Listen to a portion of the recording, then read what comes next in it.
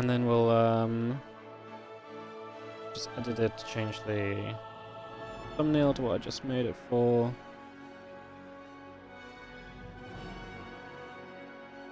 Save. Cool. Alright, so YouTubers should get swapped over. Maybe we'll get a Hero Clem rematch. Yeah, I mean, obviously all the guys usually play in this tournament as well. The bracket's huge, so I'm not going to go through the whole list right now, but there's Clem in there. I see Creator, Trigger, Beyond Solar, Hero, Hero Marine, Max Packs, Showtime. And I'm sure there's some others. Those are just the guys who have the better seeds right now. So yeah. Cool, cool, cool. Have to join the right chat channel. Although maybe I should do that on... Oh, meet on European server. Nice. Alright, cool. It's so weird casting a tournament you don't usually cast. I feel like such an outsider, like, what am I doing here? I'm like treading on other people's events. Hey, I asked the guys if we could cast this today because we have Twitch front page. So obviously trying to just make the most of the Twitch front page because we have front page for like another 3 hours or so. So I figured we may as well just stay live all day and try and make the most of the front page. Otherwise I'd be kind of just done already, you know? So may as well make the most of having the front page for the day. So yeah, that's the plan. That's what we're here for. And that's where we currently sit. Let me you mentioned the thing. Just let me update a couple of things.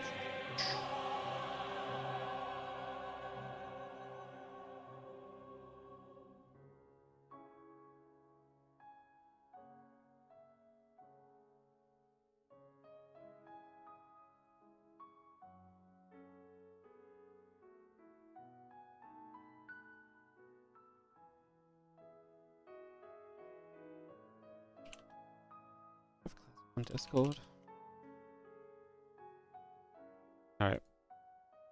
Yeah, while we just wait for this to get started and stuff, I will just quickly, I'm just going to do a little bit of Spring Championship cleaning up from today, basically.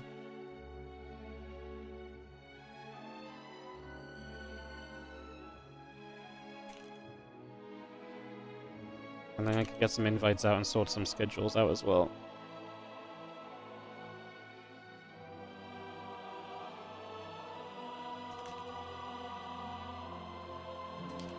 One sec, guys.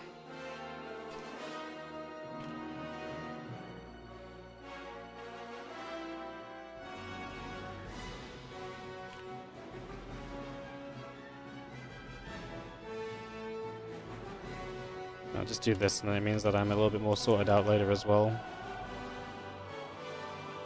Cool.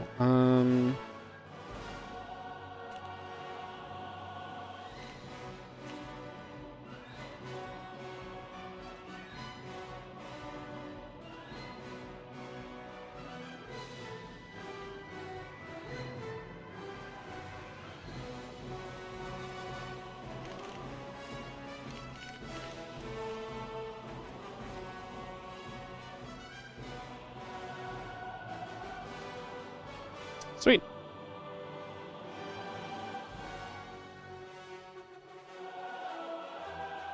Alright, so I think the bracket's just starting up and stuff, like I say. This is not my tournament, there's another tournament that we're going to be jumping onto to just provide some commentary for today. So we'll go from there. Awesome. Awesome, awesome, awesome.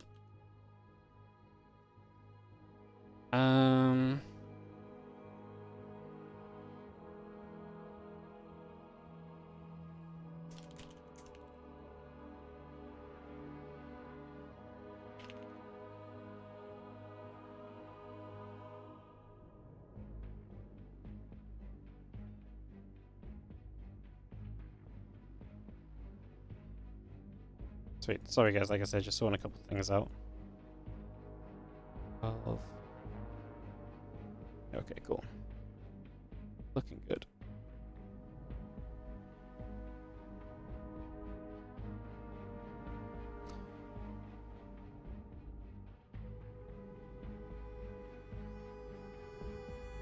Alright.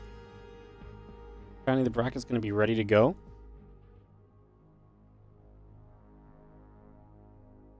I've got no idea what we're going to cast. We'll just sort of follow through or find something.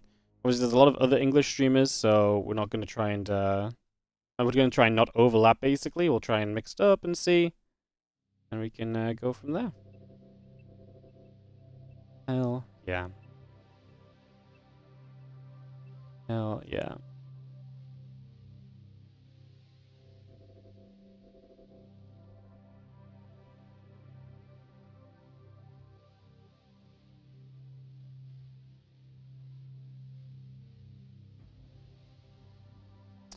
Alright, I guess we will just find a game. You know what it is? I've not done like one of these big open Monday night cups for a while, so I'm like completely lost looking at the bracket. I've got no idea who to come and cast. I've got no idea who to try and cover. So that's fun. It's fun in a good way. Just trying to think what might be kind of interesting. Ryong Fian second round could be kind of fun. Percival takes on Coconut Games.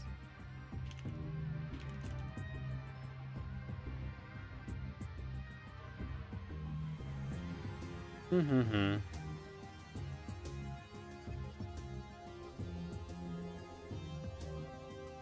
Mm-hmm.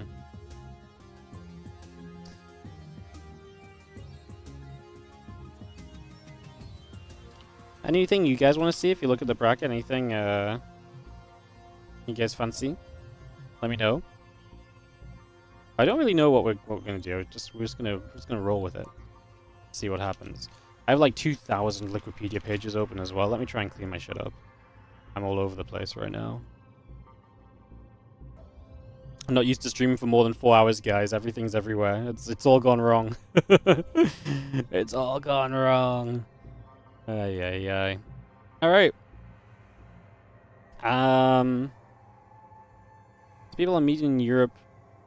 I'm just trying to look through the brackets. Let's look through and talk about who's maybe playing. That could be fun. I'm trying to look for something that would be a cool like second round matchup. Like I think Nice against Nicorette could be a cool second round matchup. Maybe. Yeah, it's hard to say because second round matchups aren't always going to be all that incredible. But there's definitely a couple of cool ones. It's just then trying to find something that's interesting to cast initially. Or maybe we just take a lobby whenever we see a lobby. That also works. That also works. That also works. I'm just gonna run some ads, guys, because we're obviously looking to get into a game. It's gonna just take a few moments. Hopefully we can sort that out and roll.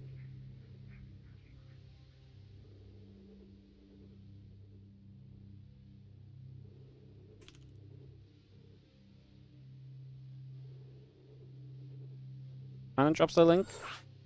I'll cast mana. I'm just happy for a game. No one else is here. I'll cast mana. The first round, you just gotta dive in and sink your teeth in, you know, guys. Just gotta dive in and go for it. All right, let me change my stream title as well. Monday Night Weeklies. Big stream. Yes, it is a big stream today. Oh, it's wild because obviously we used to do the Monday nights when ESL was doing Monday nights. We used to do Monday nights. Eventually, we gave up on them. Kind of fell out of love with doing the European Monday nights because I always felt as though it was like the same 3 to 4 players were in the same top 4 every single week, and it got very repetitive. And I think that was fine. Like that doesn't bother me so much. But what bothered me was it actually took such a long time to get there because so many people signed up. So like every single week, it was like, here is 4 hours of StarCraft to get to the same semifinals, and that's where the matches really seem to begin most weeks. So I fell a little bit out of love with doing the European Cups. That's why I stuck to the Korean Cups, and it fit my schedule a bit better. And Roddy and a lot of other people were doing the European ones as well, so it made sense. Yeah, it was more like it was like it wasn't the who ended up winning. It was more the fact that you had to stream for like 3 hours to get to the point where you then cast, and then by then everyone's casting the same matches and stuff, and it was just a little bit. I fell out of love with it basically. But that's okay. Anyways, like I said, today we're on the Twitch front page, so hello if you're watching from there. And like I say, we're just making the most of it by coming in and doing an extra couple of matches by covering the Monday Night Weekly. So yeah, we will kick this off. And get ready to go into some games. over these next few moments. So we'll get that up and rolling, like I say, get that set, and we will get into some action right here. So in the bottom right, it is Mana taking on Ibra in the top left. There is a new map pool for this one as well. This map pool is, so some of the maps you guys should know from our tournaments and from ladder is Sandworm, Ley Lines, Eldorado, Whispers of Gold, Persephone, and Ultralove. But there's also Anomaly Found, Error Home, which we did cast a little bit in one of the other tournaments we've been casting, and then Talisman as well, which is also in the Rex tournament, I believe. It didn't get played a whole lot. Talisman seems to be pretty heavily disliked. If there's a map that probably gets removed at some point, it probably would be that one. As we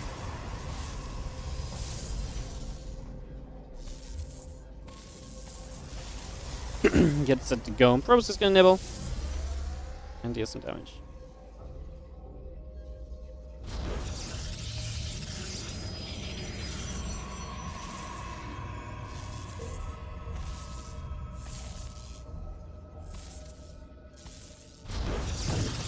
Sweet. Alright, Probe's actually coming through. Mana being annoying, of course. The one thing to say here is sometimes in these first rounds there is going to be a little bit of a mismatch in skill, and I think it's fair to say that Mana is going to be a heavy favorite going up against Ibra right now.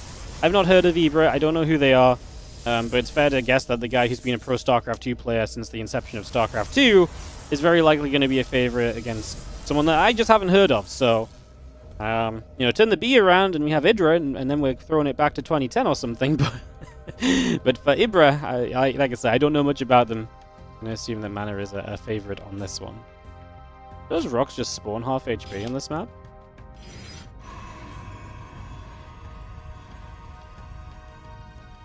Yeah, I guess so. That's weird. I wonder why. Maybe so that then... I actually have no idea. Why would you specifically make... Maybe because all rocks have a certain HP set, but you don't want them to have that much HP? It's kind of interesting, though. Could be an interesting concept. I'm not sure if it actually really rings true or anything, but... like I say, it could be interesting. Next on the way on both sides, Stalker Sentry versus a couple of Sentries warping in from Mana. And that's where this game is at right now, as a couple of Stalkers come through. That Stalker going to take some shots. The Sentry takes a couple of nibbles. Probe will take a couple of hits as well. As the Stalkers pull back, we pull around. That Stalker actually taking some damage. Ibra has the numbers to deal with this, and a good force field gets him a Stalker kill, battery finishing, and that is going to be a defense made in these early stages. So, yeah, defense made, and the Stalker continues to pull back. Nice force field again, trying to get another one. So Ibra actually showing us some stuff right now, and some good force fields down. Definitely understands kind of the idea of catching these units. I'm just surprised that he lost a probe then. Obviously, you see a probe just kind of nibble a probe down, and you think, uh-oh. The initial kind of expectation of a mismatch is definitely there, but I think in this case it's just maybe more of a case that actually this was a... yeah, I think this is actually just more of a case that actually maybe he's just a little bit nervous. Little mistake, but definitely can play a little bit better than that, because those force fields were not bad. Caught one Stalker, very nearly caught the other one as well.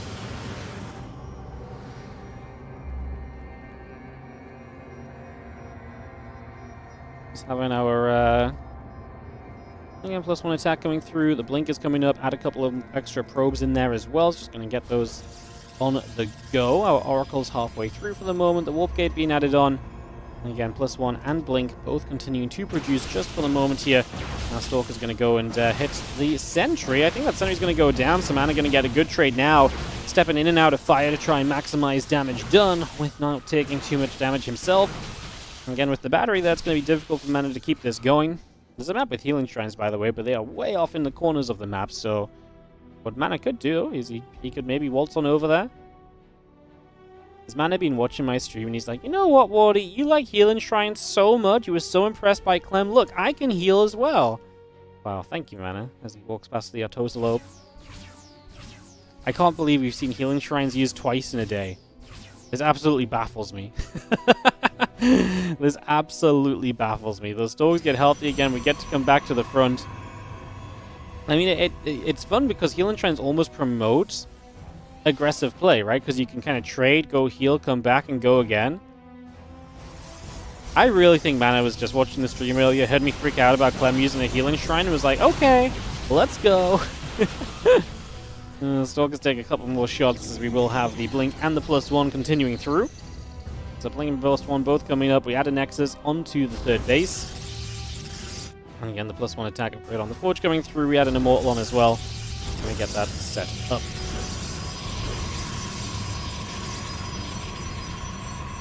And upgrades coming through. The couple Stalkers moving around. We do have the Hallucination still on a cruise about as well. Had some Gateways in. And we have an idea of where our Green Protoss player is taking this game. Gateways plus that Twilight Council showing us exactly where we're kind of going to for the early stages. As, yeah, some extra gates coming up from Mana as well. He's already got that third base establishing. Ibra chooses to take the forward base. So these are reduced. This is a reduced mineral line and a reduced gas count. Because we had this map in TLMC. And I remember this basically being like, you can take a forward base, but it's not as good to take a forward base. Like, you have less gas available there. So those darkened minerals and those darkened geysers. And this is true. And this is true here as well. I believe this is a rich Vespian geyser that is also darkened, so it just has less to to be gained. So it's interesting because, like, if you want to take that forward base, it's going to mine out so much faster. And as Mana just jumps in and blinks in here, so we're probably not going to see this really come into play in this game, but it was definitely one of the interesting parts of Anomaly Found, where it's like you have this map that's kind of, a little bit kind of, you can take that base, and taking the forward base can often be an easier defense and really help you to consolidate your forces. But it's going to come at a cost if you expand it. And I would imagine most people don't really want to expand there. I'm actually intrigued that Ibra was like, yeah, let's do it. Let's just go for it already. It shocks me a little bit. As you see a few probes going down. 5 workers being picked away at. On the other side by the Oracle is nice, but Mana will clean that up. And that will GG for game number 1.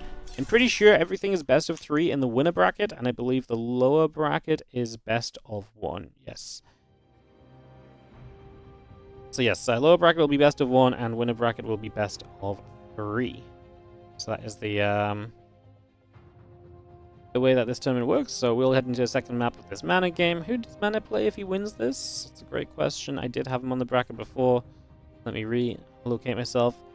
Nexorable or Black Knight? We'll probably jump into something else for the next round, but that's okay. Like I say right now, just trying to find something to cast is always a good thing. Better to take a game than not go into any game, right? Yeah. Alright, well, we get into Persephone for game number 2. And we'll kick off into our second game. So Mana up 1. And ready to go into the second map here.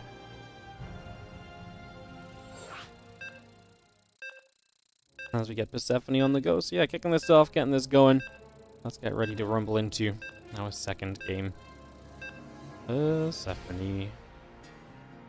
Beautiful.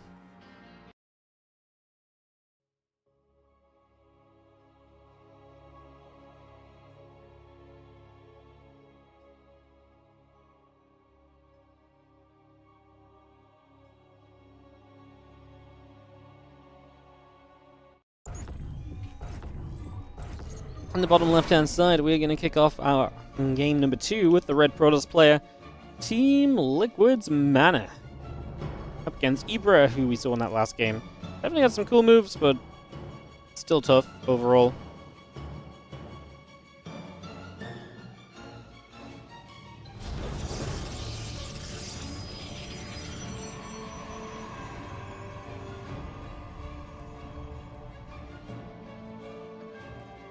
A few probes coming around again. Pylons coming up. We get settled in and get going. And just going to have ourselves the pylon finishing over on this edge. And the gateway will come down. So get ourselves started off without too many surprises in the early few moments. And see where we'll get to. Given a little bit of time here. In these early stages. So yeah, we'll get set up. We see what's going to happen.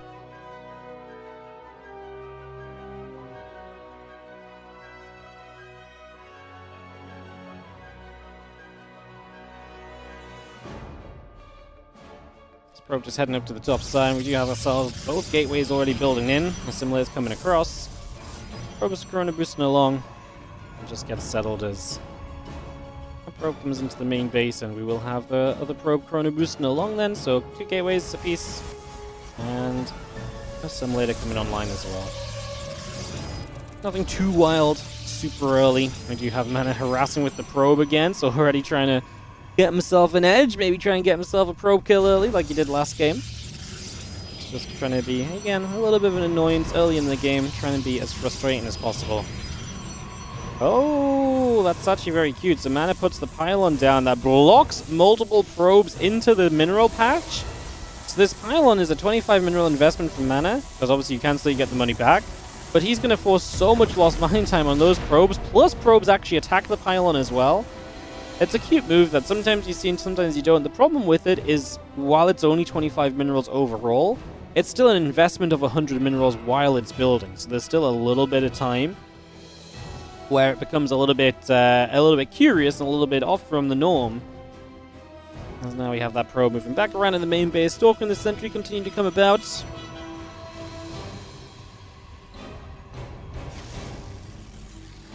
Sentry hitting the probe, and we will have the pylon on both sides continuing through the warp gate building from Mana.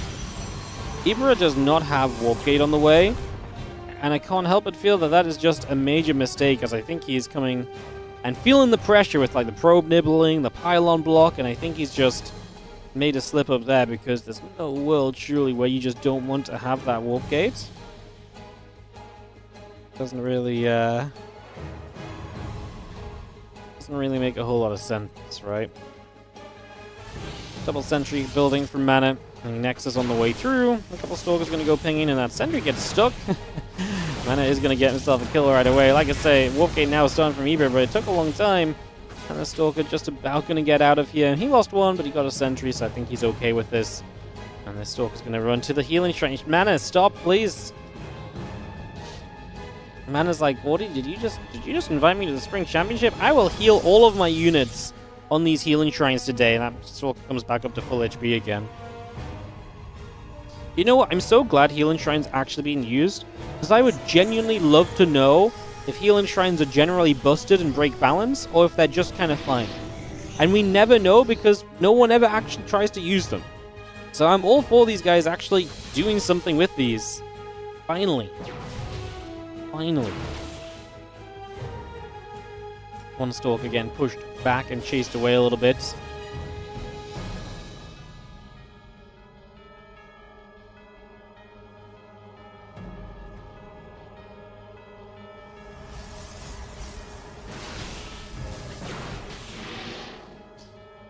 Hallucination goes down.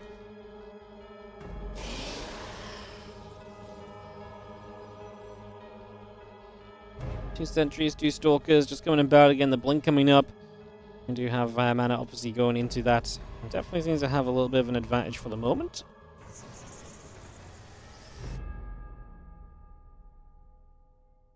Stalkers and the sentries continue to step through, and we do have our blink coming online. A couple of probes in the gate continue to come around. And yeah, we're going to step up. A couple of force fields come in.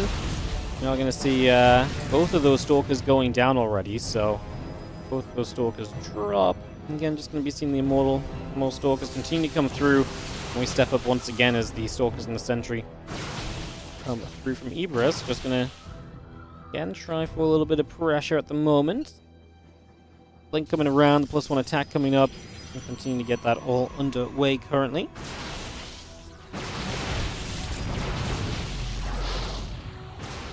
Force field, and we continue to chase down a few units as well during this. So again, a little bit of a hunt for the few early moments here, as Mana just going to set up the gateway though. And with Blink finishing soon, you got to imagine that he's going to get into a fairly comfortable position, being aggressive in the near future. And yeah, I mean, we'll see. I mean, there is an Immortal already out, and obviously Immortals do provide a pretty solid defense against these kind of attacks.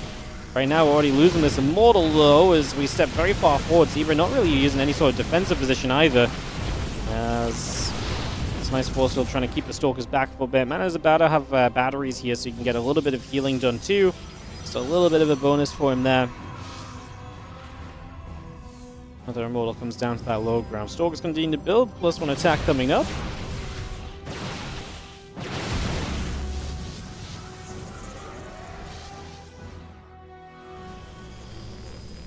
Yeah, +1 attack, the Immortal coming through, the gateway, and the battery continue to produce. We just have the Stalker still stepping toward the upper left-hand side.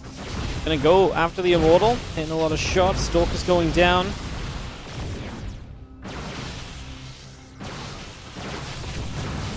And those batteries are out of energy. Mana just needs to get rid of these Immortals, and then he really does have the numbers advantage, of course. as the other Immortal not going to last much longer, and then he's got the Blink advantage in the Stalker versus Stalker fight as well, which is also going to be pretty darn decisive. And this definitely looks as though we are going to have ourselves a pretty cozy start to the day for Mana in the Monday Night Weekly. So looking pretty good for him in that regard. Looking good so far.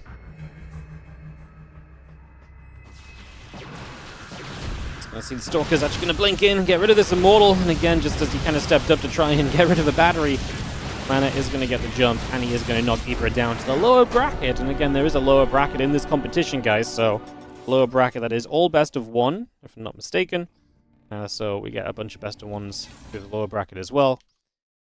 So yeah, there's a move through. I'm going to keep an eye on the bracket here just to see who we might be able to jump into next. There's a lot of second round matches that will start getting players in the near future, so we'll probably try and jump into one of those matches.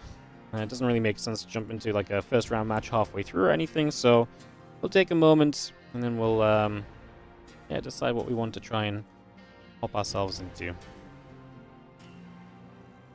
Is the plan. Awesome. Killing your Bailings after a fight sounds nice. Yeah. Can you imagine? It's like, well, actually, if your Bailing blows up in the healing shrine, it actually comes back alive. Whoa, can you imagine? Can you imagine how mad people would be? God, people would be upset. Crazy. Alright. Set something up, as we are going to be looking for another match. Like I say, guys, I have no idea who, I have no idea what. We'll just sort of wait for, I think we'll just wait for like a second round match to start up. Let me have a quick peek at what some of the other casters are casting, so I can get an idea of what not to go into. So obviously, ideally, we try and have a peek at some of the at something that other people aren't covering, you know.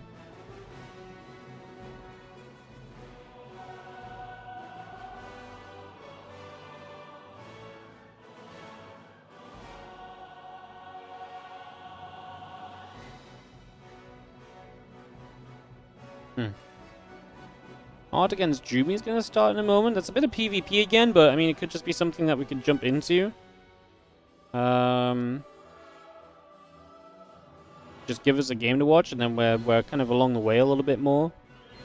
Could be a reasonable approach. Are they already started? Oh, we could probably jump into that. I think that may be a cool idea. I like it. Yeah, maybe we do that. Nice to see you guys in the European evening time as well, by the way. I rarely stream at this time anymore, but it's weird because obviously I used to stream at this time kind of like 50-50 with like the earlier stuff. Like we do European content and Korean content a lot of the time. Nowadays there's very rarely just European stuff, so we very rarely start at this time of day. But here we are today. Hi. So it's a little bit weird on my side, casting into the evening basically, but happy to be here, good to be with you all, and excited to see you all. Like I say, fun to be here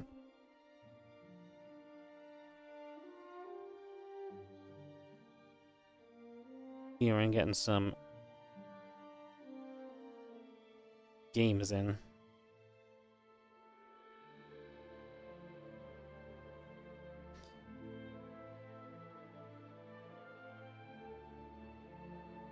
Like I said, I think I'm going to try and get the Jumy game, because that's actually a pretty good game, Jumy art.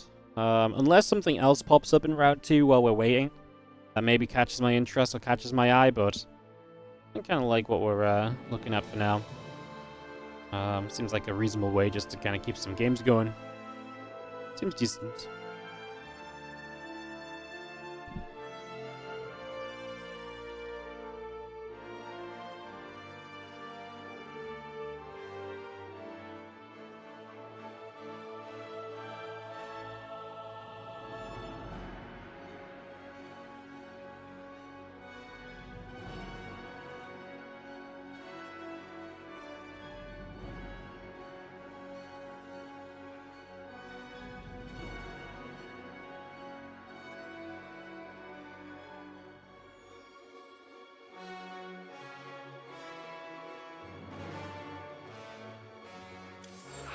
Jump in that PvP. Alright, cool. Jumy versus Art coming up. And we'll get this going. And we'll dive into Persephone for some PvP best of 3 action, guys. We'll get this on the go. And thanks for joining us today for some Monday StarCraft. We had our own tournament earlier. Now this Monday Night Weekly that's put on by, again, TKL, Roddy, a bunch of guys put this one on, so... Hell yeah. Let's get into it, guys. Let's jump into game number 1 of this best of 3 PvP that's happening in the second round. Yeah, it's more PvP, I get it, but at the same time, I think we can survive a little bit of PvP. Plus, it's a game that's ready to go, and it's actually genuinely a cool match. I mean, I think Jumy and Art like, if I saw this series a year ago, I'd say it was much more kind of a level playing field. Now, I feel like Jumy has definitely elevated his own gameplay quite a lot. So I would definitely give Blue Protoss in the bottom left the favorite going into this best of 3. And in the top left, we have the pink Protoss player, the Polish Protoss player, Art. So yeah, excited to get into this one and have a little peek at some Protoss versus Protoss again. This one should be a little bit closer than the last one. What's up, Ibra, in the chat? How you doing? Sorry, I didn't see chat. Let's see. Yeah, you actually... look, I just laddered for like an hour before we did this tournament, and everyone watched me get destroyed too, so we're in the same boat, and I was getting destroyed by people much worse than Mana, so... you put up a fight, man. You put up a fight, you killed some minions, you didn't get destroyed. We've cast some first round matches that have been a lot more brutal than that in our StarCraft 2 time, I can tell you that much. We've had many a series that's been a lot more one-sided than that, I can tell you. The fun of StarCraft as well sometimes is coming in, taking part, participating. It's always cool to see. What's up, Vara? How you doing? Hello, hello. And like I say, it's so cool to be here on an evening time. Part of what we're going to be trying to start doing a little bit in the future, guys, is I've been talking a little bit about kind of things that we're going to try and improve on and stuff. I definitely want to try and bring back like a European League event where we have like at least one night a week where we put some time in on the European time zone and we have like a bunch of, matches playing in Europe and so on. I think that sort of stuff would be cool again. I think it'd be nice to get that stuff back, so kind of thinking that that's going to be one of our one of the ideas that we have when it comes to kind of promoting some more StarCraft and getting some new ideas on the go. I think that'll be very fun, like I say. Game paused. As we get paused for some lag, apparently. I say I didn't really notice anything myself, but I'll give it a moment or two. Obviously, hopefully nothing too serious. Hopefully nothing that lasts too long. Hopefully we can just get straight back to it, given a couple of moments.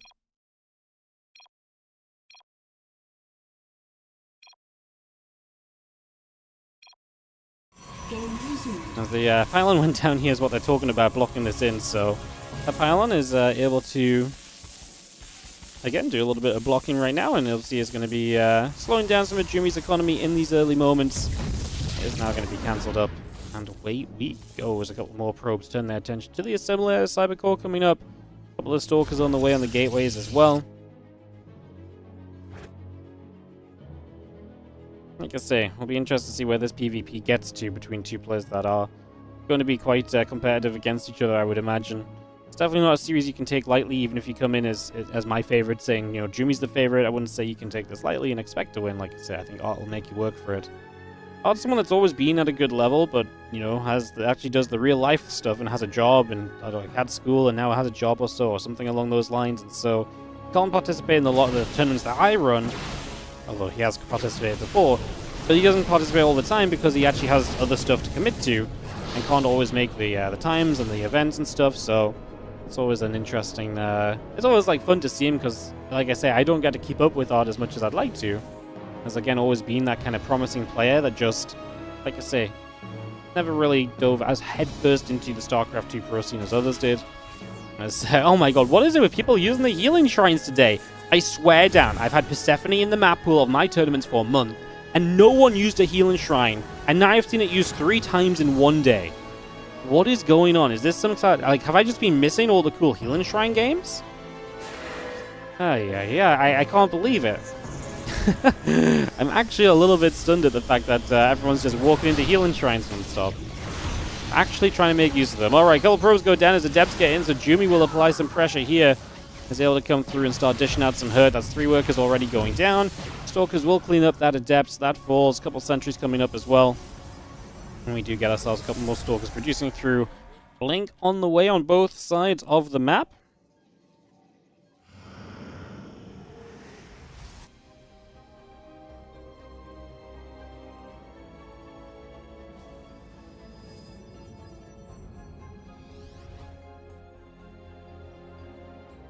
Well, yeah, just gather together once more, and again, just see the Stalkers and the Sentries here. Both players are going to Blink, so we have a similar idea from both. There's been a little bit of a difference in timing on it, but nothing too major, I would say. It seems fairly respectable for the moment.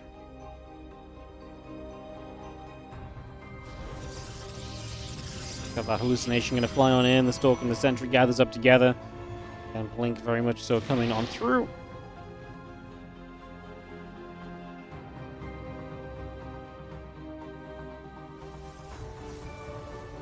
And Jumy actually is, Art turns out on the left side, Jumy's actually going to dart into the natural, so Art's going to be out of position, and Jumy will be able to start getting work, and then if Jumy can recall home, he's just going to get damage done for free. He gets 6 workers, walks into the main base, has a force field, force fields his opponent into the natural, essentially. I mean, he's not in the natural, but stops him from chasing as much. Now he gets force field from finishing up, moving into the main base, however, so it becomes a little bit weirder. We go back and forth. We have Art with more units showing up. Jumy does not seem to have a good exit strategy just yet. A couple more Stalkers warping in. In the end, it's going to be, I mean, Jumy started off nicely, right? You got a bunch of probes done, but now it seems as though we're going to be kind of just done. I feel like it's a little sad that Jumy had no kind of exit strat, right? Because I actually thought the move itself was cool, and the position he put himself was very cool. That doesn't really matter if you just kind of then lose everything in the process, though, right? Like, a little bit of a shame as the Stalkers and the Sentries make their way down to the bottom. So I'm just going to be coming across. Art maybe trying to capitalize on the fact that if nothing else, he just got rid of a bunch of units, so might be able to feel good about things there. As the Stalkers step through, a couple of probes will take some damage. And once again, Jumy just on the counterattack. This time Art goes to the third base, though. And he'll be committing onto this third base for the foreseeable future. So just going to sit here and take this fight, take these shots. We've got 3 workers killed right now. A couple more can definitely go down still. Obviously, Jumy's been doing damage as well, though. So this goes a little bit back and forward so far. So just keep fighting. Shots still coming through. I'm just going to be seeing the couple more units going down. So Art's going to end up losing this fight over on this side. So we will see that dropping off. That is going to be Jumy taking that cleanup. So, yeah, looks as though Art's going to end up in a little bit of a rough position here. And we just see a couple more units still coming by. The Stalkers coming over, the charge coming through. We have ourselves that group of Stalkers still gathering. The gates and the probes setting up as well from Art. And again, that forge finishing very shortly. Gates will continue to produce. The probes are coming in. Simulator will build from Jumy as well as that battery comes up and online. The Stalker's coming around the edges. Just gonna start poking. The Stalker taking some damage here as we have the Stalkers pushing on over.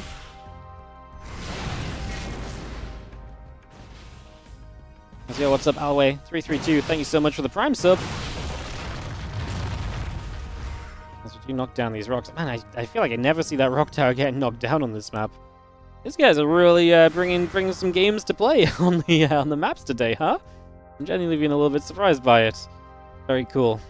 Very, very cool.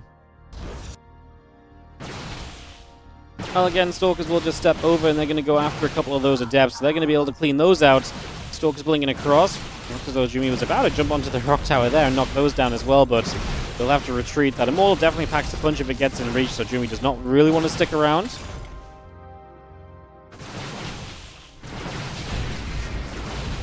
And again, that Immortal getting into reach here. Jumy trying to get into the healing zone for a couple of moments. The healing zone obviously heals over time. It doesn't just insta-heal, right? So standing in it is nice if you feel like you can actually stand in it and get healed up for a bit, but if your opponent's chasing you down, you probably can't stand around and get healed. Unless there's not that very many units, which is not the case on this one.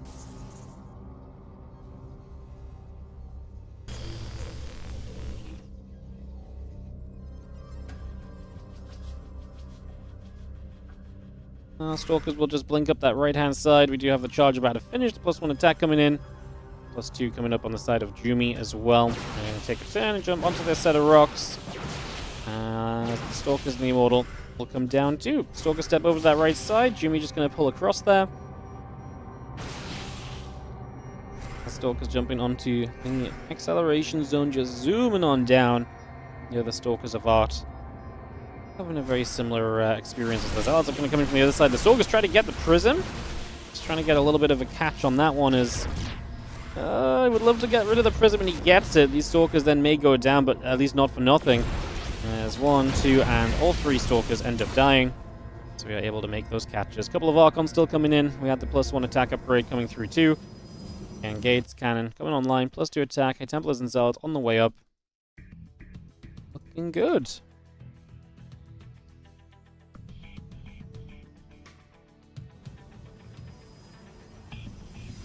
Well, Prism goes over to the left as the gateways and the cannons will continue to be added on in here. The extra Zealots and the Archon coming through too.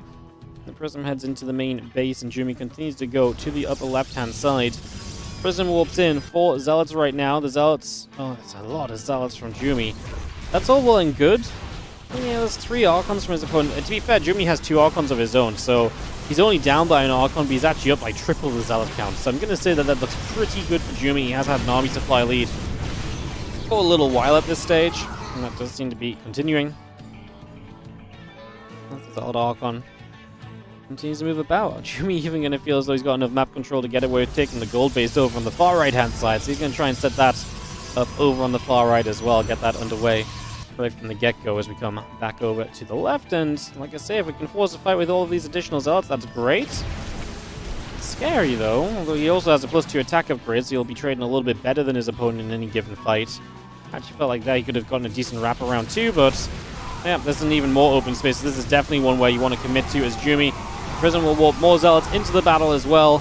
And yeah, the Zealot count really is the story of this. It doesn't really matter what's behind it. It would matter what was behind if it was a difference. But it's quite similar what was behind just the Zealots. It was 13 to 39 when I last checked. It was probably still fairly similar difference. As Jumy just swarmed that fight, and he just take game number 1 of this PvP. Alright, so Jumy is able to take the opening game of his PvP matchup here. Get into a nice little position as we get game 2 coming up in a few moments. Lots of matches starting to get to that second round now, by the way. Again, we'll check in on everything as we continue through and come back and see where everyone is at. After the series, like, no reason for us to go anywhere until the series is wrapped up, right? So we'll see where the series is at, then we'll have another look at the bracket. There's just so many matches on the bracket right now. I'm trying to like figure out what could be cool to watch. I'm like, actually, there's just so many places to go to. I'm not going to try and figure it out. Don't want to get too caught up in myself, you know. Don't want to get too carried away. Countdown is on. Sandworm will be map 2, so playing another of the newer maps here as we head into our second game. So Jumy takes the 1-0 lead, and our second map coming up right about now. You guys enjoying some Wardy evening StarCraft? Like, usually when we're streaming at this time is because we're still live from doing the big, like a big group stage or something. It is very weird streaming into the evening time zone. Like I said, I do want to start doing an evening stream at least once a week or so. I really want to bring back the WardiTV European League. And that's going to be a part of the WardiTV tournament series that we're working on and stuff. So I think it'd be cool. Bunch of matches each week and some different players playing everyone, and people can just play their matches when they want to. Like, I think it'd be good. Mix it up a little bit. Get to see a lot of different players. Yeah, I'm excited. It's about noon for you? Well, even better. Then you actually get to watch me in the daytime rather than being asleep or waking up while I'm streaming.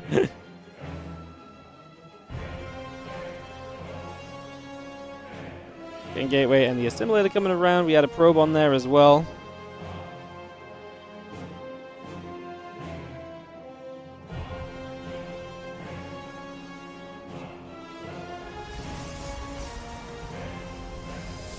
Well, Jumy is getting exciting in this game because he's already putting down the forge, so let's get back to this as the cannon rush begins. We saw this an attempt of this the other day when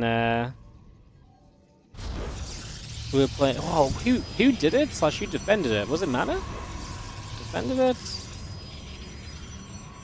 Oh, was it Showtime against Hero? Hero tried to cannon rush Showtime, and Showtime defended it.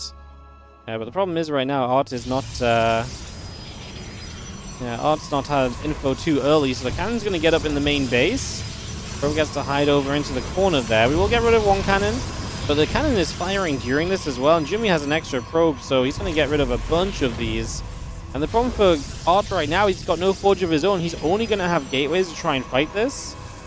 And he kind of wants the he wants the cyber core to finish so he can build stalkers. I like what we just did there. Actually, Jumy cancels the cannon in the back because it's far. That cannon's far away. That's like an establishing cannon, but because that cannon got established, yeah, because we were just kind of establishing that cannon, it's kind of just chilling. I guess, you know, it's not really needed. So now you just get the cannons up that are actually more important. You have more minerals to spend. And the Nexus is under fire. And that's the problem. Because the Nexus is under fire, you're immediately on a timer here as odd. So having cannons in this position is pretty darn powerful. As they will start hitting. The Stalker's going to fight and cancel one of these cannons. Now they will try and move through. But like I say, this is going to be fairly difficult. Definitely going to be tough.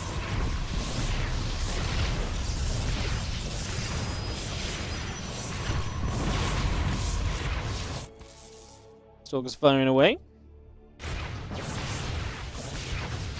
Going to be seeing a few more cannons going about. Cybercore and the cannons continue to come up for the moment.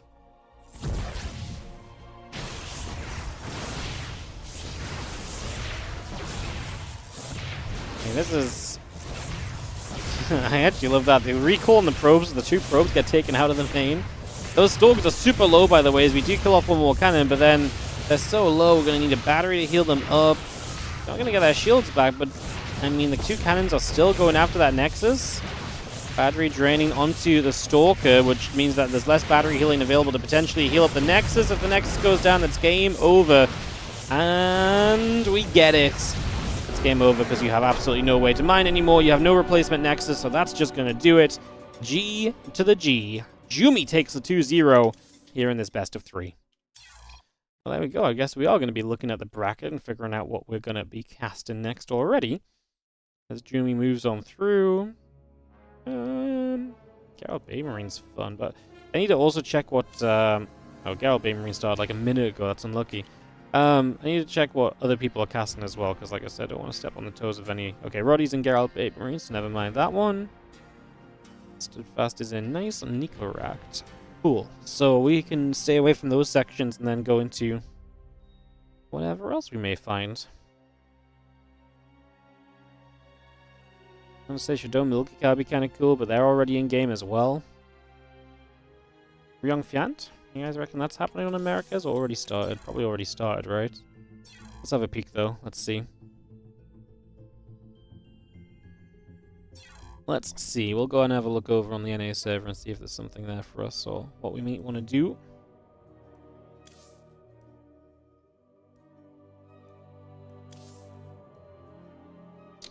Oh, they've been in game for less than a minute as well. That's actually genuinely unlucky. Okay, so Young Fiant is a no-go.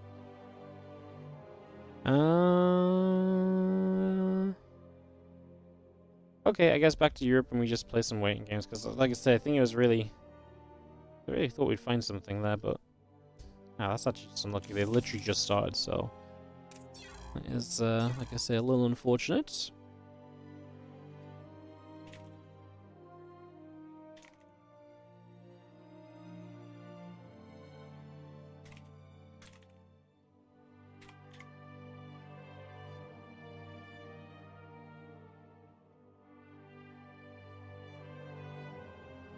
Do some checking, guys. Give me a moment. Trying to figure some stuff out. Showtime. I don't think Showtime series right now is going to be super interesting, but that maybe could have been cool. He's just gone in game as well, so hopping to America's made me miss that one as well. I see. It's one of those days. We're having one of those moments. Yes, I'm having one of those moments.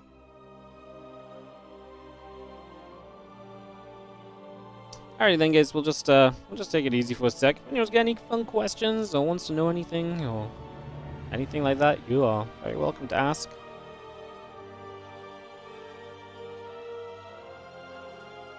Because we definitely have a couple moments here to chill and figure a couple things out, basically. Which we just Sorry, let me mute stuff up. I was just checking something quickly.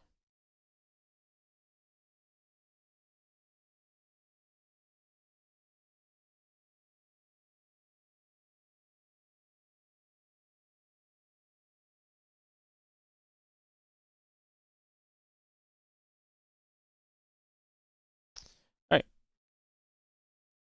Sound back on. Yeah, I'm not sure what we're going to go into, guys. I'm just going to keep scrolling this bracket in the hopes that we see a game. Well, I'll scroll my friends list as well, see if people are hosting up a lobby and we can maybe just slip into something. Not really picky, I'd rather just take anything that's going to have a game of StarCraft 2 attached to it, pretty much. Like, anything that's starting up soon seems good to me. Like I said, I'm so out of practice of, I'm so out of practice of, playing these, casting these, like, Monday night, like, big brackets. I'm like, I'm so out, I just don't know where to look, you know? I don't know what part of the bracket to keep an eye on or anything.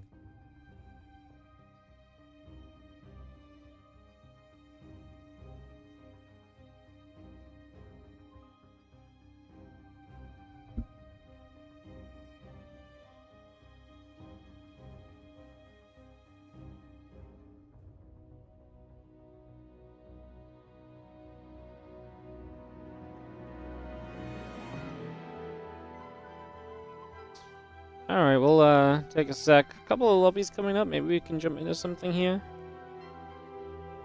I'm not sure what the game is, though. I don't see any players dropping a lobby link. I just saw some caster go into a lobby. I'm not sure if they're even casting, actually, now that I say it. Hero's going to play Epic, apparently. Oh, I think they already started, right? I think Hero's been in-game.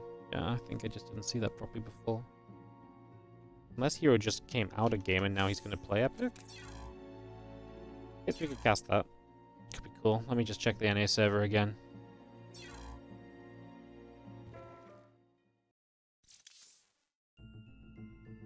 Hero's actually out of game, so maybe we could cast Hero Epic. Seems like a matchup. I'm into it. I'm into it. Yeah, we'll just take that one. Any match that's available. Like I say, if it's got StarCraft coming up soon, it seems good to me, and this one should be able to get going sooner rather than later. So that seems pretty darn decent.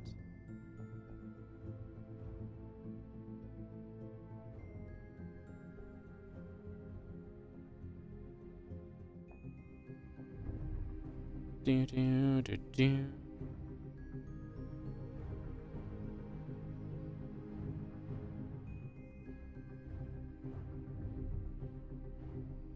Bum bum bum bum.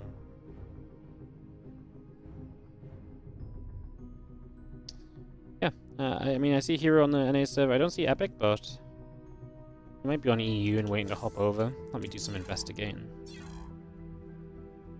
Let me do some investigating, guys.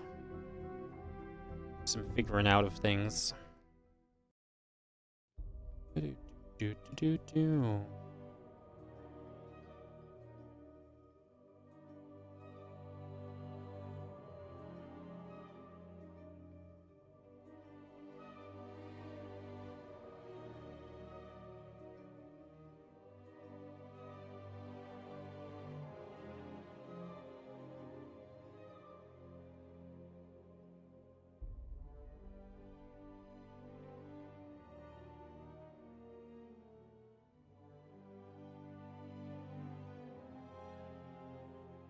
Yeah, it looks like Epic's on EU, but is maybe in a ladder or something, so I'll give it a couple moments. Looks like Hero just hopped back over to figure things out. Yeah, just a couple moments. We've got an idea at least of what we're going to be going into, and hopefully we can get back on track. Beautiful, love it. Hell yeah.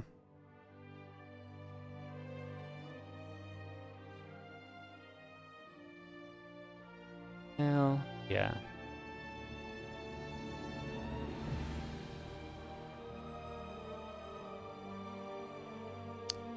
again, hope everyone's doing good. Thank you for joining us today. A bit of a longer stream on this Monday.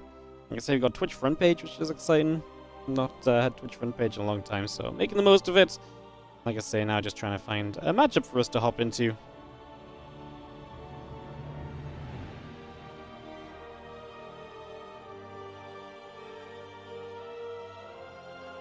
Like I say, I think we're just going to go Epic versus Hero, just waiting for them to figure out the games. So yeah, take a few moments, we'll get back on track, and get you another match to watch, guys. So yeah, we'll get into that shortly. A few moments. I'm not even in the right chat channel on NA, I just realized.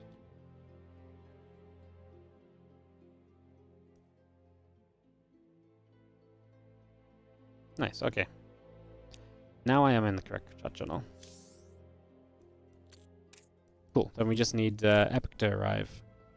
Beautiful. Beautiful.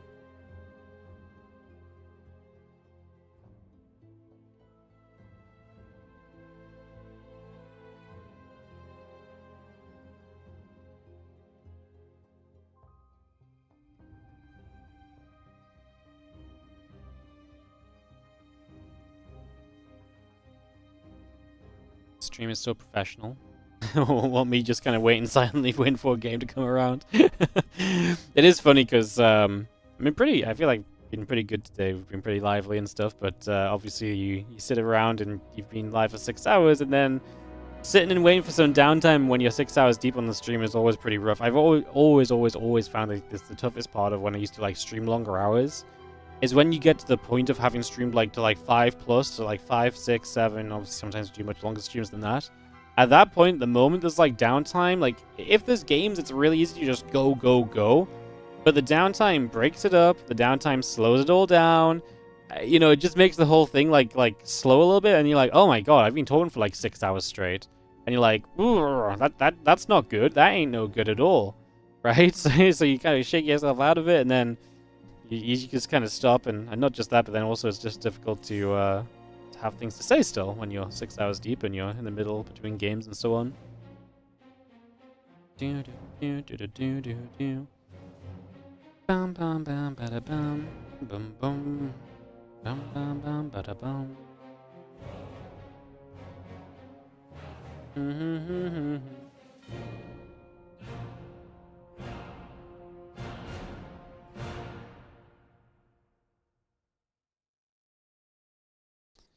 It looks as though Hero's still waiting for an opponent to be here, so maybe this will not be... This is a classic Wardy move as well, the, hey, you know what? I'm gonna cast this match, and then it just doesn't happen for the next however long it takes. Try humming along to music. Yeah, that's a classic, like... Well, maybe if I hum along to the music, it'll add something that the music isn't already adding, so it makes it feel like, you know, just trying to remind you guys that I am still here, and I very much so know it. Yeah.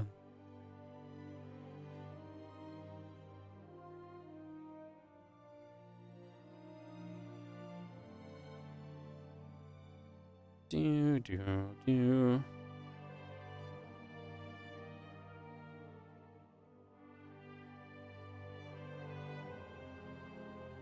Dan just popped out of game. He was playing against Ryung. I feel like they've just been in one game still up until now. Oh, no, apparently Ryung already 2-0'd Fiant. If Showtime finishes up against Mute soon, we could go Ryung versus Showtime. Could be kind of interesting as well. Presuming Showtime's a favorite against Mute, so maybe that's a possibility. Let me hop back to Europe. Maybe we can get an idea of how long Showtime's been in game for. Because I don't know if this Hero Epic series is going anywhere. But, I mean, Ryung's obviously still around. Showtime has been in game for 10 minutes, so if that's game 2, then maybe Ryung Showtime will be ready fairly shortly. That could be good.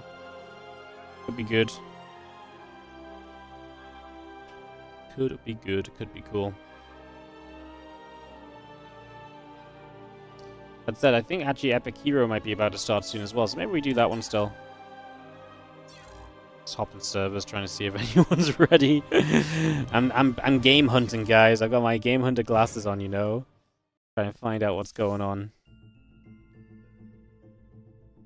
Yeah, it looks like Epic's here, so maybe we can get into Hero versus Epic and just go for that. So back to the original plan, back to the OG plan that we had. Love it.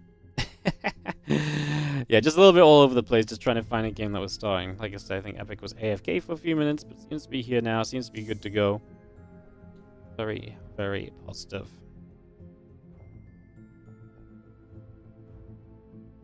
Cool, yeah, I mean, happy to get into anything, like I say. But Time didn't finish up his series anyways, so going off tangent to try and find something else didn't matter in the end. That wasn't even ready either. Crazy. I know the lower brackets is just best of one, but lower brackets in big tournaments like this get crazy because you just have so many additional rounds, right? With, you know, obviously people drop down, and people who have already dropped down have to play each other. Then there's new people dropping down. Even at best of one, I feel like that lower bracket is. I look at it, and I'm like, oh my god, I think I've got PTSD from the days where they used to do the big lower brackets, stuff like that. So I probably have a bit of PTSD from that. And I'm just like, oh my god, that's gonna take 9 hours. So, yeah. Alright. Hero and Epic here. As we get ready to hop into this one. Like I say, I actually haven't watched Epic play in a long time. I was about to say he was cute as Zerg, and I was like, I feel like he's not Zerg. I'm pretty sure he's a Terran player. I want to say I met Epic back at a, back in Austin. Back in DreamHack Austin 2018. I did a big trip of events in America in 2018, and Austin was one of the places, the last place I went to. I went to Vancouver for WardiTV Star League. I took a bit of vacation somewhere as well. Hit up some StarCraft stuff in New York. It was a very fun, like, 3-week trip. Ended up in Austin for the end of it, and I believe I met Epic there. I think I went to the Psystorm house. Like, we went to drop some stuff off at the place where Psystorm players were staying, and it was like an absolute trek away, and I was like, oh my god, this was a mistake. So yeah. Now that's a crazy event to think back to. That's actually just a crazy trip to think back to. Going away for like 3 weeks at a time, yeah. That is actually a little bit mental. As we have in the top right hand side, our blue Terran player, Epic, is an American player. Here taking on the red Protoss. In the bottom left corner of the map, we've got Hero.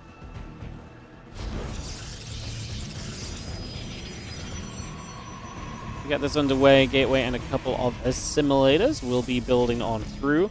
Final one coming out, getting set to go as well. And nothing really too crazy straight away. I guess double gas on one base is a little bit crazy, I suppose. So Hero perhaps here looking at this and saying, okay, well, double gas, you know, be a bit aggressive early and maybe just feels like you can get something really effective done with his aggression. So I guess we'll see where we go as a couple of probes jump into the assimilator. Am I going to EWC? I've got no idea if I'm going to EWC. No clue. I mean, they only announced EWC like 2 days ago. You think stuff's that organized? You gotta have a little bit less faith in the process, you know?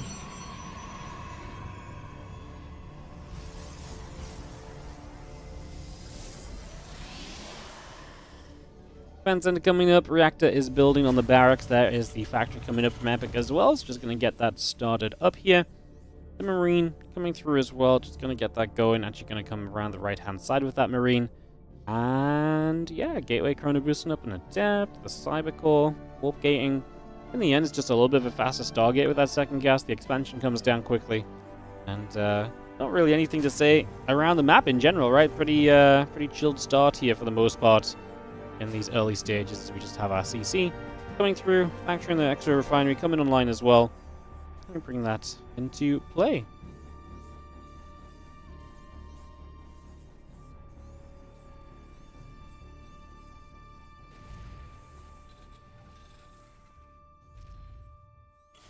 Oracle and the Warp Gate building up right now. We had an Adept in off the gateway. A few Marines is going to sit out on the front of the map. We actually see Epic playing a little bit blind. No Reaper in the early stages, just straight to that reactor, straight to Marines. Hero, who is also playing blind, he scouted up over here and just for some nearby proxies up over that direction, but otherwise he's just getting that Oracle out, and that Oracle for him will be the first point of scouting as it pops energy overcharges and gets straight out over to the upper right hand side. So Hero gonna go flying across and look to see if he can find damage early with said Oracle. There are a handful of Marines just gonna sit on this ramp here from Epic, and the Oracle is going to dive on through straight into this natural mineral line where obviously a lot of the Marines are out of position, so you can fight these first two Marines perhaps. In this case, it's one of the scenarios where obviously just going reactive first on an opening is very good for you because it means you've got a few more Marines available, and that helps you to push this Oracle back. A Cyclone on the follow-up is also going to lead you into a pretty good position, as Hero is now going to step across the map with these Adepts, and they are going to be arriving in just a few moments to try and make something happen as well. Oracle actually dove through for some more SCVs. Actually gets a little bit more damage done there.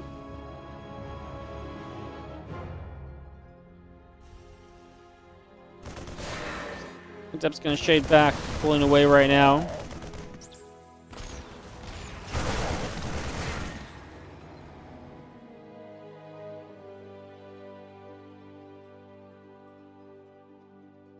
A couple of SCVs going down. The Oracle still being chased. I'm just going to have that Viking getting a little bit of a jump on that Oracle. SCVs pull back into the main. The Oracle is going to get out of there. Again, Marine Medevac, Cyclone heading down to the bottom left as we get a little lock on. Adept takes some damage. Two more Stalkers warping in right now. Tank will load up, and we see a couple of those Marines already beginning to go down. Adept just gonna sit there, ready to threaten the shade. We're gonna shade? No? I was gonna say, I think that was a bit of a crazy shade with just the three Adepts. Nothing else was moving forward, but he left it right until the end. I mean, that's not too crazy a play, as SCVs are gonna show up as well. Hero, genuinely under some pressure right now. Now, at the same time, he's put his opponent into a very difficult spot. He's killing a lot of SCVs with the Oracle, but a Viking will now deny that, so no further damage to be taken. It does mean Hero can afford to take some damage before we end up in trouble here. The Marines continue to get to work. The Warp Gate taking damage, a few SCVs, and the tank gathering up. Oracle on the right side. Comes back over. A couple of the SCVs get knocked down. And again, the extra gates are about to finish. The blink is coming through. Those Adepts threaten the idea of again shading out onto this army as the tank sieges. Okay, this is going to be it. So this time we're going to commit. The tank goes down very quickly. The SCV repair, I think he actually ran out of gas to repair the tank. So the repairing stopped. That tank maybe should have lived a little longer. Energy overcharge gives the battery a bit more energy and means that these Stalkers now have two batteries healing them for longer. Do we get rid of enough units in time? Does the Cyclone and the Viking go on the other way? Still trying to fight. There goes one more Stalker though. Two more Stalkers warping in.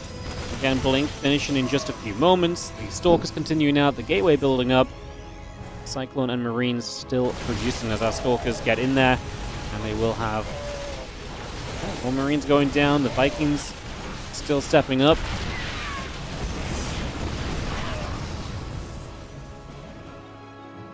Tank shot good. Again, Marines and the tank coming online. The racks coming about. Engineering bay as well. More Stalkers as we step through, and it's too much at this point. We do not get the medevac, and we do get pretty much everything else as Hero has defended. And obviously with all the damage he dealt earlier, as long as he managed to defend his yeah, as long as he managed to defend, I think it's a scenario where it's like, okay, well, you know what? I'm okay now. And he didn't really lose many probes while defending, so he blinked straight in. No respect for what's left over from Epic. Both the tanks go down, plus the medevac. We're going to get rid of some Marines and SCVs, and Hero very nonchalantly just blinking into this natural expansion and absolutely demolishing everything that was left here. GG's, and Hero is going to take game number 1 of this best of 3. Just like that. So Hero takes the opening game, as we'll be heading into our second game in just a couple of moments. Guys, get that ready to rumble.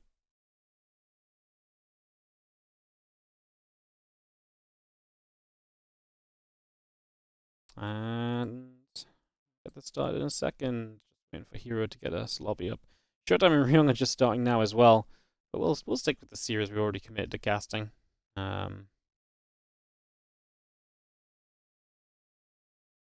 Yeah, we'll get into this game number 2, and like I say, we'll reassess the bracket once we come out of our second game and get back to it again. Just waiting for this to be hosted. And like I said, game 2 will be right on with you guys.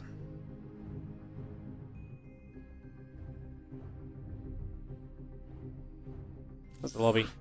Jump in.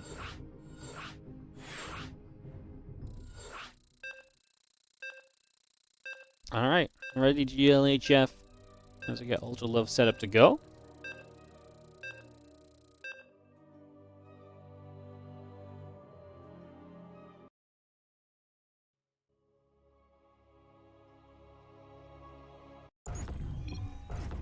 In the bottom left hand side, we're going to have our blue Terran player. This is going to be down a game. Epic. Dropping the GLHF to kickstart game 2. Early probe on the map here from our red Protoss player hero. This is a pre-pylon probe. And so, this looks like a proxy gate potential. Or you just get the super early probe across the map to be, start harassing. Make sure that there's not going to be a proxy coming away from your opponent as well. Looks like that's actually going to be what he goes for here. So just going to bring that straight across. In we go. And, yeah. Get this underway. Get this work started.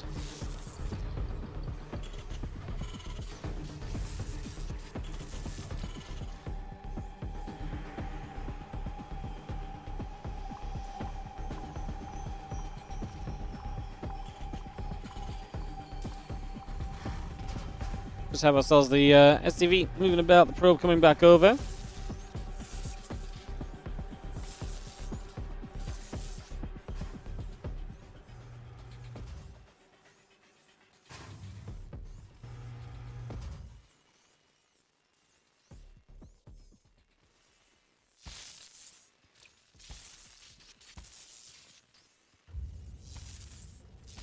And that probe just going to go nibbling at the SCV.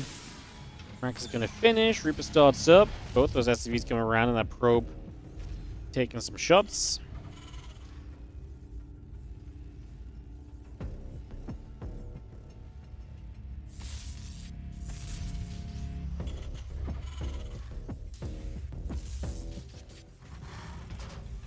Probe pulls back over.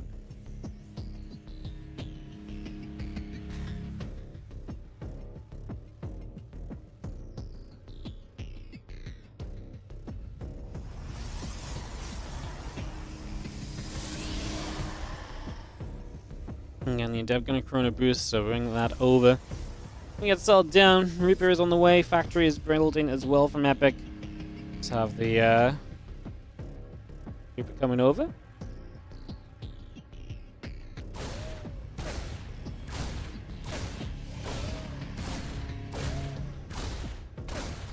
Nibbling. And the Adept is gonna chase. The Reaper backs off. And we just take a few moments of settling down and figuring out what exactly this game has in store for us still. A lot of setting up to be done. As the starport and the reactor come through, the command center is on its way. The probe is going to get nibbling onto the SCV as well.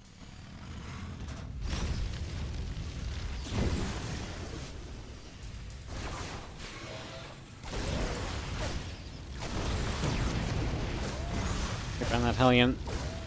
Just going to get the pushback on the Adept, but the Adept not bad, getting a kill.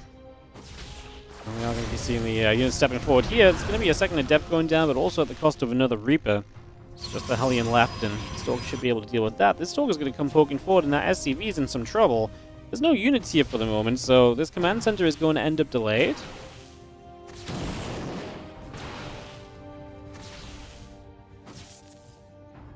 Hellion in the main base is actually going to get some shots off. But it will get killed before it can actually finish up, so no real issue in the end. And the first Marine showing up, the Stalker will micro back and forth from here as he tries to get a little bit more value out of this. The Cyclone and 2 more Marines on the way, Banshee coming online. And yeah, just kill a Marine. Again, continue to find value. The Cyclone, okay, the Stalker decides to go through and just kill the SCV. Realized he'd messed up by sticking around too long that the Cyclone pops, and just says, okay, I'll get the SCV. That's the best thing I can do right now to delay this just a little bit further. And that is exactly what he gets done for himself. So, gets that delay. Very nicely done.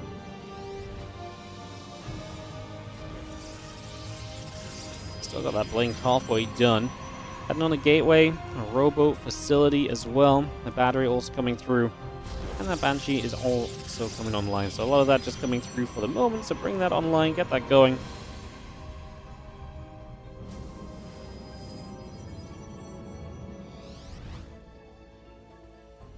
Banshee will head down through the bottom. And again, we got the cloaking coming up from the starport. So, and that Banshee on the way. The racks coming through. The orbital command coming about. Barracks will finish as well. We just see the blink continue to build from Hero. So, that's going to be finishing up very shortly. Still got some Stalkers stepping forward. As again, the cloak coming into play.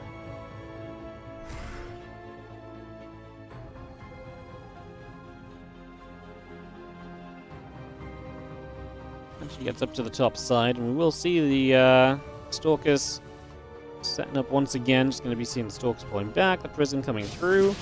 Banshee is going to start going after a couple of these probes, so some damage being dealt right from the get-go, and just be having ourselves the a couple of workers going down. Tank, I'm going to get jumped on. The Stalker's going to be able to grab that siege tank. The Marines being shot at as well, and quite a lot of Marines actually going to end up going down here, so a lot of shots, a couple of SCVs are dropping at the same time. Obviously, pretty big deal as we deal with this Banshee pressure. We still have to deal with the one in the natural, I guess. So Hero's actually the one losing a lot more probes currently. So a lot more being lost in that regard just at the moment. 11 workers going down. And still got ourselves the Stalkers in the prison moving over as well.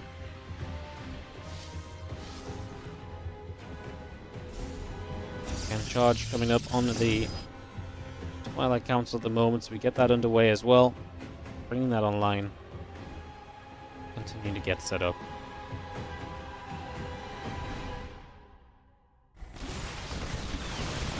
Cyclone getting some shots, the prison taking damage, the Banshee still moving across here as we have ourselves the, again, charge to the neck mortal.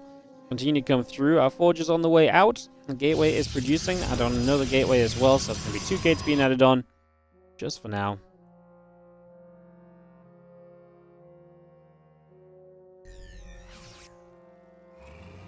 Prism just sits over to the side, and again, +1 charge coming through. The mortal coming about, a couple Stalkers will be hitting onto the Banshee.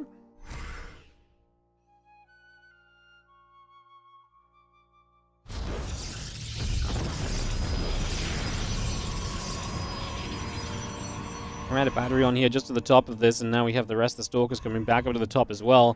The Banshee of Epic still moving around and would still like to get into this mineral line. Try and get rid of a couple of these probes over the next few moments, so that's going to be our goal. As we do see 1 probe, 2 probes, nope, just the 1 probe going to go down. So 1 probe falling. Again, the tank going to unsiege. He's going to see everything else gathering up together here. The charge coming through for the next few moments. And the Medivacs will get back to, well, actually healing SCVs is not ideal. I was going to say they need to get back to actually get into this army, and Epic's going to go for a push, and the question will be, does he have enough to really attack into Hero? 2 Immortals are such a good bulky addition to this. Extra sentries for some force fields. Next round of warp-in should be some zealots, and I think we're going to be looking okay. Well, the SCV pull is obviously scary too. Stalker step up. We'll begin to start trading at least a little here ahead of time. Force fields across here should do a lot for you, although we're just going to drop a Guardian Shield. Engage in a little bit. A few of the SCVs still leaking forward as well. Obviously, time is on your side as Hero. You're mining. You're going to, consistently get more and more units here while the Terran is on a timer, having pulled the SCVs. Let's reposition their siege. The Stalkers try to blink for a tank there, but that was very expensive. I do not think that was a fight at all for Hero. But Stalker count got absolutely blasted, and Epic takes a very good trade for himself. Now still needs to capitalize on this. Okay, I don't like that Hero came back down this round. Stalkers have to blink up. We do have the Prism for Micro, but he loses one of the Immortals already. We lift up the Immortals again. Zealots are still trying to leak on forwards.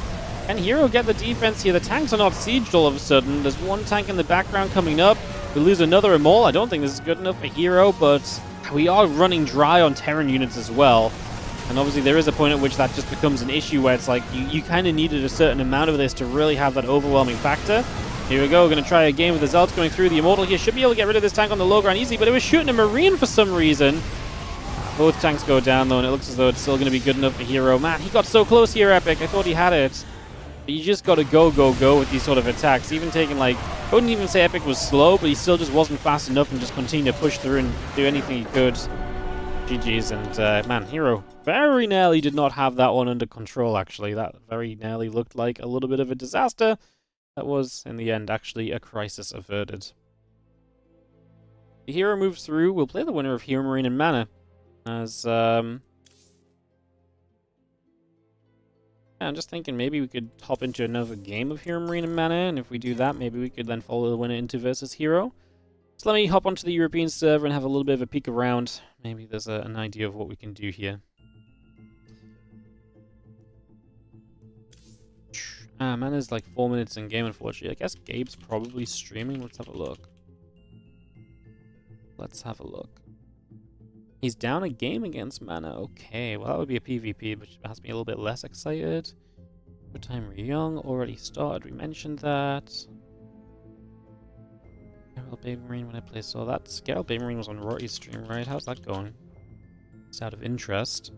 1-1, so that's tied up as well. Clem versus nice. Creator Trigger's cool, but I mean, a Clem Creator rematch would actually be pretty sick because the earlier matchup between Clem and Creator was really good. We didn't cast all of that in game, but what we did cast was very good. So we don't go into that section. Oh my god, Creator's been in game for like less than a minute. Why am I so good at missing games? If I went to Asia immediately, I would have been in that game. God damn it. Never lucky, guys. Never lucky. Never lucky. Maybe we just wait to see if Showtime Ryung come out of game. We can jump into another game of that. Is a real possibility, I think. Maybe one of the better ways we could go about things. Yeah, maybe we do that. Or we could go Clem versus Nice. And then that also leads into the Creator Trigger matchup. So that's a possibility. I don't know if Clem Nice started at all yet. Nice beat Nikarak 2-1.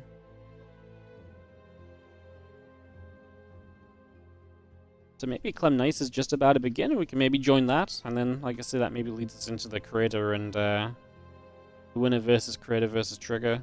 Pretty cool. So yeah, maybe that just gives us games that are about to begin as well as the main thing. Azio Lanchan, thank you so much for the 37-month resub on the Prime. Appreciate it. Thank you. Love the content, Wardy. Keep it up. Hell yeah, thank you so much. I'm the last hope of SC2. There's a lot of people putting good work in SC2 still. I appreciate the kind words. Thank you guys. And again, thank you Lanchan for that Prime sub. If you are on Twitch and you've got a Prime sub available, do you consider using it? Helps us out a whole bunch and helps us to provide more StarCraft 2 content for you guys. Obviously, this Monday Night Weekly is not a WardiTV tournament. We do run a lot of our own tournaments and so on. So do consider using that Prime if you've got it going free. Yeah, I presume Clem and Nice are going to play soon. So maybe we just cast that and then we can follow the winner in versus Creator or Trigger. I'm kind of down for it. I'm into it. I think it'd be cool. I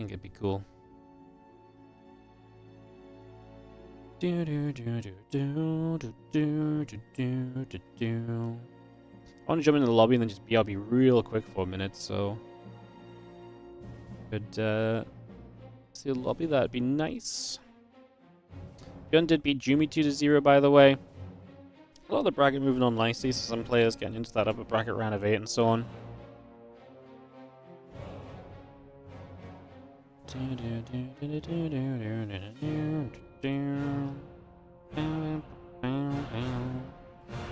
Now, obviously, Hero, he'll play with Hero Marine on Mana. And there's Clem dropping the lobby link in for Sandworm. I don't think anyone else is English cast in this one, so it looks clear. Like I said, I want to avoid the other English cast as much as we can. I don't know if we drop down to the lower bracket to avoid them necessarily, but like, well, if they want me to, then sure, but yeah, well, at least in the winners bracket, we'll try and stay away and mix it up a bit. Okay, guys, this game's going to start in a second. I'm just going to BRB one moment while they get started. Stay right there. I'll be back with you in a moment.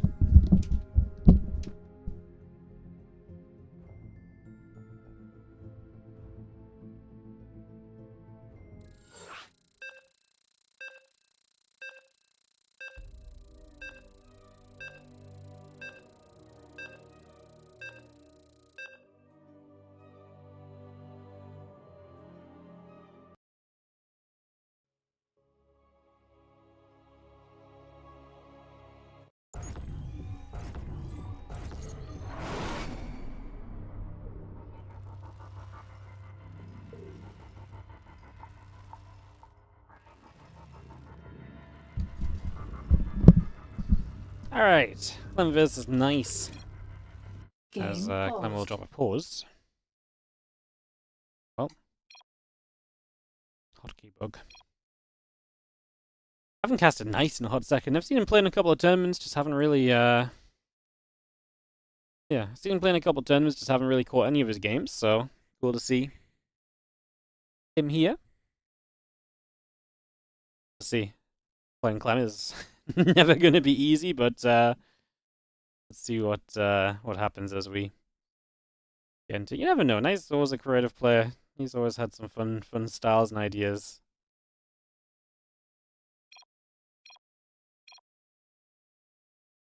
Game resumed. Thanks and go. Alright, looks like we're back into it. So in the bottom left it will be Clem from Team Liquid, in the top right will be Nice, our red Protoss, as we kick off into game 1 of this best of 3.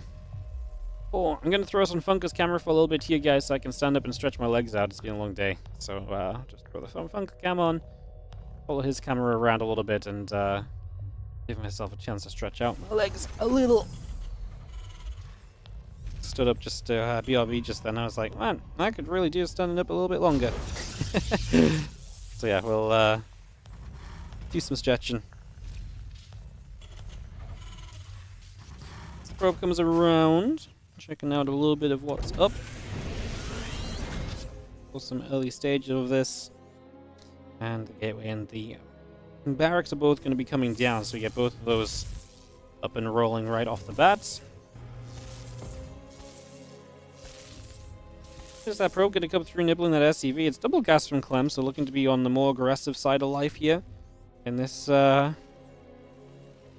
game number 1 at the very least. Obviously, if that double gas, you do have a little bit more harassing possibility and potential, so something to think on that one.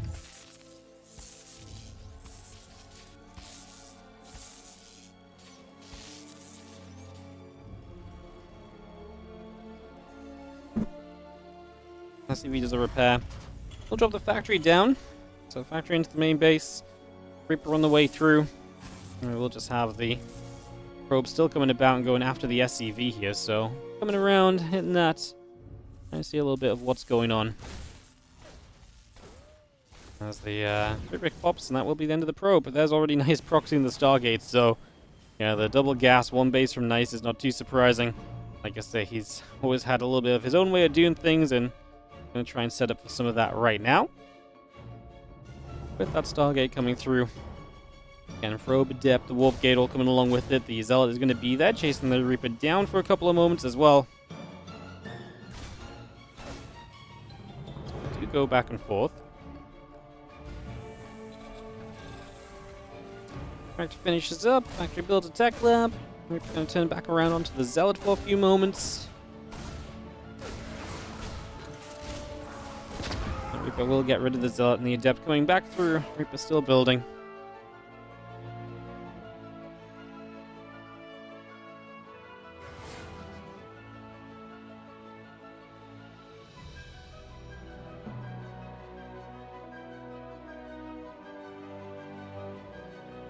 And the Oracle and the Warp Gate will build. The Nexus is coming through.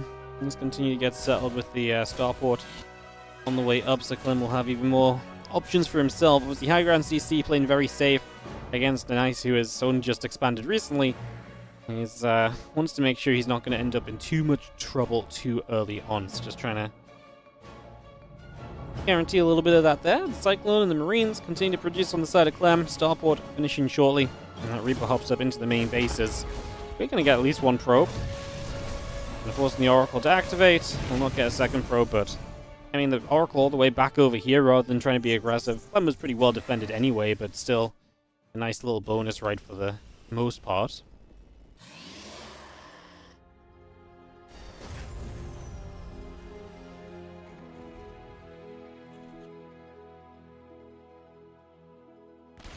Cyclone coming over.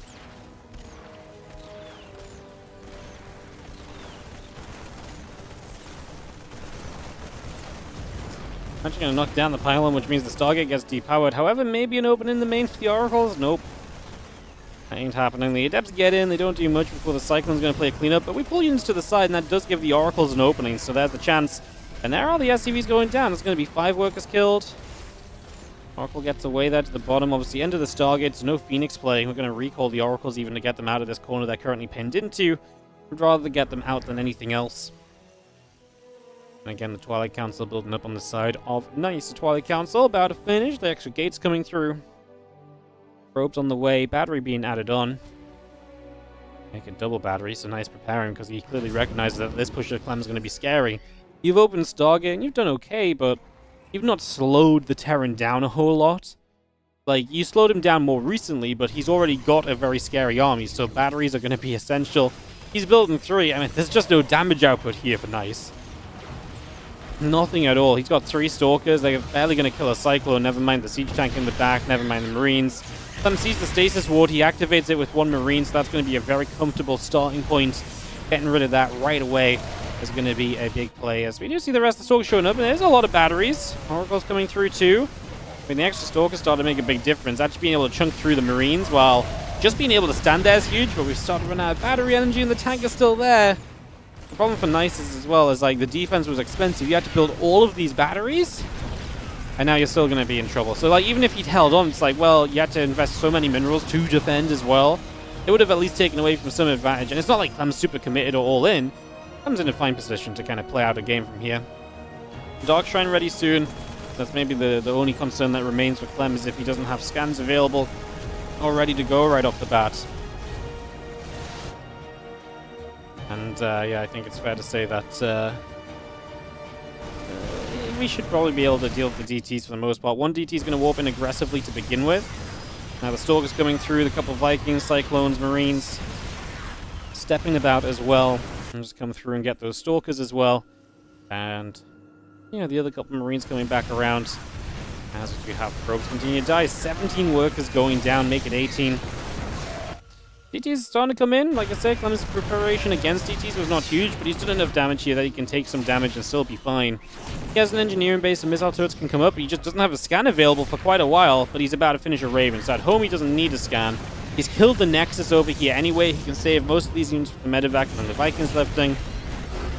GG, Nice is not going to be able to get enough done in this game number 1. Clem is going to take the opening game of our best of 3.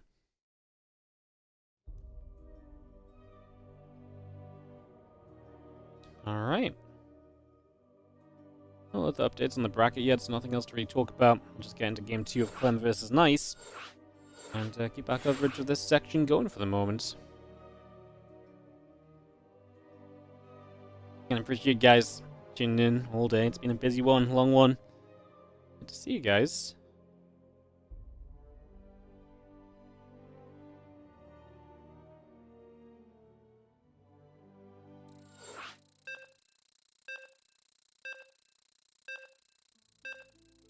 Alright, and going into Clem Nice game 2.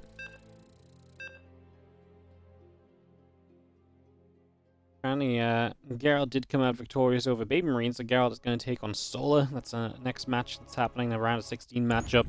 But if that ends up playing Beyond, we'll be waiting in that round of 8 for a little while. Will they get there? In the bottom left-hand corner, our blue Terran player is going to be Clem, and he's up 1 game in this best of 3 TVP. Top right, the red Protoss player is going to be Nice. Get into game 2 of the series.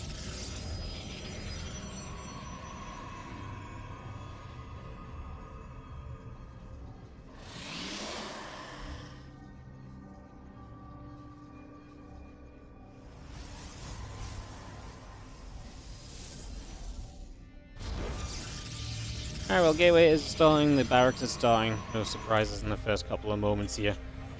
We obviously expect, I mean, maybe we could have gone to proxy something, then we could have been surprised, but not too surprised. Let's see anything else, not surprised just yet. Once we get started up.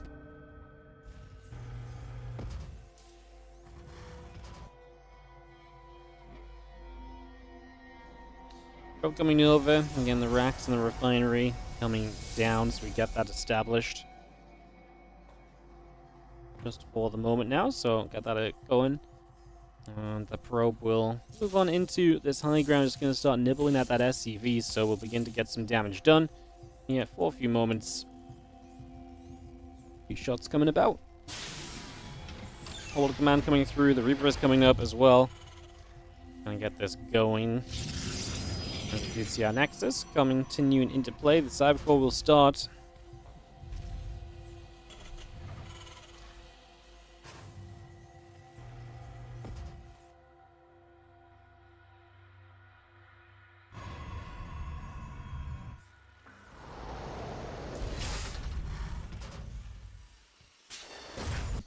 Reaper popping through.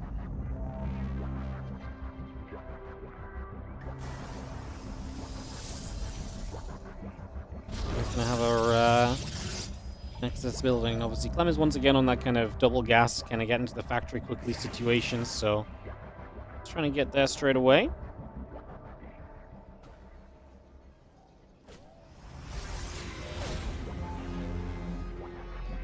Gonna Depth will shade out. Reaper again hunted. Just gonna have our commands in the building as well.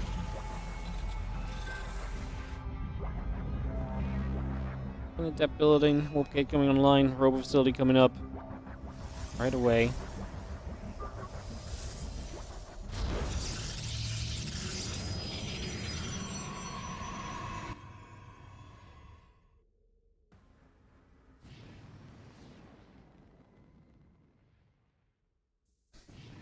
Comes around, just gonna be having the Cyclone, a couple extra Marines.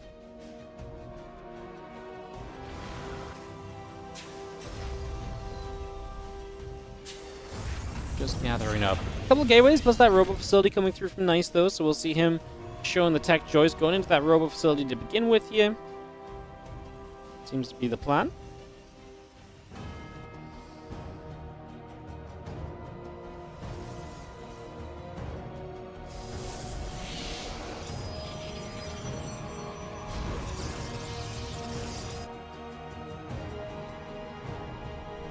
Couple Marines in that siege tank still very much so coming on through. And yeah, so you see from Clem will get into position. So Clem will be able to get a couple of units out onto the map now. Some forces getting into the center here straight away. Tank, Viking, Marines joining up into the middle. The orbital command coming through from Clem as well, as we do have the medevac. A few Marines and a siege tank making its way to the upper right to join up with the rest of these forces. So early push from Clem. That Immortal is going to have a huge role to play. It's going to be so important. It really is it's your tech unit right now. You know, this is your investment. This is what you've built up toward. So that Immortal, very important as these Adepts come in to try and get a catch, and they actually get caught themselves. 2 Adepts go down. The rest will shade away, but that means they're out of position. We can threaten the natural and the reinforcements, but Clem has plenty of time to respond to this and pull back. And obviously still you need a defense right now at home from Nice. You need something to help protect that Immortal a little bit. Immortal gets locked onto immediately, so it'll begin to take damage right from the start. The Adepts are heading back home. That means that Clem can get that tank sieged up already. And the gateways will start to take some damage. I mean, the problem is the SimCity works against you here. You've got to move through your own choke point to be able to get to the side to really fight against this. We are going to see Clem's reinforcements now starting to move across the map. The Immortal drops to the other side of the gateways. The Sentry goes down. The Immortal's already taken a lot of damage. Can we truly protect these gateways? Can we stop them from dropping? The Adepts show up now on the other side of this, as Nice will continue to try and micro the Prism. Oh my goodness, Nelly goes down. That would have been a disaster with the Immortal inside, as the Adepts have been getting a lot of damage onto the siege tank, but now second siege tank shows up, so as one dies, we have the replacement. The Immortal and the Prism die trying to get that tank, and Nice just says GG. Clem will be a little bit too well off here, and we'll be able to take the second game of this best of 3. So Clem takes game number 2, and he will advance on forwards to play against the winner of Creator and Trigger. So, yeah. As the Taminian, thank you so much for the 28-month resub on the Prime as well. Appreciate it. Thank you so much for the 28. Yeah, so I guess Clem's waiting for Creator or Trigger. I mean, I think we're going to just wait for that, guys. TVP. Let me go to the Korean server. Maybe we can catch Creator Trigger jumping into like a third game just in case. And then we'll just get into the Clem section, I guess, for the top side. Seems fairly reasonable. Hero is still waiting for Hero Marine or Mana. Beyond waiting for Solar or Geralt. And then the very bottom is going to be Max Pax versus Shadone, and the winner of that plays Showtime or Ryung. Creator's out of game, so either another game coming up, or we will have a score. So that going back into a game, so it's actually worked out perfectly for us to hop over to this PvP.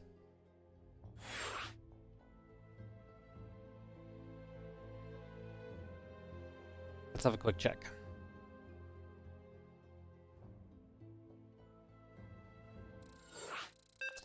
Alright.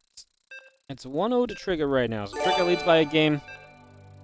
Zero, what's up? Scorpion, thanks so much for subscribing at tier 2 for 3 months in advance and 6 months into total. Thank you so much for the generosity. Appreciate you going above and beyond on the tier 2 and for 3 months in advance as well. That's awesome. Love to see it. Thank you so much.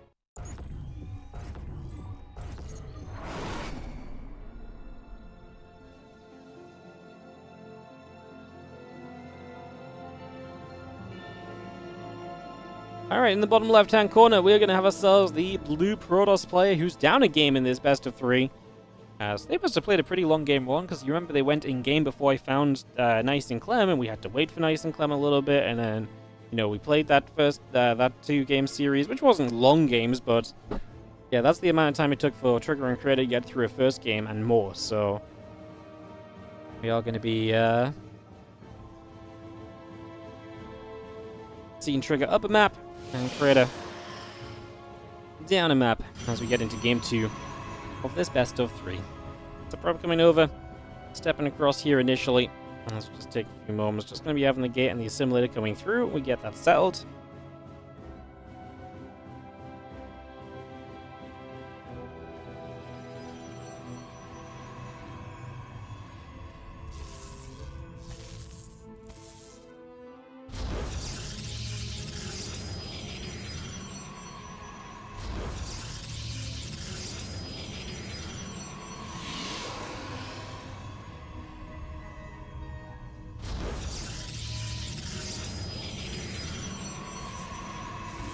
We'll nibble at that other probe. A couple of simulators coming down in the main. A Nexus. No gateway. All getting set as the probe moves out. And yeah, Cybercore will be starting from Creator. Nexus on the natural. Probe pulling back into the main base a little bit. And we take a few moments here with 2 gateways of Trigger versus a single gate of Creator. Obviously, both players will be doing expansions. What's fun is obviously that this is a super fast Nexus from Triggers. This was Nexus first from him, so Nexus, Gate, Cybercore. He's going to be way later on the Cybercore, and we'll try and get away some mega greed here, basically on Error Home. Again, the ramp allows you to do this to some extent, and what's interesting is that obviously Creator sees this and he's like, okay, well I see the timing, I know what this is. He chooses to just 1 gate expand himself and basically be like, okay, I'll take my expansion a bit later, but I will have a faster warp gate, I'll have a faster Cybercore. And in this case, the Cybercore is going to turn into a nice fast Stargate for him as well, because Cybercore yet to complete.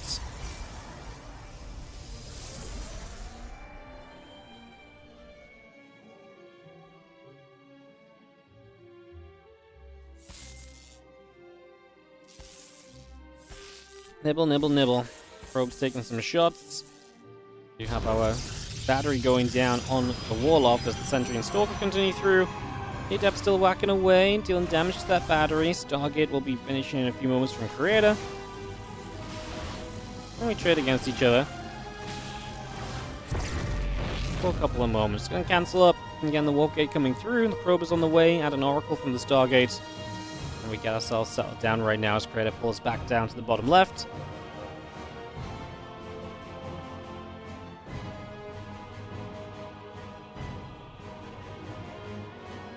And just this hallucination coming across as well. So Trigger going to try and continue to find some info here for a few moments.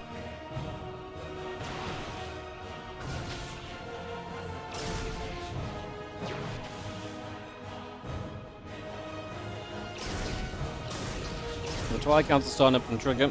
We'll see the second Oracle will give Creator quite an advantage, because now you're going to have 2 Oracles to harass around with.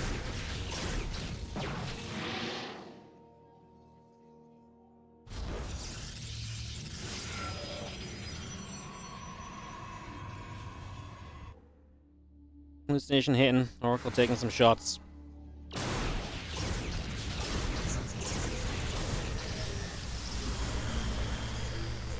And the Oracle gonna move out onto the map. And party on through for a couple of moments, so away we go.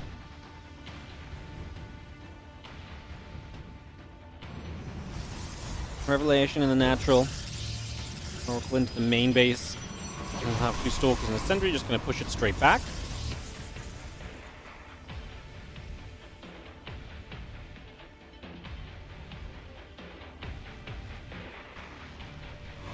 Again, just going to go pylon in the bottom side as well. Nexus continues to join through.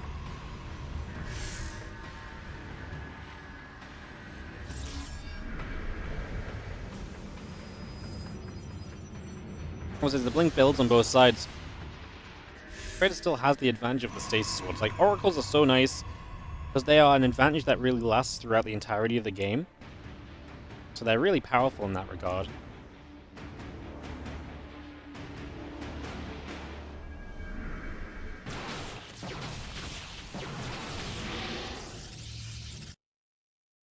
Hallucination falls, the oracles up the left side. Probes will begin to spread.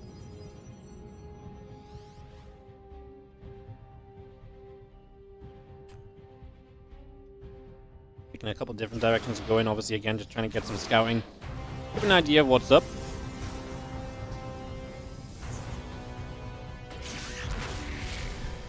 I was going to say, sets off stasis wards too, right? Which is quite nice. I was going to say, Trigger saw that one too. He noticed it and he pulled back in time. Got the blink off with a single Stalker. Nicely handled so far by Trigger. Like what he's getting done.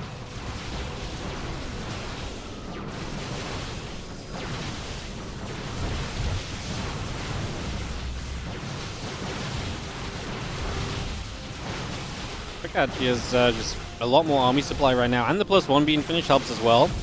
As long as he doesn't go diving into the stasis wards, he is right to be able to kind of stand T. Obviously, he's only 2 bases to the 3 base, so it's kind of important. He wants to get rid of this base at the very least to kind of even out this game moving on.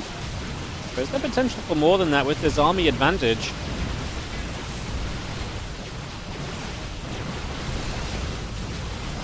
Again, tense now as a lot of the Stalkers hit low HP, but I do think Trigger just has enough. As those Stalkers continue to drop, and it really feels as though Trigger will be convincing. He blinks forward, and that's a little scary because of the stasis wards. He's going to pull back and just guarantee the Nexus. But it's going to be GG, and Trigger is going to take game number 2 of this best of 3. So it'll be Trigger versus Clem in the next round of action. That's what we're going to head into in a couple of moments. So Trigger versus Clem coming up. What server are we on? We're on the Korean server. Trigger and Clem. Trigger and Creator both in Korea, so no lag to speak of for the guys. I'm now going to hop on over to the American server, though, and that will be Trigger versus Clem coming up. Guys, I'm just going to go to the break screen again for one of the rare times today, so I'll be right back with you guys for Clem versus Trigger when we return after this quick little break.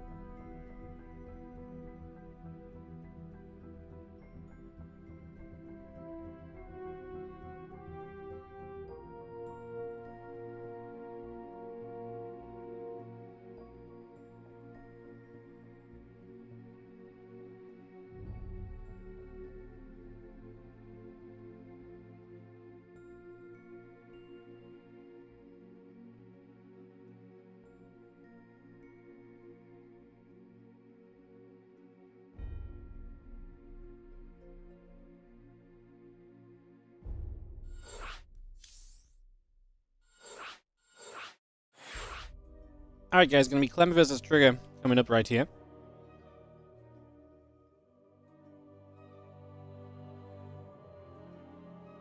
As we set up into this TVP in the round of 8 of the winners bracket. Hero apparently already 2'd mana. He will play Max Backs or Showtime, so Hero Max Back Showtime on that bottom side semi-final.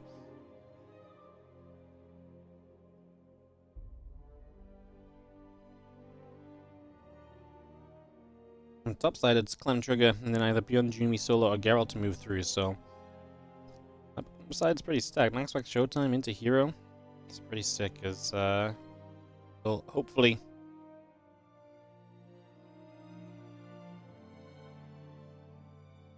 get into Ultra Love in a sec, and countdown begins.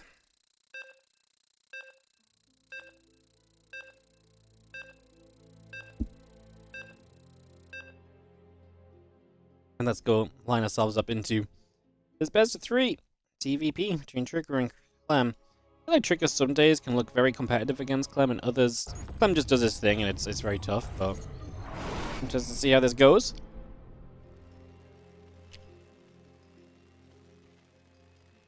As in the bottom left-hand side, we're going to have ourselves the blue Terran player from Team Liquid. We have got Clem.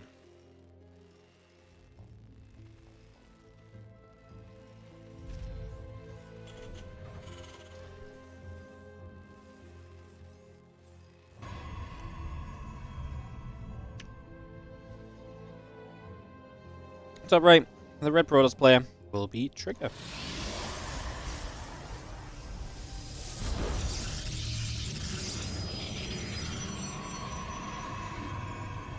And get this up and underway. I'll look to see what we're going to get up to.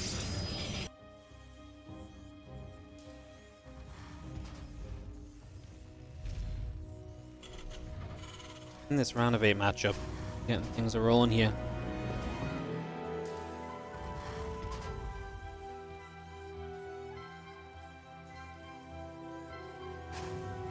Revenue's coming up, racks and the gases coming online as well.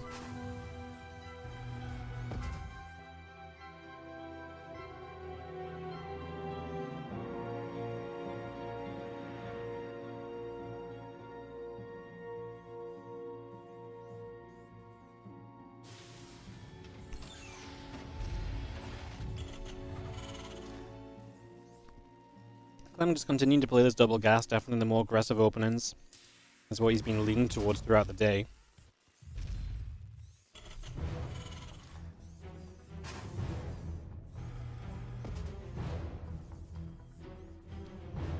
And Nexus, Cybercore, continuing to produce, so getting that up and running.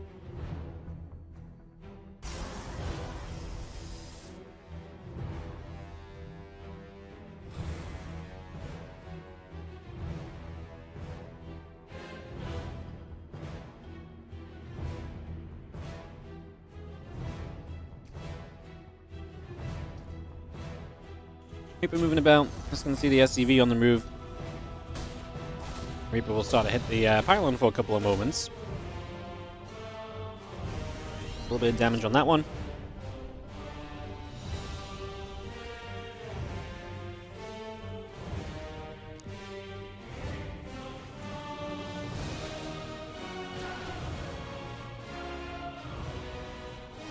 Stalker's going to shoot. Reaper taking a few hits.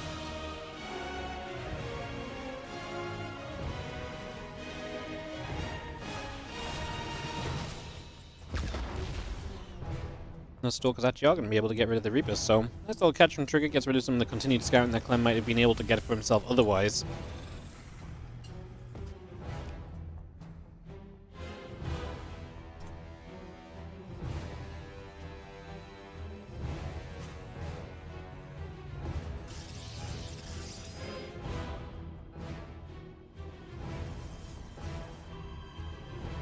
Have a little special guest, guys, for the long stream today. At least finally decided to see what's going on and why I haven't finished casting already. Just like, usually we're done by now. Usually it's time to play with me. What's going on? Ellie was meant to go get groomed tomorrow, but that was before she managed to rip off her claw, so Ellie's having a great day. As you can tell, as you see a bunch of those probes going down, 10 workers dropping. And that's going to be some pretty serious damage off this Hellion drop. A Clem classic this build with proxy starport. Hellion drop coming through. Pretty typical Clem.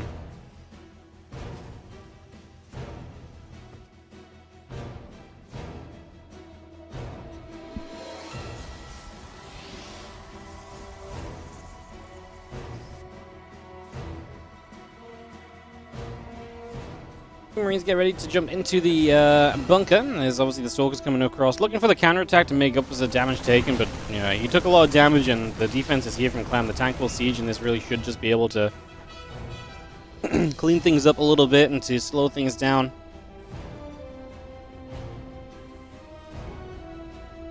Again, that blink coming through, the couple probes in the Nexus coming online, tank and the Marines coming up, add a stim pack onto there as well.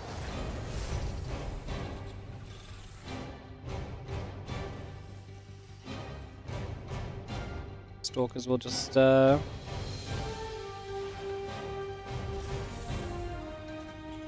back to the center of the map. Still got the tanks, still got the Marines coming through.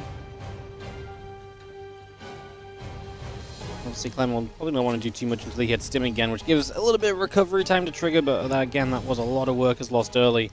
And you're definitely going to see at some point that kind of setup where...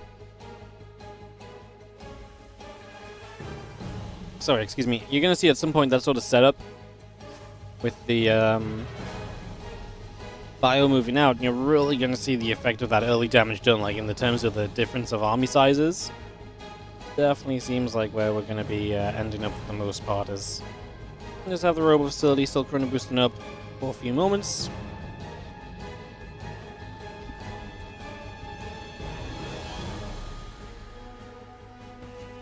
Marines tanks and the medevac step forward. We're going to see a couple of Stalkers already going down, taking some damage and pulling over. Bio stepping through, the Stalkers getting chased.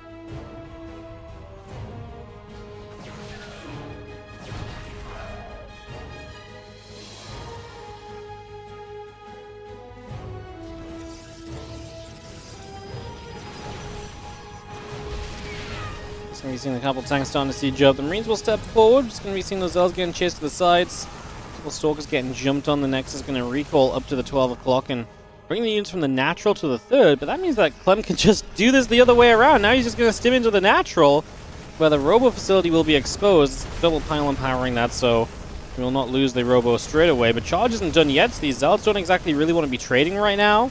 Clem just sees, okay, cool, I can get rid of this robo, that's great. Tank, so I'm just going to target fire the Colossus, bye-bye. Battery not going to save you there, and Trigger is not going to have enough to hold on against this one, as Clem is going to rampage the way through this opening game.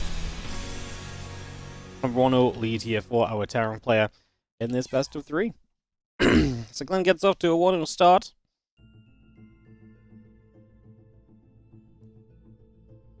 Yeah, drink.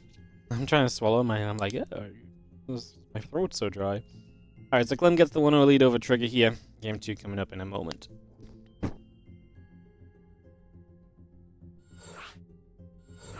Gonna go to Sandworm.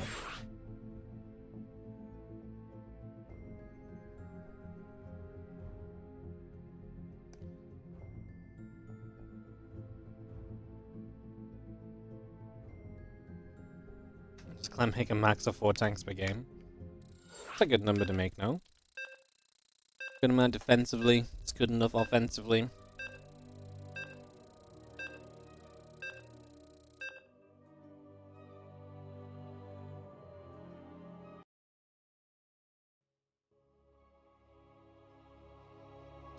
So yeah, again, right now, Max Pax and Showtime are playing. The winner of that will play Hero. And like I said, on this top side, it's Clem versus Trigger. The winner of that will play Solar, Bjorn, or Jumy. Bjorn and Jumy still playing their series out. As you jump in here to game number 2. As we enter hour 8 of the stream. This is our last hour on the Twitch front page, so let's hope for some cool games. Maybe some passers-by will be like, whoa, StarCraft, that's a great game. and get suckered into the awesomeness of StarCraft 2 again. As Clem is in the bottom left, in the upper right we've got ourselves the Red Protoss player Trigger.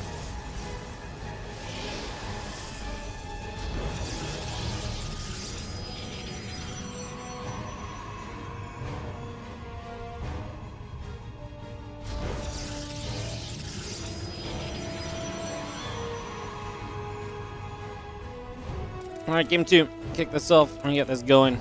And we will see whether Clem or Trigger will have the Sandworm behind them as we move through this one.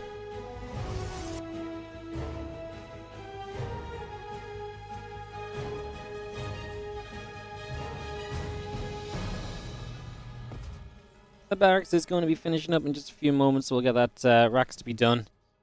And wait to see. I mean, what does Clem want to do? Obviously, use the starport proxy already just now. That was a good starting point. Guess we'll see what the next step of this will be in a few moments. The probe coming over.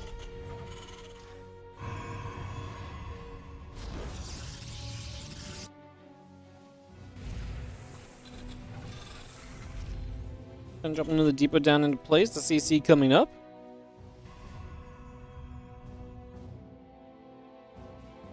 That's a Nexus as well, so both players are going to be expanding.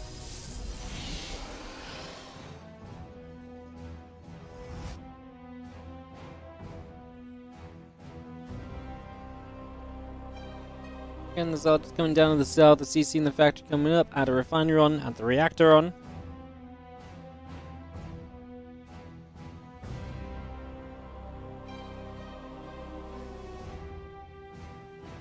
Zealot is going straight over. A few moments.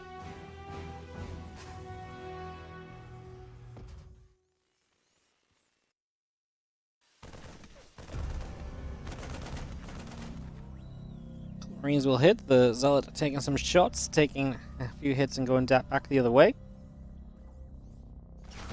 You have the Adept showing up as well. It's going to be a bit of back and forth here as a couple of SCVs pull through. One Marine goes down. We actually have the CC available to load the SCVs into. Now they're going to come from the other side. They surround the Adept. Marine could pull back if it was in trouble. We lost one more SCV, and Clem gets the cleanup on those units. And that will be enough of this for now. So that's going to be a good little bit of a cleanup as the few Marines again going to step forward here, and that Adept will begin to take some damage. Just having the Hellion chasing the Adept actually going to shade away. Does it have the distance to truly get away from that Hellion? Hellion has to go the long way around the center, so I actually think we're going to be okay completely. The Hellion runs into a new unit, it's a Stalker, and that Adept is regenning the shield, so nicely done.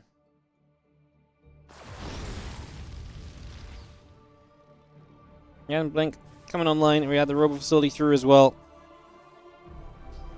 Continue to get established here as we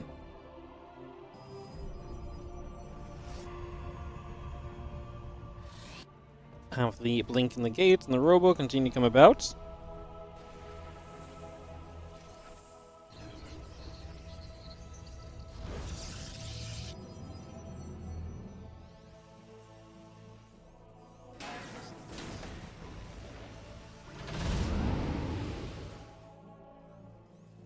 Medevac loads and Clem will begin his venture to the other side, so away we set up for the moment.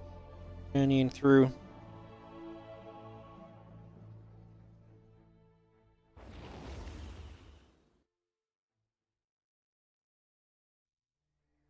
Obviously, this is one thing that we've seen Clem do countless times a day, right? The Woodermine Marine drop has definitely been a favorite of his, definitely something he's been kind of building back into and leaning for.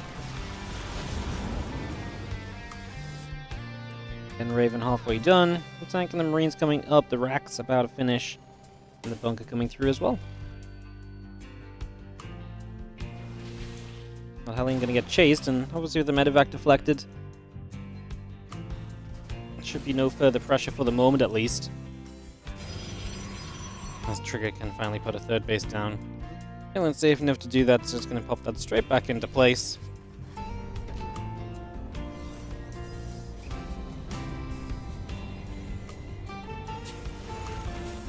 The Stalkers gather. A couple of the Marines jumping into the bunker. We will see the Stalkers going to be able to get a siege tank As the auto turret goes down, SCVs pull through to potentially do some repairing. The SCV Stalker's going to blink across, and the Marines will take damage as well.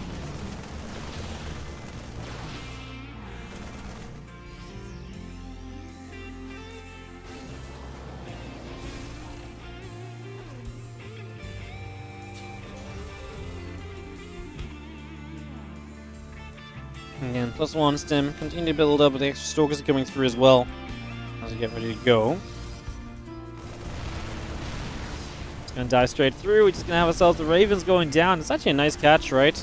Units that are going to be impactful for the later of the game if they get to stay alive. Trigger now going to try and head into the main, but Clem's split is still looking reasonable. He doesn't have a tank to help cover the low ground. That tank that is going to help him out is arriving now, so that should help him a lot. He actually gets 2 Stalker kills as they get trapped in the corner before blinking away. And that's an expensive little bit of losses coming through right there, so man, not ideal. Not ideal by a long shot as the Stalkers come back through. The Marines will begin to challenge once again. I mean, obviously you're really relying on the tanks because the Stalkers can kite away from the Marines for the most part.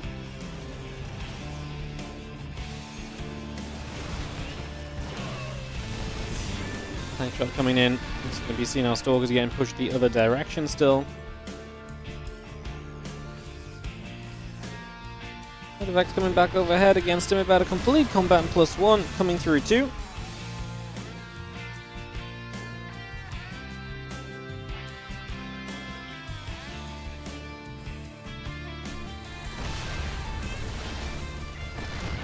Zelds get in. The Prism is going to think about it and will go for warping in more. Trigger's actually going to dive into the natural as well. Good movement because Clem's out on the map and he's going to decide his best course of action here is to pull back home.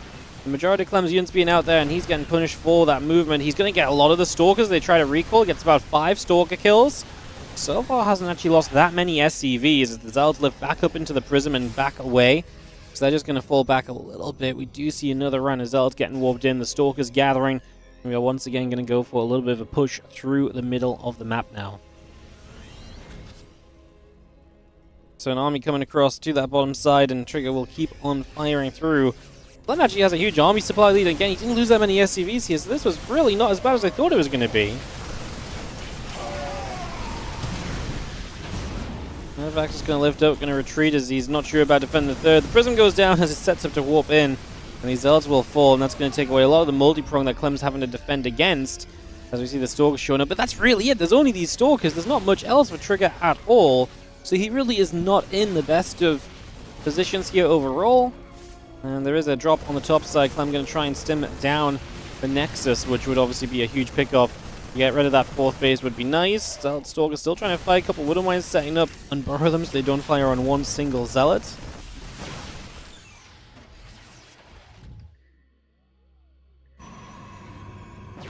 With these Stalkers warping in, Stalkers and the Immortal going to shoot away at the Marines.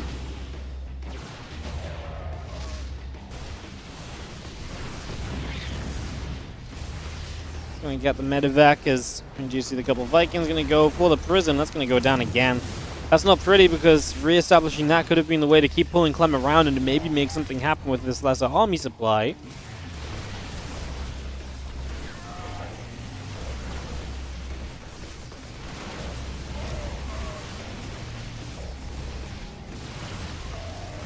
Widow Mines set up. The Immortal going to get tagged. Widow Mines, obviously against Stalkers is an interesting one because if they don't blink, it's fantastic. If they do blink, that's a wasted shot. Trigger right now trying to clean up as many mines as possible so the Zealots have a better chance of charging in successfully. Clem has to pull back again, continue to just play on the edge in this game. A Colossus is going to show up, and that's the kind of thing that Clem's not really set up to deal with right now. That said, the Zealots have just melted away again. Clem's got so many Medevacs, and he hasn't used Zealots. I actually think this push from Trigger right now is the scariest it's been. And the Colossus does a lot, and like I say, Clem's got a lot of Medevacs that don't even have that much energy. The amount of units we're working with is definitely an over, too many Medevacs almost. Obviously, give it a couple minutes, and you're not building Medevacs, you're building Vikings against the Colossus right now. It's great that you got this Medevac count, it's just in terms of the current supply that's available. The supply number itself doesn't maybe kind of truly represent what Clem's fighting force is. Those Zealots pull back. I really think we can just go, commit those Zealots onto this army, get the Colossus to hit those units. I appreciate Trigger's trying to be a little bit cautious, but I feel like running in and running out is giving Clem more free shots than it's doing anything else.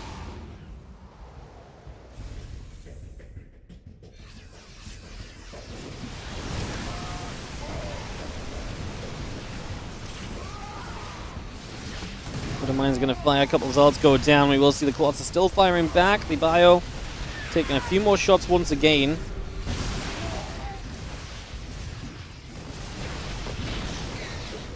It goes back and forth and back and forth. Again, those two Colossus hanging on by a thread. Their health are getting lower. I don't love the fact that we're obviously now down to just 2 Stalkers as well.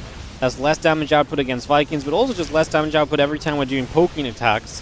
Now you're really reliant on the melee units, the Zealots. And now we actually warp in around the Stalkers, which is nice because I think that Stalker counting needs to be there, but it's also expensive. So it gets me a little bit worried for Trigger that, you know, warping in 8 Stalkers maybe slows down a lot of the momentum he was having in this game. And Stalkers will lead up the ramp and try and blink back, as the Widowmine retargets a few times. Doesn't actually get the Widowmine to fire, so good job by Clem, because you don't want to waste a Widowmine shot on Stalkers that are just going to blink away. You really want that Widowmine shot to go off on the Zealots, if possible. I mean, Trigger moves up this ramp, Stalkers get underneath, a couple of Vikings will go down quickly. Now the Zealots are going to get blasted by Widowmine shots. I'm just going to turn around and say GG, because he does not think he can actually take down this army of Trigger. Trigger with the extra Colossus there, apparently too much, and Clem gets out of it. Trigger is going to take game number 2. Yeah, interesting moment. I feel as though maybe he should try and take the fight still, but I feel like he just feels like he doesn't ever have enough to truly trade. There's just a lot of Protoss constantly in his face. And yeah, Trigger found a way to keep that pressure up, as we are now going to go to a game 3 between Clem and Trigger right now. I really felt like Clem was still holding on though. But yeah, the extra Colossus obviously makes that a little bit more of a dangerous scenario and a little bit more tricksy to kind of deal with. Players are readying up and we should be good to go in just a moment with this game number 3. Beautiful. Beautiful. GLHF, GLGL. And let's hop on into game 3 of this series, Trigger and Clem gonna go at each other right now. Persephone to round this out. More Healing Shrine action, maybe? I've seen that Healing Shrine being used so much today. I've been loving it. Loving the Healing Shrine getting going. Alright, let's go into game 3. Trying a little bit of fighting back in today's Monday Night Weekly. I feel like a lot of the games we've caught have been pretty kind of one-sided and a little bit kind of short and snappy, but yep, Trigger fighting back, and we get to go. As in the top left-hand side, our blue Terran player from Team Liquid is Clem.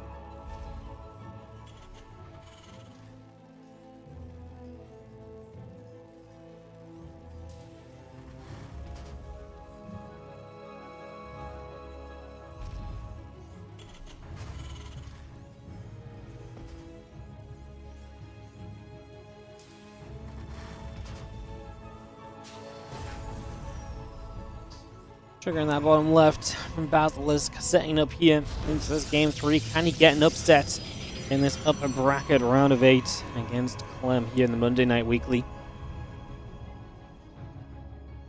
Do you know what kind of qualifier there'll be for EWC? Nope, we've got no idea. No clue. No clue at all, unfortunately. Hopefully we'll get that info soon, though. Find out what we'll be watching over the next month or 2. I imagine that's when the qualifiers will have to be.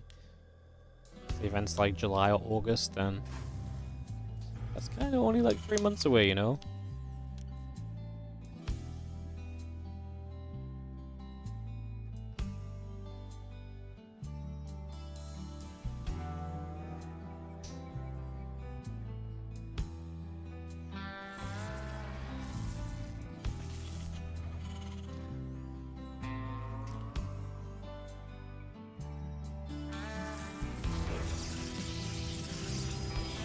Engineering Bay block starts this game off, so Clem just trying to take control. Trying to throw a trigger off. I love the SCV nibbling it up just to be 99.99% completion, as much HP on there as possible. Zell comes down, a few probes surrounding that engineering bay, and will put some damage onto it, as the factory, the engineering bay, and reactor all continue to produce. The assimilator coming out as well, so we get that on the go.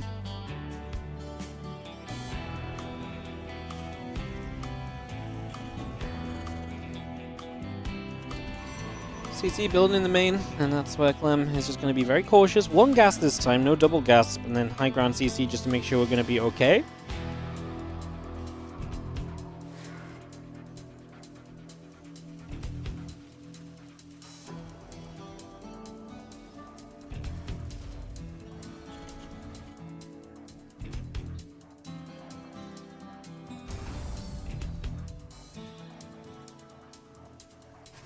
Try to cancel on the Nexus building up, the Wolf Gate coming through.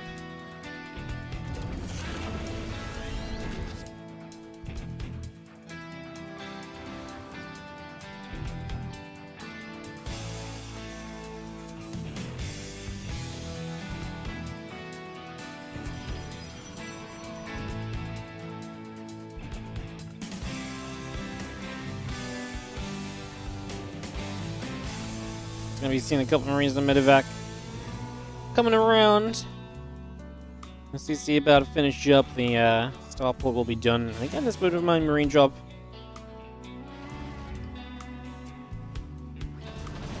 Just on the way through. Gonna start going across the map.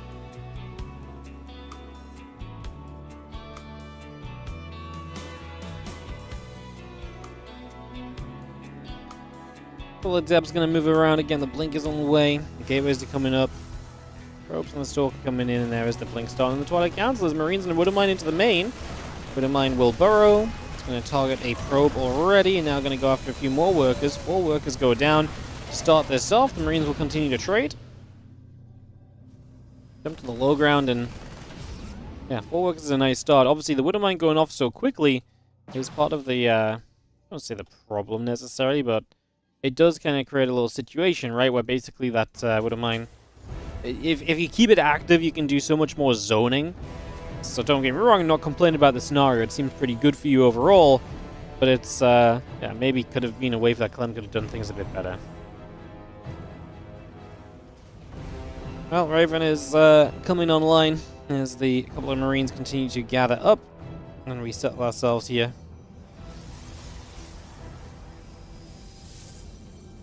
Over the next few moments.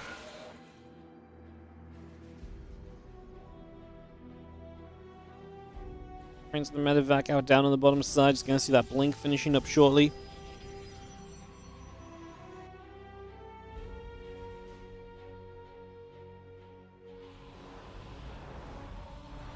And there's the Prism, there's the Stalks and the Adepts. Blink is about to finish up. The Assimilator's coming through. Another Stalker on the way around, and we do have ourselves a refinery finishing up on the natural as Clem just gets more gas ready to go. Still has that threat of the medevac, which keeps quite a lot of Stalkers pinned back for the moment as well, which is pretty neat. More Stalkers warping in, tank firing. Stalkers blinking. Gonna get rid of the first siege tank. Not too bad of a cost either, I would say. Let's drop the auto turret to help push these Stalkers back a little more effectively. The Viking gets shot at as Clem kept it in the front. Gives the opportunity there. Next tank will siege. We'll build a bunker too as Clem realizes that maybe this front line is a little bit weaker than he'd like it to be. So get that bunker online. Just solidify this defense. Put this into a little bit of a nicer position. The Stalker's already hitting the bunker. It gets cancelled. The Raven. Just going to sit there. The few Marines gathering up. SCVs. They'll pull through and they will begin to repair that Raven right now. Again, those additional Stalkers are going to step straight on through here as well as we have the Marines ready to fight and ready to trade. The Raven pulls back a little bit. And just having the Prism, the Stalkers continue to punch on through. Stim Combat Shield and +1 coming over.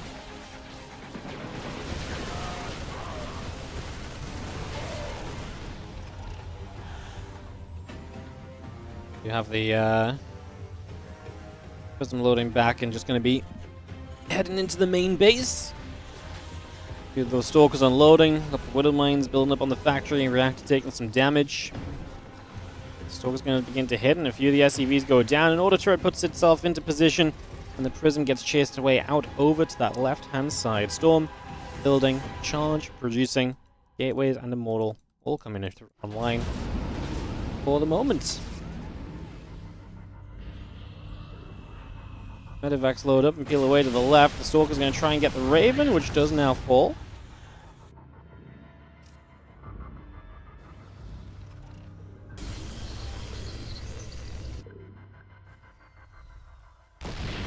Stalker step through, and again the Bioforce will be there to chase those Stalkers back the other way. Gonna drop a barracks down, and the Medevac's about to arrive from Clem on the other side of the map. Trigger has a couple of Stalkers here. High Tempo's moving in position. No Storm yet, but we can feed back if you want to just take some HP off. The recall is going to convince Clem to absolutely just get out of here. That's going to be Trigger fully reset back at home for the moment, so it gives Clem a bit more space. Should give Clem a bit of freedom to get the third base in position over the next few moments as well, which I imagine is going to be one of the ideas we get to in just a couple of moments.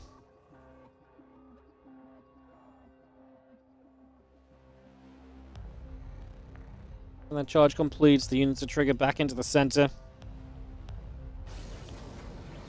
While one of mines gather, the medevacs boost over. Gonna get ready to unload. A few of these marines will get healed back up as the SCVs transfer into the third. We get that observer, which is a nice catch as well. Nice little bonus pick off.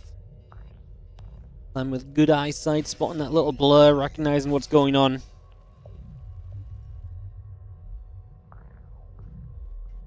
A lot of units in the center here from Triggers. We continue through Result Stalker, gathering the medevac on the bottom, looking to make a play forward as well.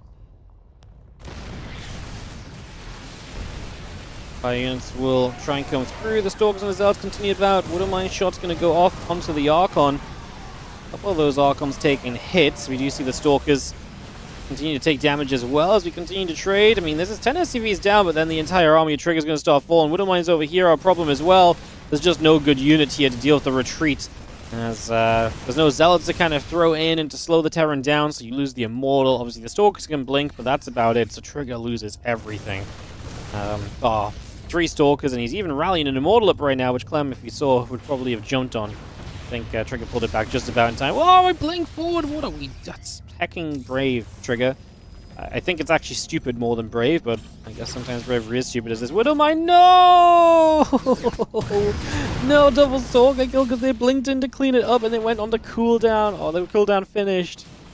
Oh, Trigger just too slow to deal with that. And Clem actually ends up retargeting it as well, so he's paying attention to those mines and then gets in and saves one of them as well. Just to rub some additional salt into the wound, as Trigger is definitely hurting at the moment. In this Game 3, it looks as though we have got Clem absolutely looking as though he is going to be heading on through to another round of today's Monday Night Weekly.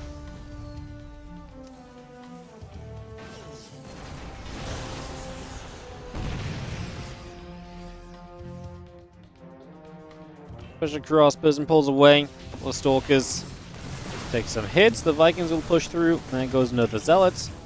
Yeah, that goes some production from Clem. Down some SCVs and Marines going about as the Widowmine connects for a probe.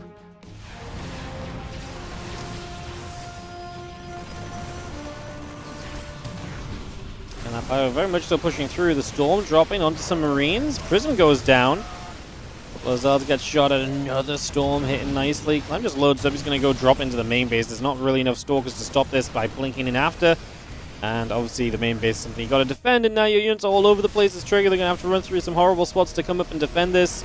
I mean, a Colossus and 4 Stalkers ain't going to do it. Clem wants to turn onto that. I think he very well could do. Drops the EMP to speed up the process of killing this. The Colossus falls. I mean, Trigger, we know, is pretty much dying. It's just he will fight until the end, because obviously this is his last chance to win a bracket. But I was going to say, I feel like the end is pretty nigh. It's just a case of more Trigger accepting when he wants to tap out of this than truly probably having much real reason to stay in. GG's, and Clem gets to advance through to that next round. We'll play the winner of Bjorn and Solar, which I'm going to try and hop to Korea quickly just in case they just started. Bjorn played a 2-1 series against Jumy, so pretty cool matchup there for Bjorn, and for Jumy to take a map. Very neat. And we'll see. They've probably already begun on Korea, if I'm going to be honest. Bug as well, so it's going to take me even longer. So they've probably already begun, so probably not too big of a deal. But let's try.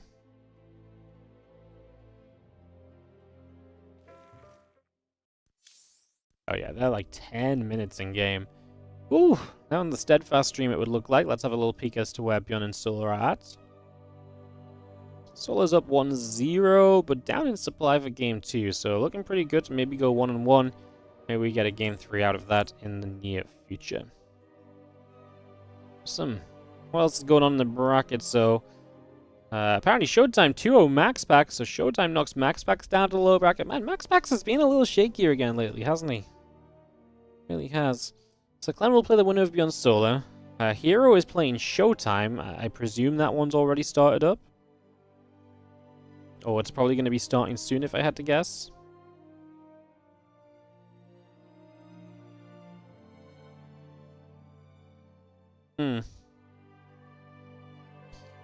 Interesting. Alright, cool. Then we're kind of probably just waiting for Beyond Solar to finish their game, and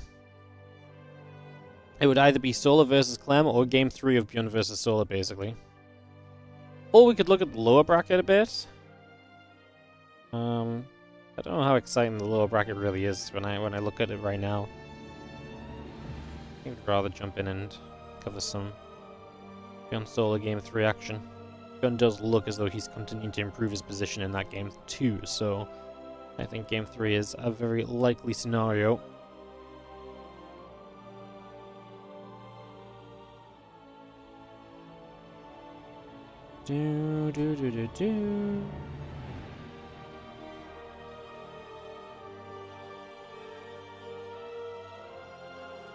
Maxwell's gonna come back from the loser bracket? Yeah, I mean,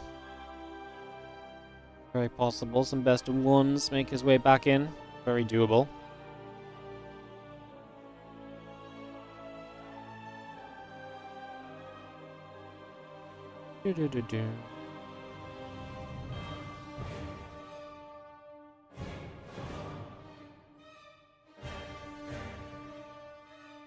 Where am I from? I'm from the northeast of England.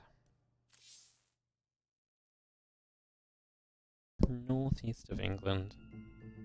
Where it's been surprisingly bright all day long. It's been a nice day. Being stuck in casting StarCraft all day, huh? Ay.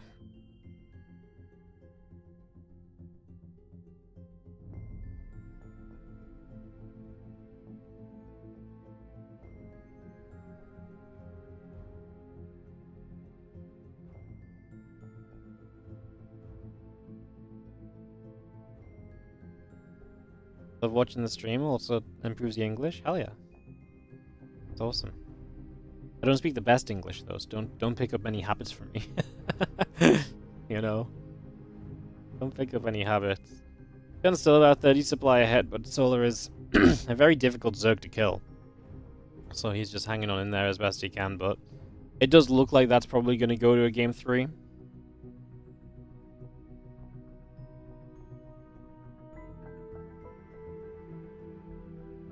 Yeah,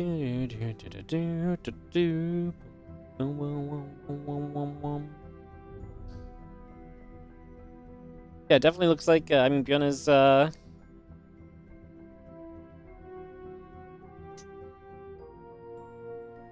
to 165 supply. 3-3 upgrades to 2-3. Just looks very good for Bjorn through and through, to be honest. Just looks very good for him. All together.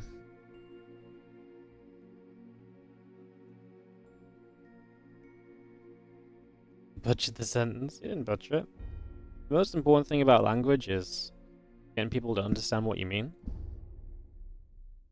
Just because everything isn't perfect doesn't mean you didn't succeed in the point of what you're trying to say, you know?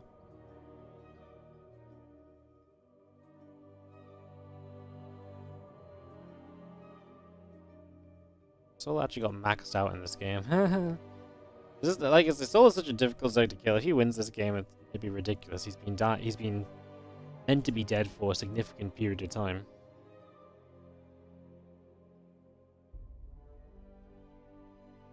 But it hasn't happened yet. There's Libs sieging a mineral line. The problem is Soul has no additional tech. He's literally playing Hydroling Bane against just a very good Terran composition that has a good amount of ghosts. Like, Bjorn has nothing to snipe, so he's just sniping Hydras. He's finding value in every moment of the game, it feels like. So yeah, it really feels like we're probably going to have a game 3 in this one still. I mean, that's what we were expecting before. Solo's got lurkers out, and he's counter-attacking with them though, so maybe there'll be some action still there. Could be like me, born speaking English and still suck at it. Yeah. That's true. Learning languages ain't easy, man.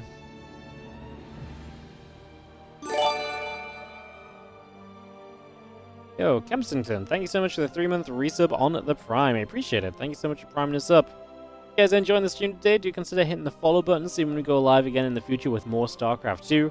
And if you're really enjoying the stream, obviously you can be just like Kempsington and use your Prime sub to help support the channel and help us to run more events and do more casting and all that good stuff. So, yeah. Consider supporting the stream is the TLDR. Actually making had a lot of subs today, really. We're up at 662 out of 700. The Gold Award 700 is becoming real again. It's been a bit of a grind back towards 700. Last week it felt pretty far away, but we're getting there.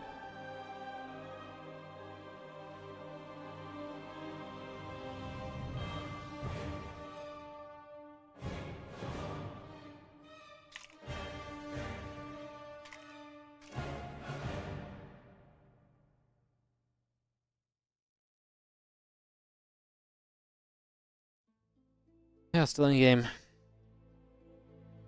Yeah, Solo is now ahead in supply. Yeah, Solo when he gets to lurk is just like, it's ridiculous how he can survive while being behind.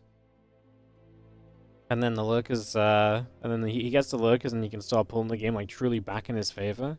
It's actually crazy. Actually kind of crazy, to be honest.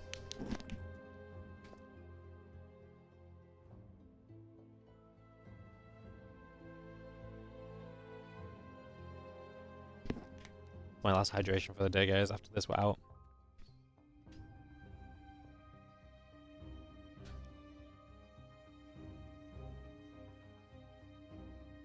We're actually going to end up waiting a long time for this game, aren't we? I can tell. What's happening in the PvP? I think it's just Showtime here, about 2 minutes in game, so that's not too far along or anything just yet. Okay. Okay.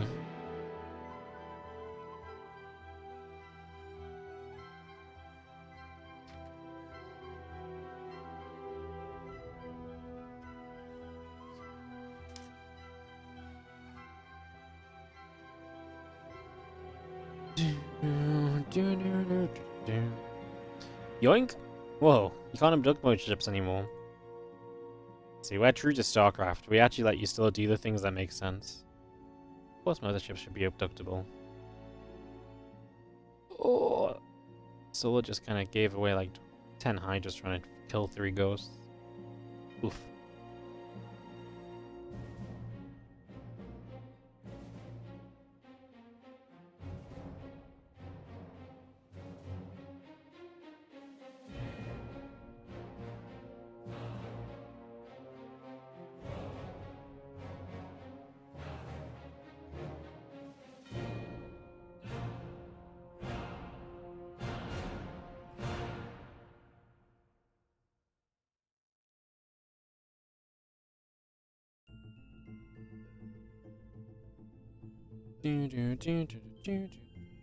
Ooh.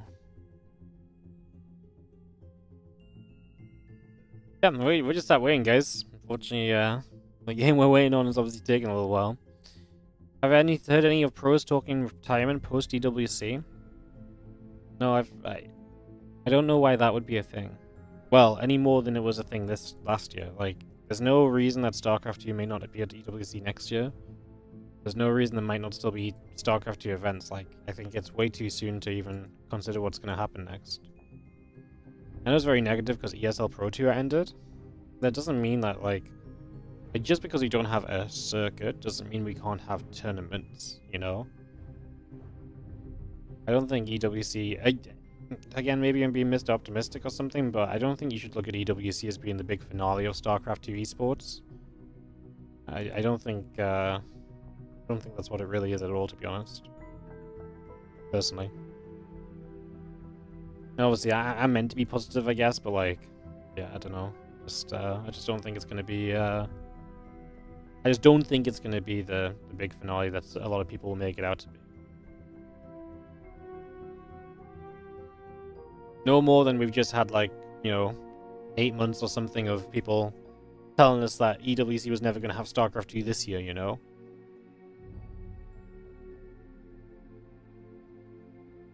What we will probably know is what will happen sooner, because the problem with this year has been that ESL have been trying to find a way to make the circuit happen. And so stuff like EWC, having StarCraft 2, they didn't even know if they needed to interact with Blizzard directly, or if they were going to interact with ESL and use like the circuit as a way to build into EWC, right? So now that ESL just have the circuit gone, then yeah, I don't know. I don't think it's as clear cut. Solar just typed GG's, which means Game 3 will come up between Beyond and Solar, so we'll get into that. As again, the winner of that would play against Clem. Oh, bracket's moving along, a couple matches happening there. Like I say, let's get into the Beyond Solar Game 3, and we'll head into the winner versus Clem after. And yeah, that'll probably be, I don't know if we're going to keep streaming once the front page Twitch time ends, guys. I guess we'll see you a little bit. But, yeah.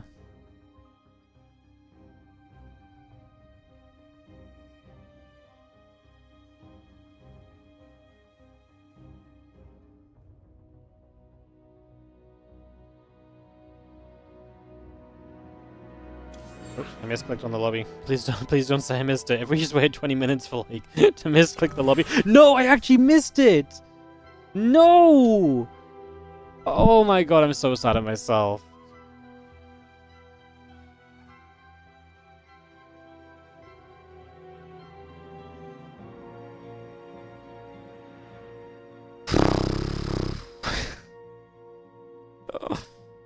Oh.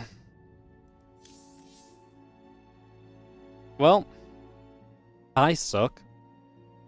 That was some real talent from me. Jeez. That cursed myself.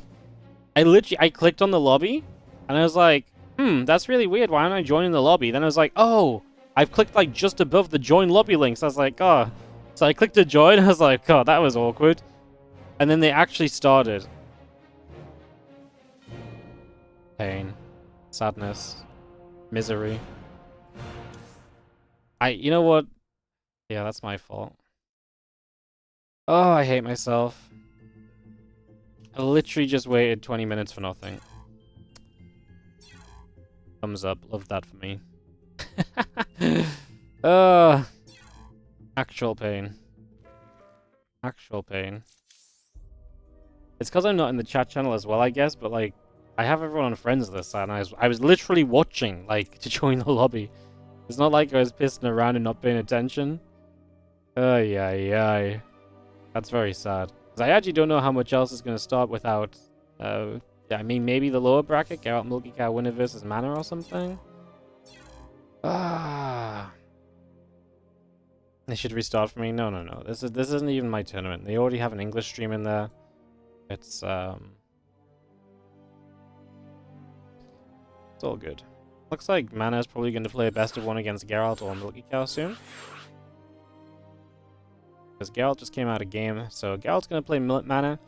Maybe we do that best of one, then maybe we try and get into the Clem versus Beyond/Solar match, as long as this PvP isn't super long. We should just be able to go.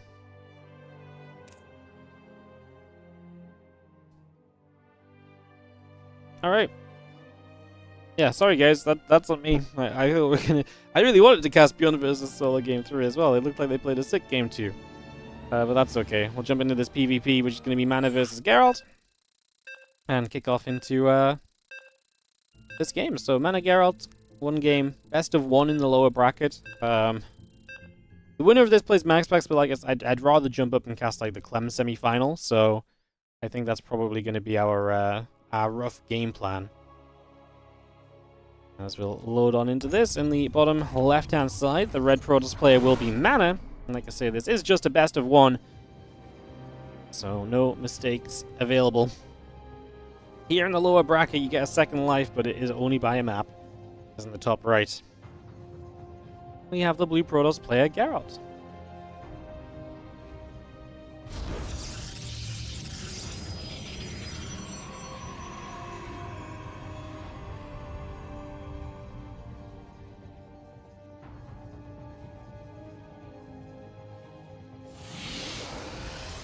Alright, so opening match for us in the lower bracket, this Mana vs. Geralt series PvP, Poland versus Poland, Protoss versus Protoss. PvP squared, is that what we want to call it? Yeah, the SC2 gods deemed we should watch as PvP. You know what it is, like, I've missed many a lobby in my time by, like, not paying attention or being distracted, and like, I feel pretty dumb about it. I've never just misclicked to join the lobby, you know? I've never just missed it. And the worst part is that I clicked and I heard the sound that I thought was joining, but I realized now I heard the sound because I clicked on the thing above it. That also makes a sound. I was like, I just mind game myself hard.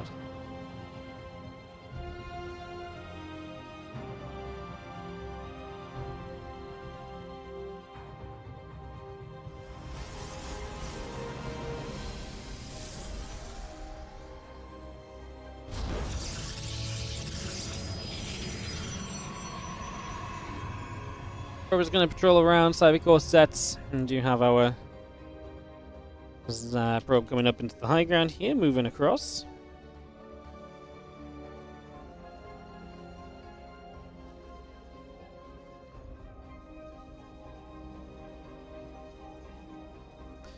Because I have again the Cybercore's coming up, the gateway about to finish, and it is going to be that low ground gate versus double gate on the high ground from Geralt. Geralt is a big actual fan nowadays of just double gating into the expansion, even against a one gate expand, so that's possibly something we could look at a little bit here.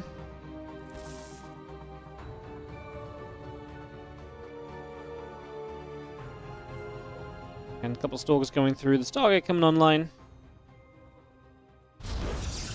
And we'll drop our pylon in its mana just wants to try and slow Geralt from taking an expansion. Into the Stargate on the low ground, but he's going to have his own expansion delayed as well, so no surprises here just yet.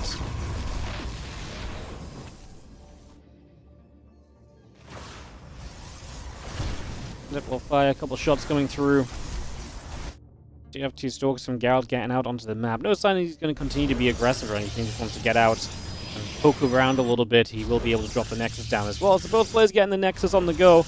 The Oracle will Chrono Boost up on the Stargate. And we get that all as started. As again, the Stalker continues. The Sentry and the Warp Gate coming about. Nexus on both sides of the map. And again, we continue to poke around to try and deal a little bit more damage. The Adept going to shade forward one more time. And just going to try and go after those Stalkers as well.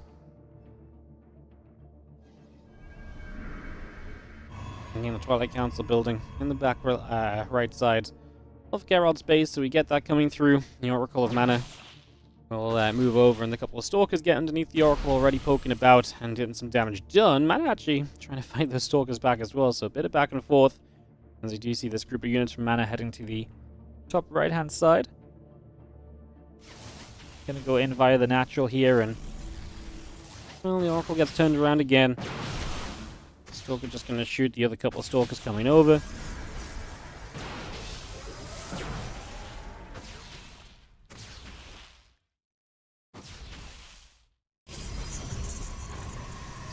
The Council building up, just going to see the other units of Mana again back into the middle of the map here. We got the blink coming through on the Twilight Council, the extra probes are coming online. We got ourselves two gateways and there's Twilight all building up, and the units of Mana still settling into the middle for the moment. As yeah, blink coming online, a couple of probes coming over, gateways, Twilight Council, everything coming through for the moment. Still got our Stalkers over to the right side as our hallucination of Geralt gets into the middle, and the Oracle up to the top.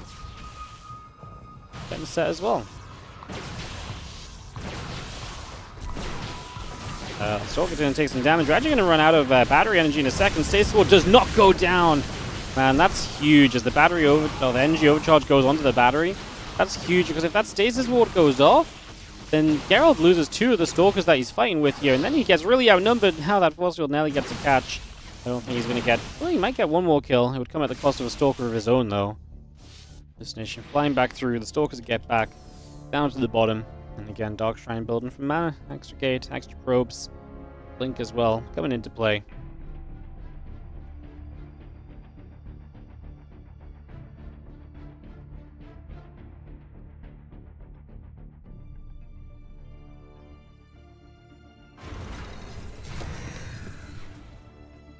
The watchtower pulled back again. Dark Shrine coming up across the board. Robot facility coming through.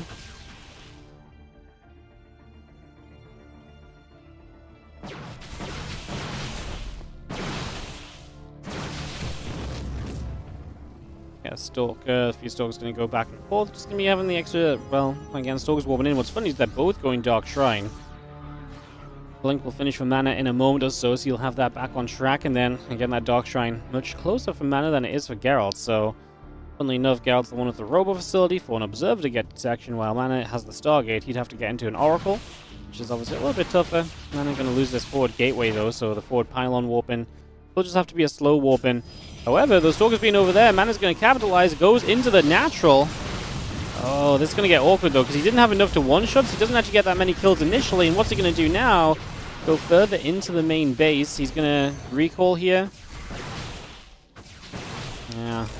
Ended up a little bit messy. I feel like if Mana got a kill or two initially, that would have been a whole lot better. But he didn't really get too much done at the start of that, right? Like, he jumped in, didn't get a kill, the battery did some healing, then the other Stalkers caught up to him. So in the end, Mana doesn't do much. Now his first DT just goes down. And the awkward thing for Mana is that he did see the Dark Shrine, but he's not started to rebuild an Oracle. It's a Robo that's on the way. There's the DT of Geralt coming from across the map, so not nearby, so Mana's going to have a little bit more time. This probably isn't going to be too bad altogether. The two DTs and Mana now moving up top, and he's getting another gateway established over there.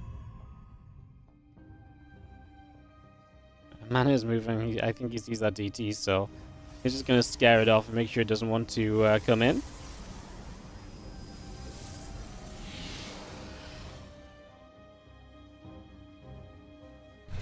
Stalkers on the bottom. Again, charge coming online. The Immortal coming up. Extra gates to the Nexus.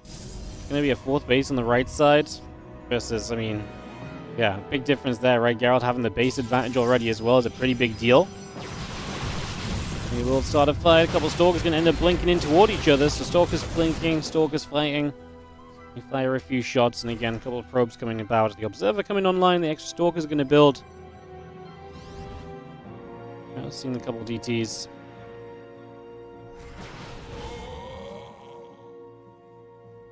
And around. We actually do get the cleanup of the DT from Geralt.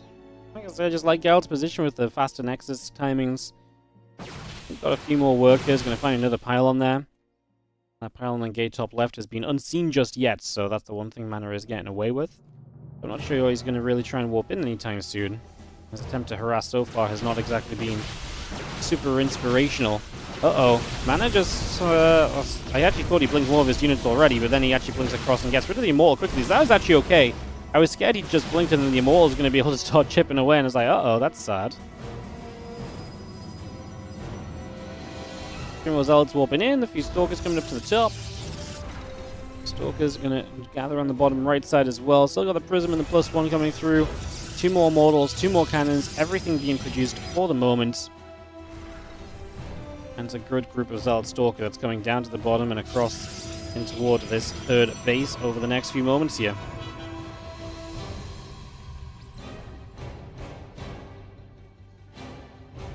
And +2 attack. The Observer and the Cannon continue to come about.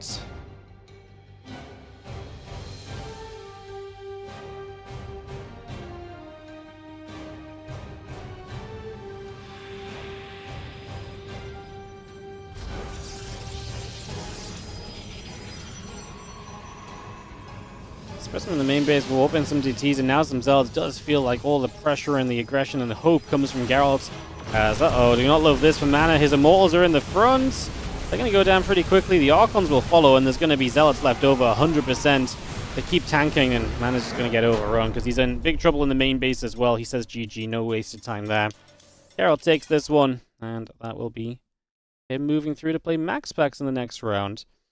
So that happened before Beyond and Solar finished up. Let's have a check on where Beyond Solar is.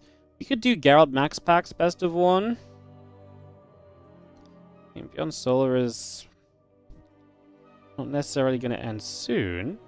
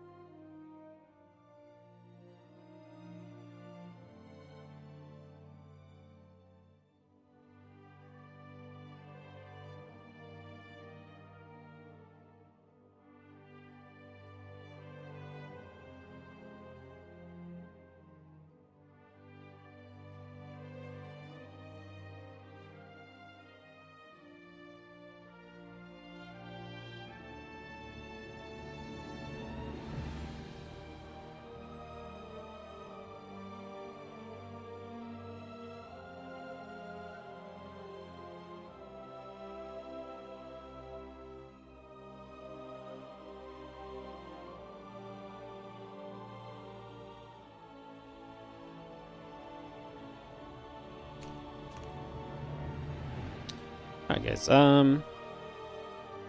Yeah, I'm more tempted to wait for Solo and Beyond to finish and cast the winner versus Clem, and jump into another best of one PvP. Because right now I'm kind of tempted to do the winner of Beyond Solo versus Clem, and then just maybe, I don't know, we might call it a day there. We might just call it, but not sure.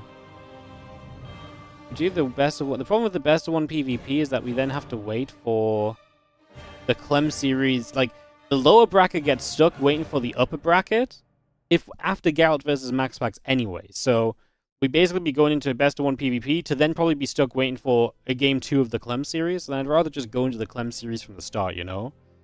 I think that makes a lot more sense.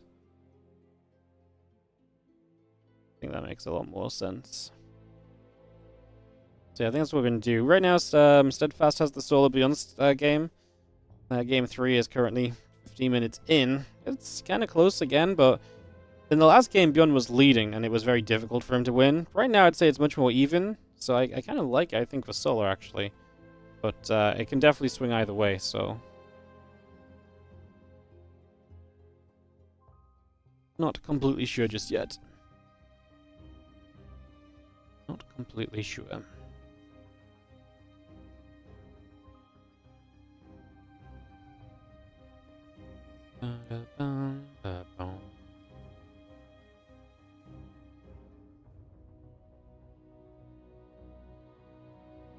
How's everyone doing in the chat? How you guys feeling? Hopefully good. And appreciate you guys tuning in and watching all day. We are coming up to being live for 8 hours now, so like I said, it's been a long one today, but with the added benefit of obviously we've had that Twitch front page, which has made this very fun, very enjoyable. So yeah, if you've been hanging about via the front page and so on, it's been great to see you guys as well. Appreciate it.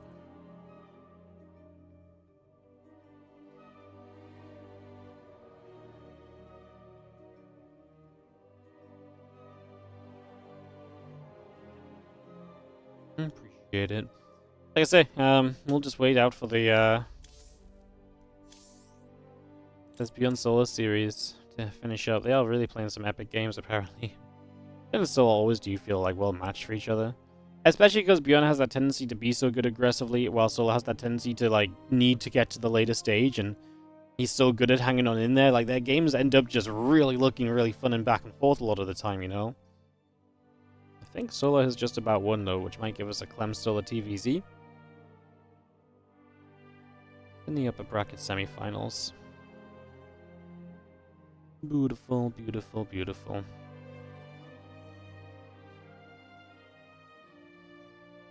I'm excited. I'm interested to see how much the viewership drops by in 4 minutes when we lose the front page. I'm like, is it going to drop by 1k? Is it going to drop by like 2k? I don't know what we're actually going to drop down to. I reckon like, a realistic guess. I reckon we're going to drop down to like 1.2, 1.3k viewers. I'm not sure though. Like we've been live all day, so we might have built up a lot of genuine viewers as well. I'm genuinely intrigued. Oh god, I'm murdering words. Been too long of a day, too much casting. Front page brought you here? Hell yeah. Appreciate you checking out. Oh, I just missed the end of the Solo Beyond game. I assume Solo won. He was on the offensive. So if that game just ended, then I imagine that Solo has made its way through to take on Clem in the upper bracket semi-finales.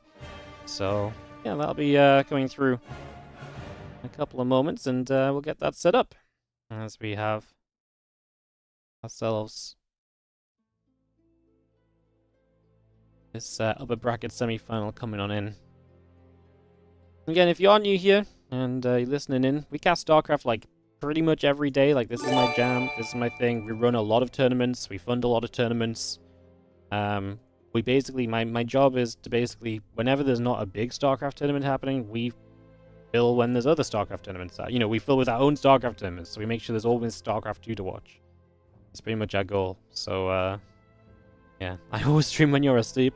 Yeah, my stream times definitely are like, usually I stream through the daytime in Europe, but, yeah, don't worry. I have got a couple of tournament plans to kind of get streaming in the European evenings again, because I've missed streaming in this time zone a little bit.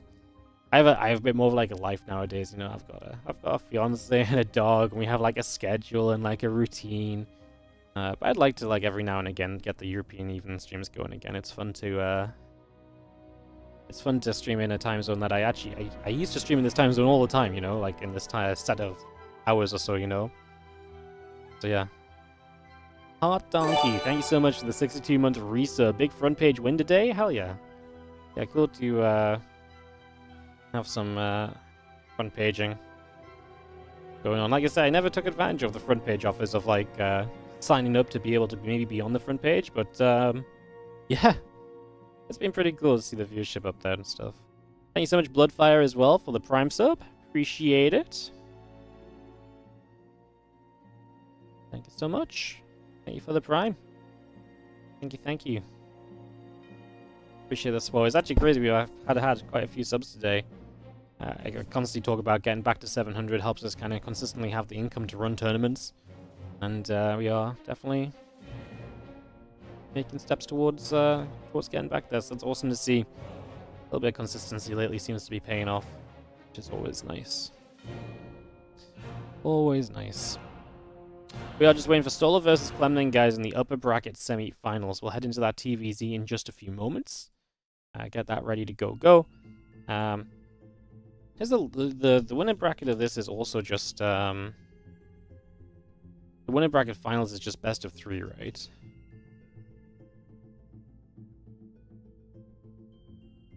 Yeah, everything's best of 3. So apart from the lower bracket's best of 1, and if the best of 3 grand finals is won by the lower bracket, you play a second best of 3.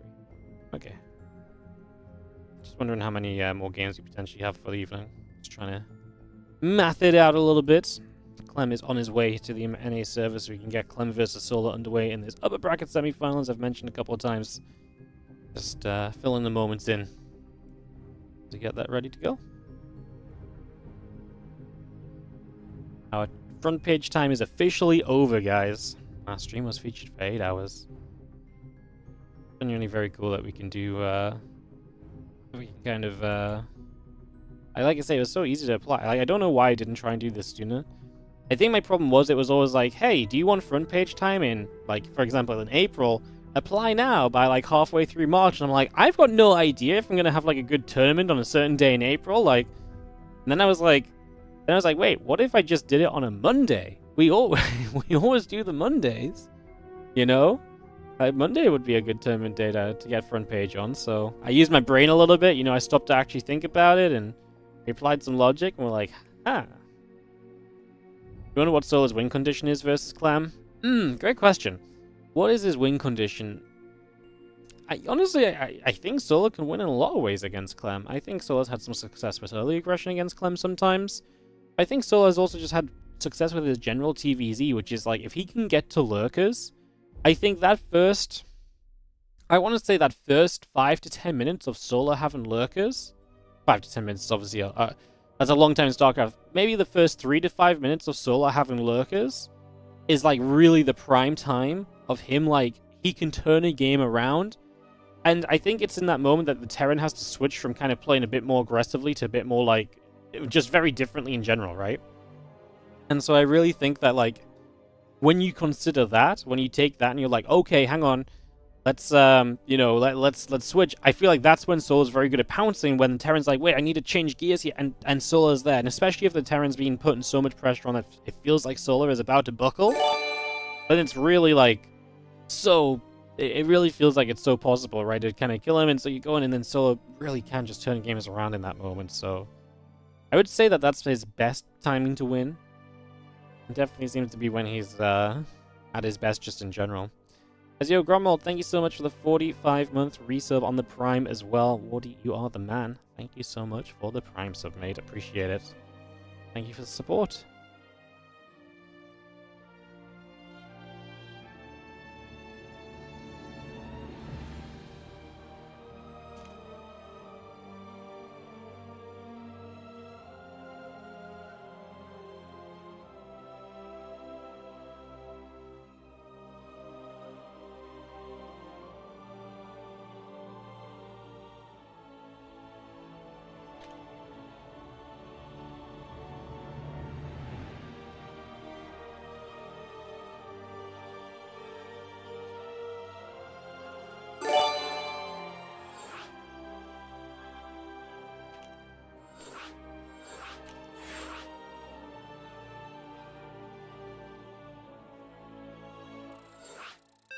Alright, so Solar vs. Clem TVZ best of 3 kicking off right here, guys. Kick this going in just a moment or two. Thanks so much, Rack, coming in for the 13-month resub as well. Also using that Prime. Thank you for priming us up. Let's get into this TVZ best of 3. Clem Solar should be a pretty fun little party here. We'll kick this off and we'll get this underway and see what's going to happen. Dropped about 1,000 viewers from the front page. I'm actually genuinely impressed. We're actually holding and powering like 2k legit viewers right now, it seems. That's kind of crazy, you know? The power, it really is crazy, I think, the power of, like... The power of just your number being higher in the first place, right? Because, like, that's all it really has been. Like, the number was higher in the first place. Yeah, obviously, more people just click on the stream because of that in the first place, too. I think it's very interesting. And you guys don't want me to get started on stuff like that, though. I start nerding out when it comes to like how Twitch works and streams work and how viewership habits work. It's a very weird niche, nerdy interest to have, I guess. As in the top left-hand side, the blue Terran is going to be Team Liquid's Clem, as we enter Persephone for game 1 of this best of 3. In the bottom left-hand side, the red Zerg is going to be Solar, Prepping Falcons, as we get into, as I say, game 1 of this best of 3. Analytics. Yeah, I guess the analytics of it all. Because it's like, for me to have 2,000 viewers right now, even if I did an all-day stream, you know, for me to have 2,000 viewers is difficult, especially when the other guys are streaming as well. Like, Roddy is live, Steadfast is live, you know. So it is fascinating to, like, just because my number's been higher all day, there's more people that have genuinely just clicked on the stream as well, because I am sure some people came from the front page, but I imagine the majority of people that came to our stream from front page probably didn't stick around too long. Like, StarCraft is a game where maybe we grabbed some people in who've watched StarCraft in the past and so on, but, I mean, I guess that's something I'd be very interested to see as well, whether there's genuinely, like, a conversion of, like, for example, today, I wouldn't say I've seen an increase in followers compared to any given day streaming, you know? So it doesn't feel as though being on the front page has done much other than push the viewership up. But obviously now the front page has ended, the viewership is still up, right? So that there's still people here who have clicked on the stream and joined the stream that would not usually have joined the stream because we wouldn't usually be at this amount of viewership, you know? That makes sense. We actually got some TVZs. We actually had great games all day. The only disappointing part was that our semifinals and finals were so quick in the WardiTV Monday. Because if that was a little bit longer, we wouldn't have had to watch terrible Wardy ladder games. You know, like 20, 30 minutes longer, and we could have just got by with chatting a little bit or just done one game. That would have been a bit nicer, but otherwise, all good. As we do have our Reaper showing up, and it will start to poke around and try and do some damage in the early stages. Let me find a camera to jump on for a little bit. I've been casting for 8 hours, my observing is going to be absolutely horrific. I can promise you guys that much. So better to jump on someone else who's. I mean, Steadfast has also been casting for like 8 hours. He also casted the WardiTV Monday, so shout out to Steadfast. Also putting the hours in. And there's a couple of queens are going to hit. The Reaper will take some shots. And the few Zerglings is going to get over to the side. The Reaper will, again, take a couple of nibbles. And then peel back. Link speed on its way up. And that's going to finish shortly as the Reaper just trying to get some extra info. Goes into the main and will hit the Lings once again. Link speed about to finish. If you could see Link speed finishing, you get the information on the timing of that. It's a little bit of info you can utilize, but not super crazy. As we pull back away one more time.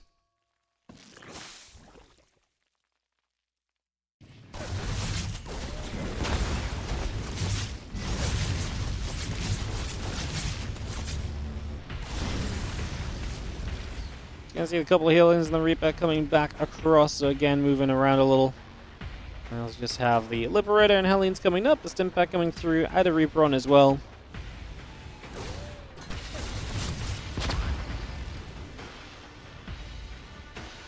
And all of those Hellions will gather for now.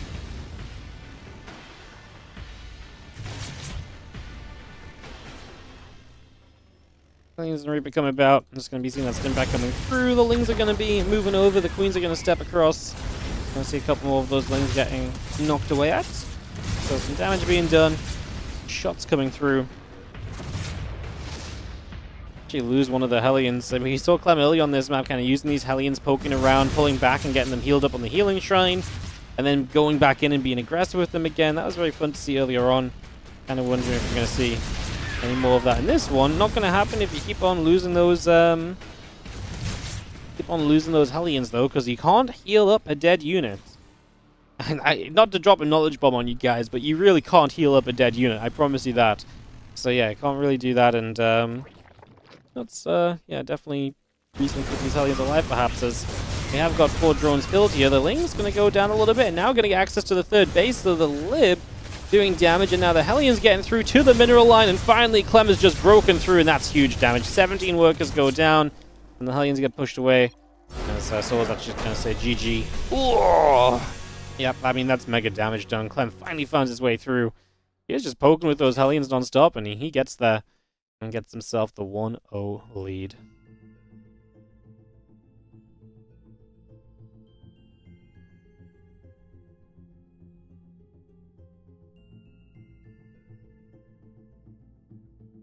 Okay, so I'll take a moment or two, guys. Head into a game 2, just wait for the guys to host it up, and I mean, obviously we're ready to go, but it was a pretty brutal opening game for Sola. I mean, you're playing Clem, it's super late at night for you as Sola. There ain't really no ideal scenario here, as Hero did advance, by the way, 2-1 over Showtime, so we are currently on track for a Clem Hero rematch from earlier. Maxpax, by the way, already dispatched a Geralt 1-0 as well in that lower bracket. Gunplay Machine, winner of that plays Trigger, the winner of that plays Showtime is also in the lower bracket, so a couple matches just continuing through kind of where we sit at the moment. Like I say, getting to the point where there's only really one match going on at a time. I guess the loser of this plays a best of one against Maxpax. So I guess that's kind of a fun little best of one on Talisman as well, a map that no one really wants to play. Yeah, I guess that's kind of intriguing too. As everyone's in, looking like we're readying up. Looking like we're going to kick off into Sandworm for game 2 of this best of 3. Machine, the American Zerg? No. Machine is, I believe, a Russian Zerg player. Not the old Machine, not EG Machine. You're going back a little bit too far there. A little bit too much of a stretch.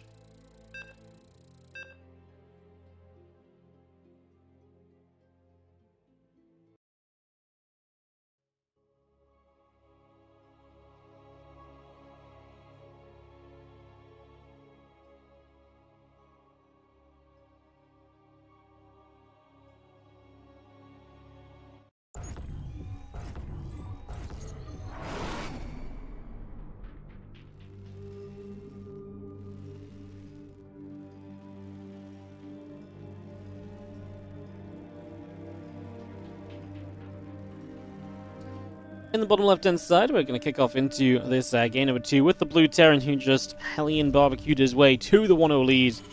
This will be Clem. Takes on the red Zerg. In the upper right corner of the map from Falcons, we have Solar.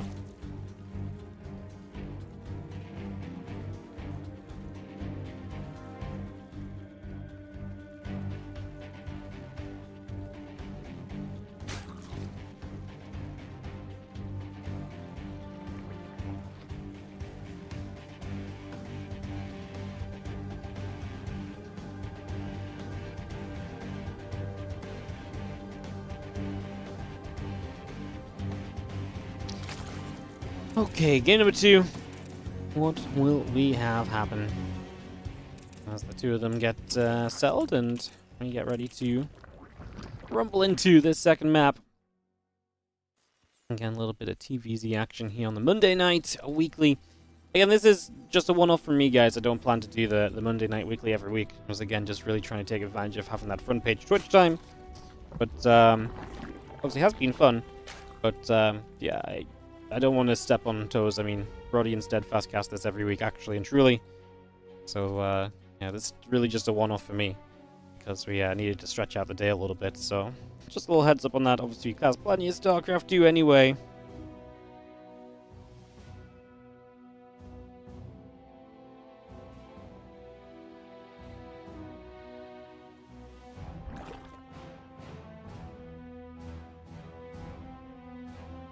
However, a couple of queens and the Zerglings continue to set up for the moment, so we settle down and take a few opportunities to get a third hatchery down. The Reaper's coming across the map early. Little kind of bits and bobs going down. Really no surprises just yet.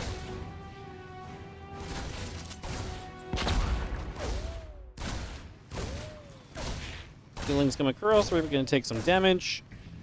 And a couple of drones move about as well. Still got the Link speed and drones coming about. Hatchery on the way in. And the command centers building as well. He's just going to get there. Reaper goes the other way. Again, the CC's finishing shortly. Link speed still coming through. Add on the SCV.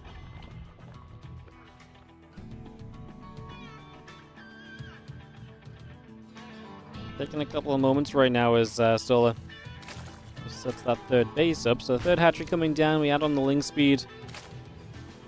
And the orbital command coming about as the Queen and the Reaper will settle down out the front as well.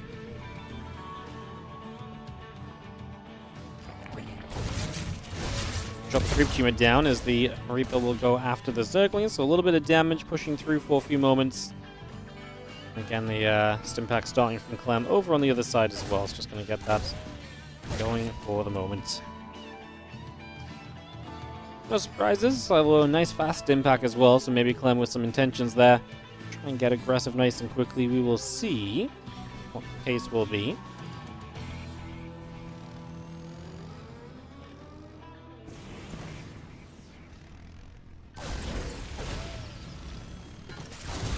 It goes down, a couple of queens going to get bopped. And have the Hellions there hitting the queens as well.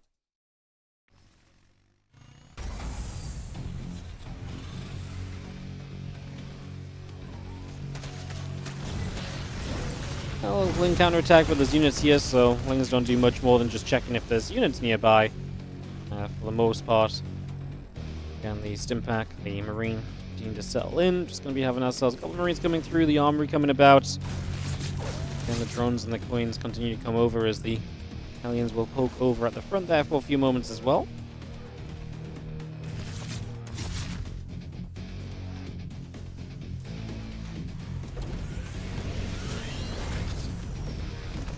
Clem's getting the Armory going. As I was going to say a few Hellions. He's got the stim nice and quickly. Now the medevacs are coming and he's going to get a bit aggressive.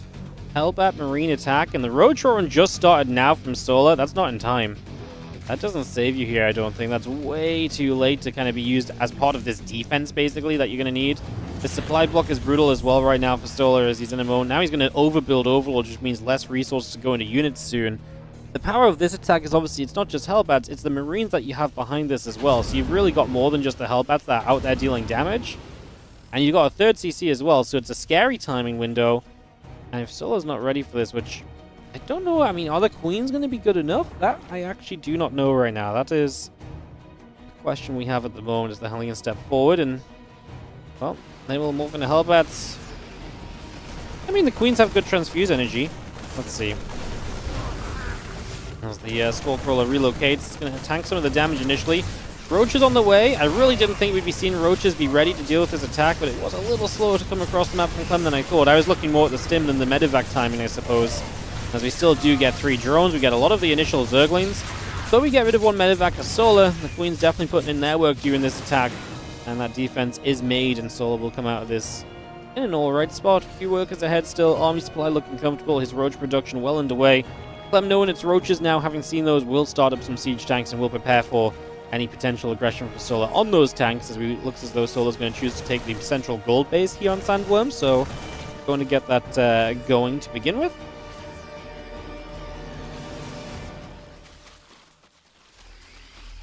The Rock's just going to be under attack by the Roaches, obviously trying to gain access to that gold mining. And the Roach Ravage is still coming through.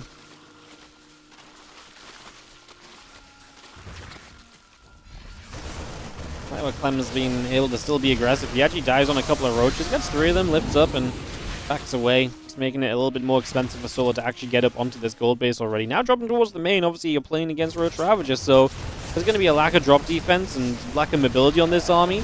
So it's exactly the kind of time where Clem can move around the map. He can come in and be aggressive and really just jump in with those drops and try and make as much as possible happen here.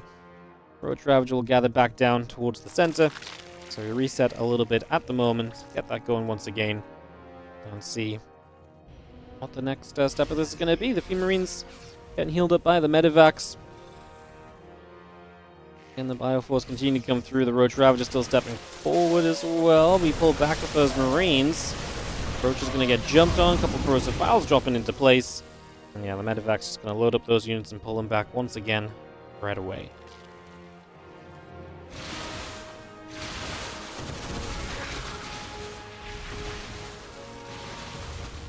Now, Solo's obviously just cut at 66 workers, so he's going to start going into this full-on Roach Ravager attack. What does Clem's defense look like? I think he's got a lot of tanks on the high ground, so they're going to be difficult to reach with corrosive vials. This tank's actually very set back here as Clem. And he's going to stim up right now. Let these Roaches walk into the tanks. That's exactly what you need to happen. Those corrosive vials get rid of 1 tank now. This is not good enough from Solo at all. Those Ravagers are getting absolutely destroyed. And 2 tanks are still just shelling away on Roaches. Solo's going to lose everything. This is very obviously not it, actually, very early in the fight. This is one of those cases where that Zerg supply, held on for quite a while. But the reality of the situation was really kind of already there for a good portion of this. GG's, and Clem will take a convincing 2-0 to move himself into the finals of the winner bracket, which will be against Hero. So Clem will play Hero once again today. Hero stomped him 3-0 earlier, and it was a stomp. This game was a little bit closer, but Hero played very well. I think was always in control. And then obviously game 2, game 3, I mean, that was a fall apart from Clem. Game 3 was actually kind of wild, I guess. But Hero succeeds in the succeeds during the crazy moments, I guess. In the lower bracket, Bjorn is playing against Trigger, and then the winner of that plays Showtime. The winner of that plays the winner of Solar versus Maxpax, which is what Solar just dropped down into with that loss. So by the time we do Clem Hero, this may be going to be like a best of 1, a couple best of 1s in the lower bracket, and then grand finals, I guess, right? I guess that's how this tournament's panning out, playing out. Seems like it. All right, we'll definitely do the Clem Hero match. I'm feeling the drain though. The lack of me doing long days nowadays is definitely I'm feeling it. actually doing a long day now. I'm like, ugh. The pain is real. Pain is real.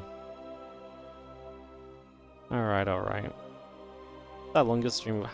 What's the that's the longest stream we've done. It's going to be 8 hours already. On the 15th of February, we did a 12-hour stream. What the hell did we stream on the 15th of February?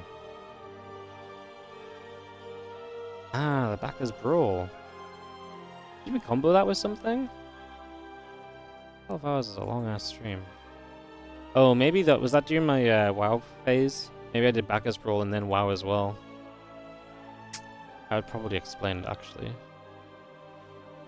Definitely the longest StarCraft stream we've done in a hot second. 2nd of February? What did we do then? OSC? That was a long day.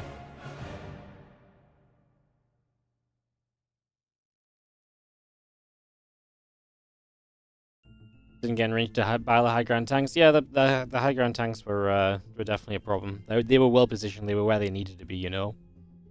Definitely helping. Could have forced a lift and interrupt Clem's eco. He could have done, but I think the scary thing is with solo, you're pretty committed there, no? So you kind of want to go, and you kind of want to be like, hey, look, I can, you know, I kind of want to go and try and do something. You know, like, I need more than just, like, to delay his eco, because the longer I wait, the more tanks there are. And if I don't do serious damage, he counterattacks and kills me, you know? I mean, it was a bad fight, but I can understand the reason for looking for a fight.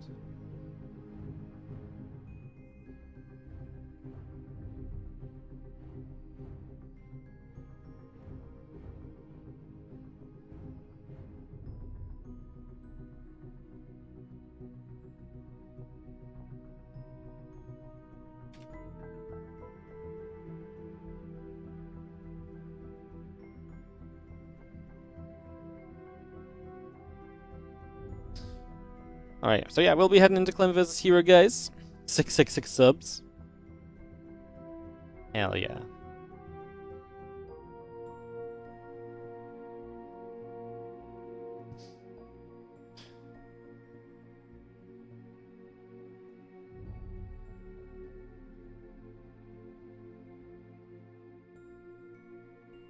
I tell you what, it's actually quite nice because obviously the lower bracket is just like predetermined maps, so it's like the guys in the lower bracket just start their game as like boom, boom, bang.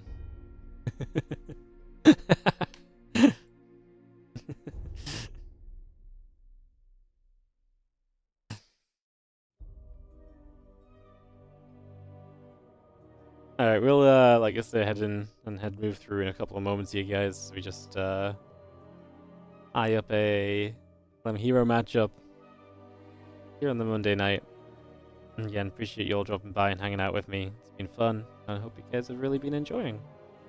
Okay, I'm definitely feeling tired a little bit right now, but we'll power through. I think at least the Clem Hero match we might do it till the end.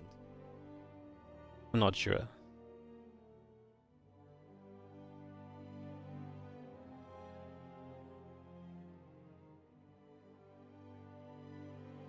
Do.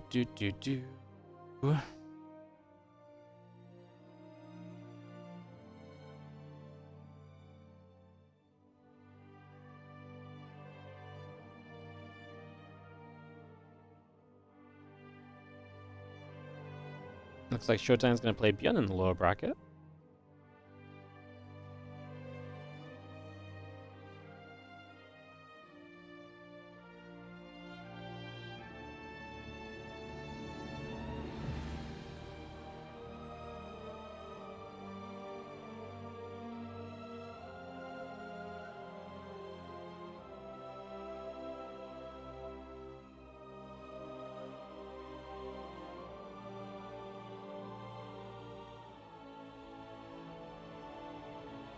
Oh.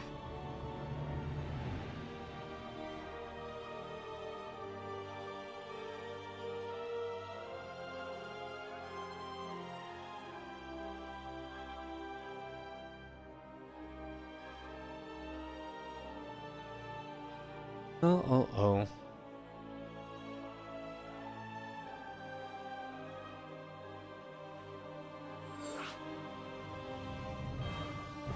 I'm just going to drop the lobby into Ultra Love.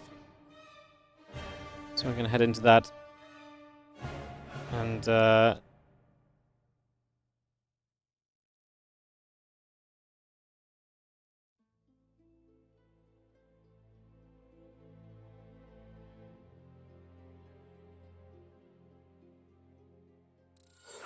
yeah, we're just gonna get this going. Sorry, guys. My brain's really just like. I tried to stay as sane as possible while the while the front page was on. I feel like now my brain's just like, oh my god, the big thing we were trying our hardest for is done. It's like, oh, my brain's shutting down. I'm like, no, we got StarCraft to talk about at the very least. How's it going to Hero vs Clem, guys? Let's cast this TVP best of 3 in the upper bracket finals. Second time we're casting Hero Clem today. I'm just gonna whack it on Indy's camera, and as soon as he wants to do the intros, we will intro as well. Until then, I will kill some time and chitter-chatter along. And again, say thanks for tuning in and watching some games with us. Appreciate you all.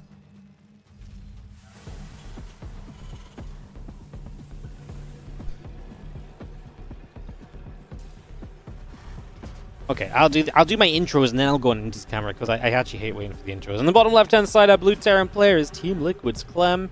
While in the upper right, our red Protoss player is Hero. Game number 1 of this best of 3. Now we go into Indy's camera, and you'll see him probably do some cool spit. Yeah, literally as I finish my intros, he's going to go do his intros. Of course he does. This guy. I swear he's just waiting for me to do my thing so that I don't benefit from his fancy intro camera. Well, we cast a crap ton of Clem versus Protoss today. We casted Clem Hero a whole bunch already today, too, so let's see how this goes. I mean, this is a series that happens, what, like 4 hours later than they played last time? I think 4.5 hours later than they finished playing previously.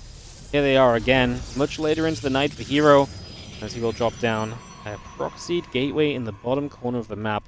I do wonder if you kind of watched a lot of like Clem Hero earlier in the day versus Clem Hero later in the day, if Hero like steps up the aggression a whole bunch, or you know what I mean? Like if there's like a, hey, I'm gonna go be aggressive, I'm gonna be an aggro Protoss. Or like way more aggro than usual, way more kind of YOLO in this kind of like late at night kind of match for me, for example. I wonder if that's a, I wonder if that would be a trend, because I could imagine Heroes like, it's late at night, you know what, I'm gonna increase the proxy rate for sure.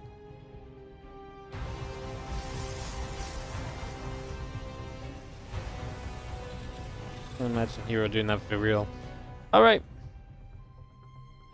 Ibra is going to be coming across the map. We do have our factory and reactor continuing to build in.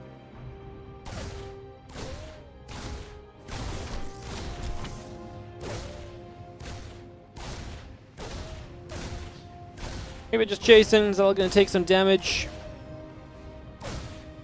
And we actually have this Zeld already likely going to be in some trouble. Going to have to try and pull back to the reinforcing Adept. Zeld's going to... Reaper I thought was going to commit, but the Adept actually had...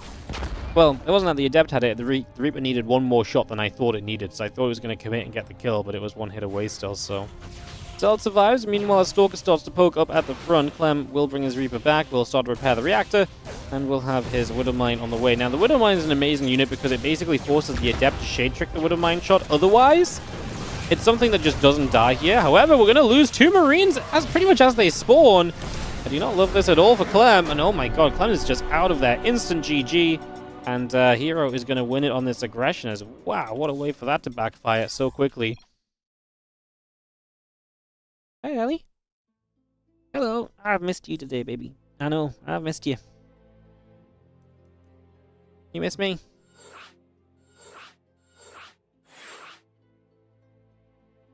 You got something in your mouth? Let's have a look. Oh. No. You were just acting funny.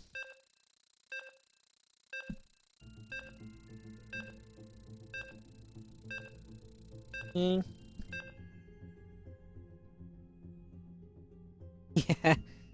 Oh, I'll be done in a bit. We can hang out, okay? If you're still awake, we can hang out. Yeah? Okay. Okay, I got a cast. You be a good girl.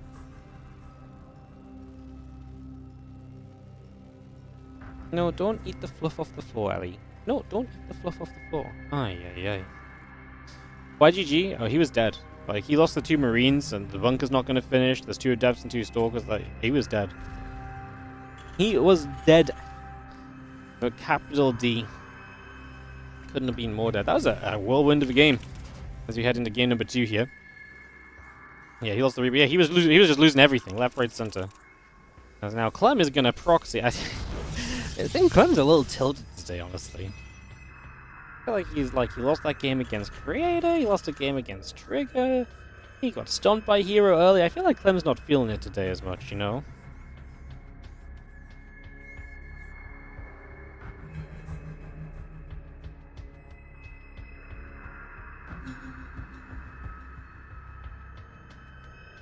Well, it's going to be 2 barracks. The main thing already is going to be that we see the probe heading across the map here, so Hero taking that to the upper right-hand side and moving that into the main base over the next few moments. He didn't think this was going to kill him. It's the sort of build that can get out of hand very quickly. You know, it's the sort of thing that can very quickly go from being like, la-di-da-di-da, chilling and bopping and doing my thing, and boom.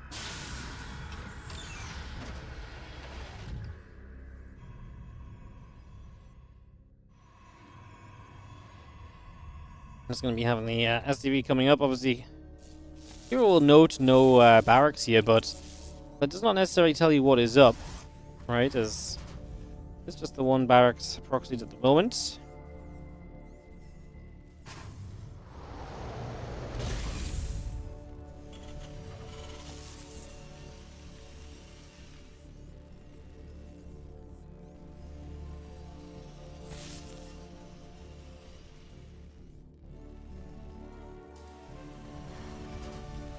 Probe just coming through. The SCV going to get chased around. We will have ourselves the barracks going to float home as the factory starts up here, and Reaper actually coming back to go get the probe as well, so this is not going to be as exciting.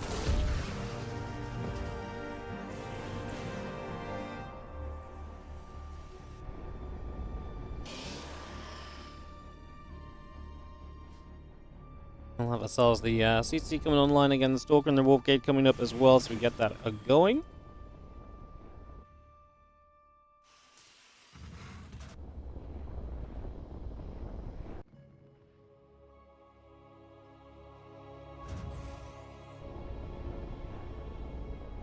The Rex is going to be flowing up towards the upper right. The Stalker's moving around. Cyclone in production for the moment.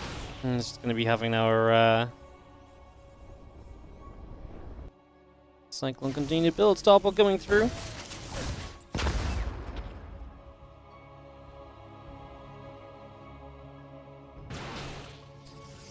Stalker going to shoot. Reaper is going to go down. So we're going to get there as well. It's going to be seeing the and Cyclone about to finish. A blink coming through, Warp Gate on the way. Nexus and the Gateway coming up as well.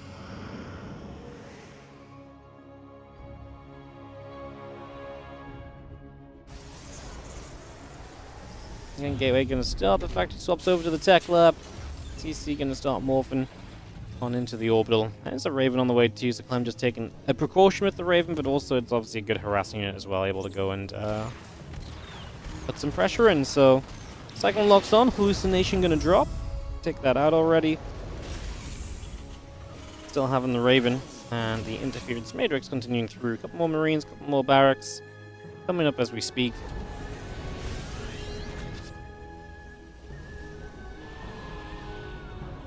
Orbital Command will move over to the Natural as we just have. Again, the Blink coming through. Add a couple of Stalkers on in there.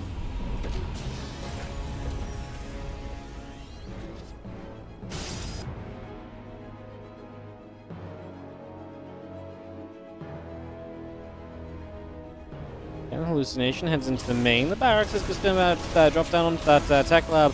Cyclone locks on and it removes the Hallucination as well. Still got the Marines, the tank, the stem coming about. A couple of gates coming through as well. So we continue to get that all on the go here currently. The Stalker's still moving over.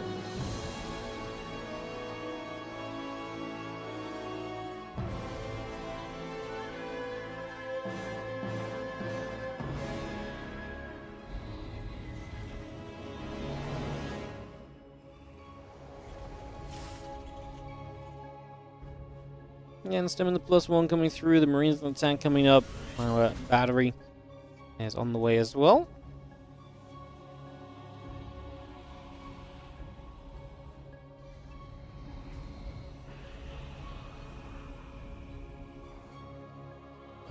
There's a lot of units gathering up from here as he wants to apply pressure. 4 gates of unit production right now.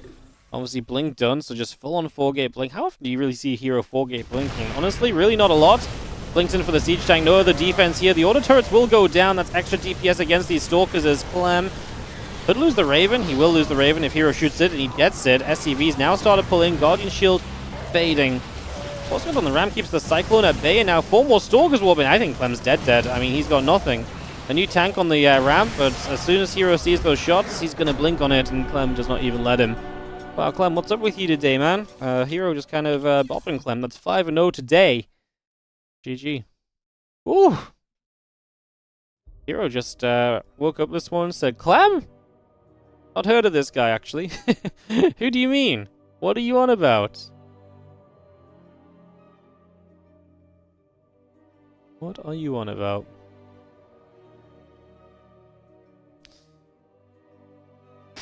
Wow, Hero actually genuinely making some statements there. As by the way, Bjorn took the map off Showtime, so Bjorn will play against Solo or Max Packs in a best of 1. And Bjorn's solo game's already been pretty crazy today. I guess we'll see how this goes. As yeah, Hero really is just looking great. He just turned up the aggression here. Like he really did just turn up the aggression in this match. I got this game number 2 coming in a couple of moments. Sorry, not game number 2. This lower bracket game coming soon. Max Packs and Solo are in game. They've been in game for... I don't even see them.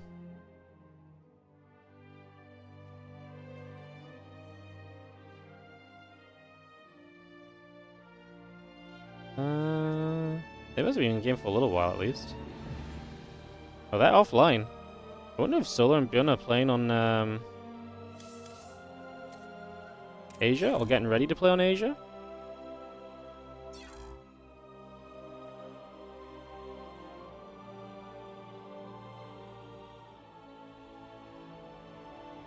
Because the bracket's not updated. Bracket's not updated. Cheeky, I found them. The bracket wasn't updated, but this time we will successfully get into the Solo Bjorn series. It's a best of 1 in the lower bracket, so it's Solo versus Bjorn. So Solo beat Max Pack, so Solo versus Bjorn. Winner plays Clem. Winner plays Hero in the finals. A couple best of 1s and a best of 3 left. Okay, nice. Cool.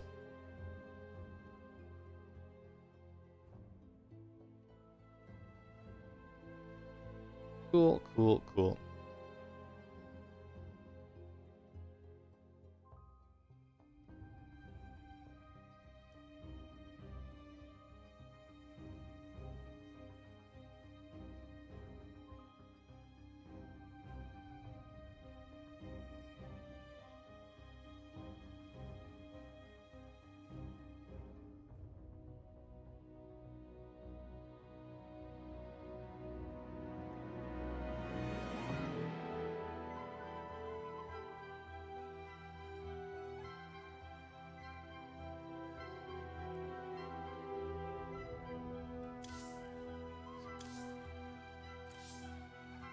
Alright, again, everyone in the lobby, guys. I think a bunch of other people didn't realize as well that Solo and Bjorn were like setting up to play right now, so yeah.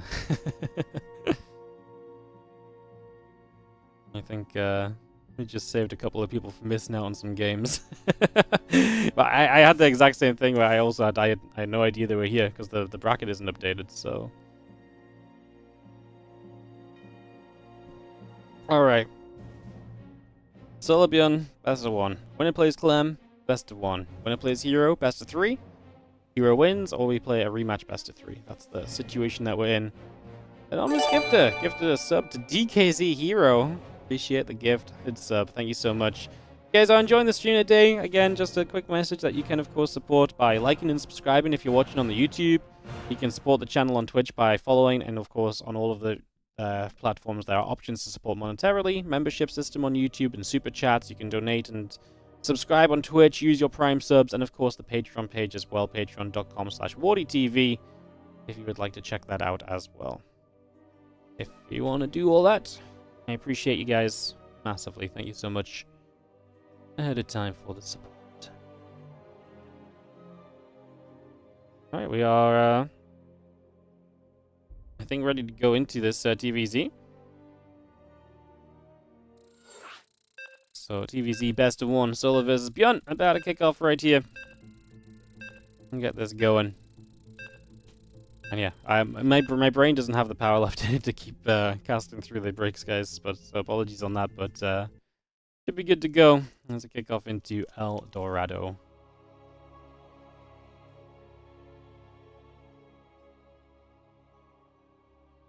Yeah, this is just best of one, like I say. So there's a couple of best of ones. Beyond Solo best of one, and then the winner versus Clem best of one. What if I subscribe to Patreon and get replays? Can you cast them on your channel in Spanish? Yes, absolutely. They're your replays. You can do whatever you want with them. Yep. They are they're free to watch, learn from, cast. And do as you wish. No restrictions. You don't even have to mention where they're from. Once they're in that replay pack, you can just go. Do as you wish with them, like I say. As a drone comes down to the low ground, builds a hatchery. We get that started up.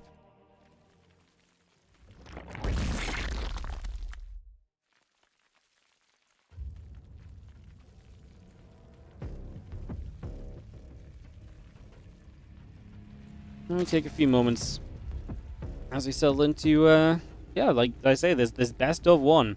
Is this live? Yes, this is live right now. We don't usually stream at this time, but the Monday Night Weekly happens every Monday at this time. Mondays are crazy because there's another Monday Cup that starts in like 3 hours, you know? It's wild. It's just the Monday Cups never stop. They just go. Yo, thank you so much, Carl, on the Patreon, the $15 pledge. Thank you so much. I appreciate that. Hell yeah, thank you.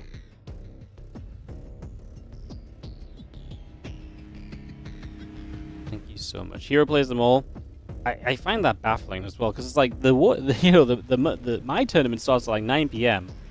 It's like I could understand it if it was like you start at like 9 a.m. and you play till like 2 or 3 a.m. But like to play from like 9 p.m. to like midday the next day or something is like ridiculous. That absolutely baffles me. And he plays so well through it as well. Crazy. Yo, AKBD99, thank you so much for the Prime sub. Appreciate the support. Thanks for priming us up as this TVZ gets settled. We didn't see it on stream, but Beyond and Solo played a crazy set of games earlier. We were waiting for them during their game 2, which was a sick game that I watched on Steadfast channel. And then we missed game 3 because I misclicked, and then we kind of ended up watching game 3, the end of that on the Steadfast channel too, which is also a pretty cool game that they played, so... He was just completely shifted his sleeping schedule? Yeah, I mean, probably. I mean, the reality is, like, you can't really do much through the day in Korea because a lot of the Koreans are even playing the European server now.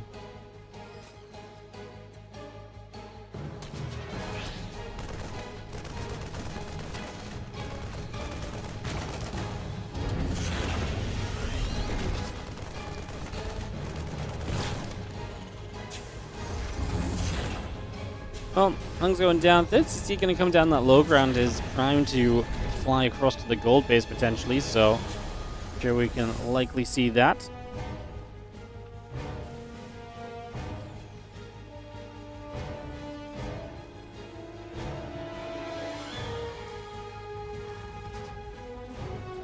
And we have the orbital coming through, and a couple of Hellions are coming about. We'll get this underway. Let's just have the road run building. Hatchery going to finish very soon. Again, the additional drones coming over. The Queen is on its way, about halfway as well. I think that we'll just settle down on the watchtower as our Hellions and our Marine continue to produce. Stimpack coming about. The command center will be finishing in a few moments as well. And the evolution chamber and the Rotron.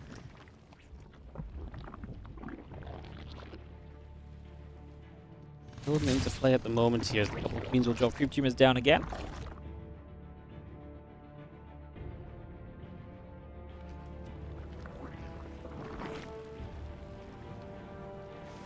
Oh, just a few roaches on the way. And Beyond just playing into that fast stim, but not just fast stim. I mean, he's getting the 2 extra barracks with it now, so no starport yet. Just factor into 2 more racks. It'll give you a little bit of potential pressure and aggression here, so we'll get that ready to go. Did Solo beat Max Packs in the lower bracket? Yeah, we didn't see that game, but it wasn't super long. because the Clem Hero Series recast wasn't super long, so it was pretty quick. Not sure what happened, but yeah, Solar did knock down Max Packs as these few roaches gather up and Evolution Chamber goes down. Still got the Engineering Base and Barracks coming online. Top wall coming up as well as the Hellions go the other way. See a couple of drones taking damage now as well. As again, the Carapace upgrade the lair coming through. Evo Chamber coming about. And that Stim Pack about to finish, and 1-1 upgrades coming up from Bjorn as well. So bringing all of that through. Bjorn on a little bit of a supply block right now. Big supply block, actually. 61 over 61. Nothing on the way. He gets through for some drones. He's going to get 7 workers, move into the natural expansion where a couple of queens are going to fire. The drones pull about. The queens and the roach is going to be there, hitting that Hellion still. 10 more drones in production from Solar to just remake from that, and Bjorn just now finishing some depots. Yeah, that was a pretty sizable supply block. He got some unsupply blocked a little bit as he lost some of the Hellions, right? So that helps a little. So there's something that was kind of okay there, I suppose.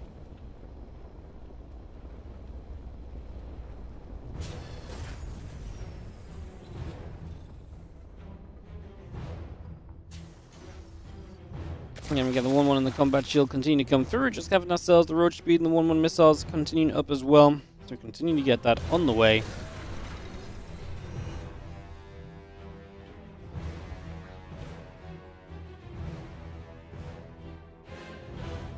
Those Marines very much so just still gathering together for now. So they will just wait. And I can say obviously we've got that early stim, and generally we've been building into this bio army quite heavily so far. And these couple of medevacs going to come out toward the center. Marines gather up, Reaper moving through.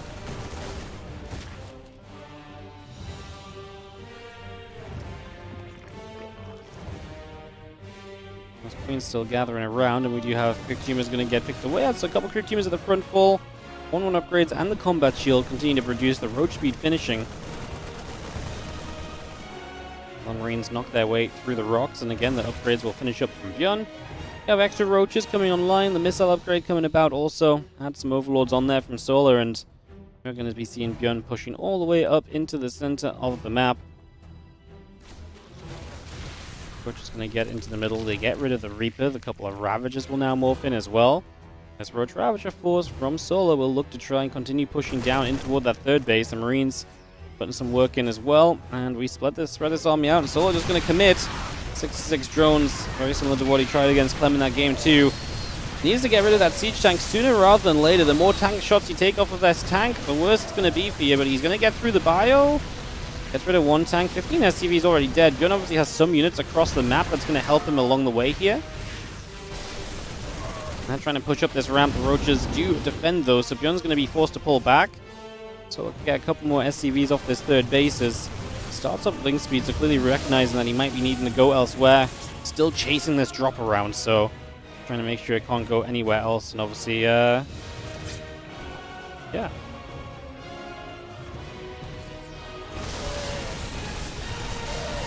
Marine step through, just have our Queen take some damage.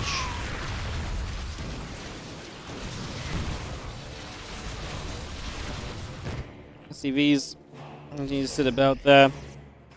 As you have the Roach Ravager continue to gather up. Just be seen now. Baneling Nest on the way. Infestation Pit coming through. Add a couple of drones and queens on in. And again, melee upgrade, Carapace upgrade continue to come in. With that link speed up as well. So definitely full transition coming through from Solar, who just got the SCV damage done this time around.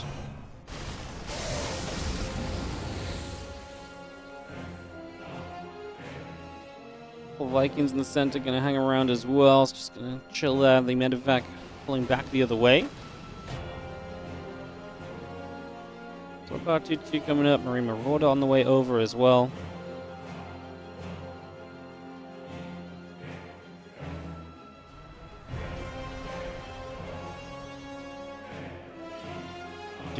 And that +1 vehicle weapon is very much so still on the way up right now, so we see those upgrades completing. Still got the melee upgrade and the Carapace coming over. Bane speed coming up as well.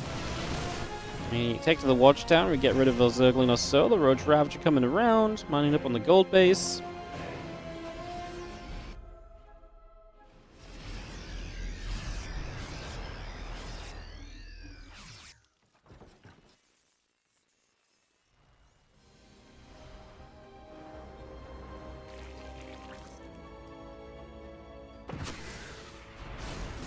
Bjorn obviously going to start pushing and trying to apply pressure, just coming across this map. I like the fact that Solo's been able to transition quite nicely, though.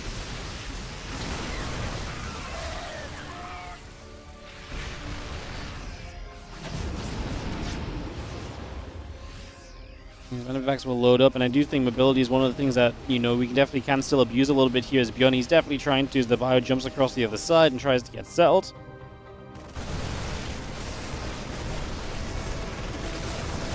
So that hatchery on the gold will go down, so Bjorn going to be able to control this in that regard.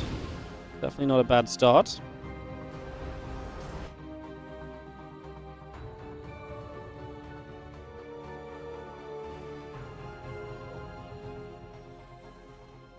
Bioforce will just gather on the watchtower. Of course, with the forces on the top side, Bjorn will be able to stretch out over there and continue to apply pressure in a couple different positions.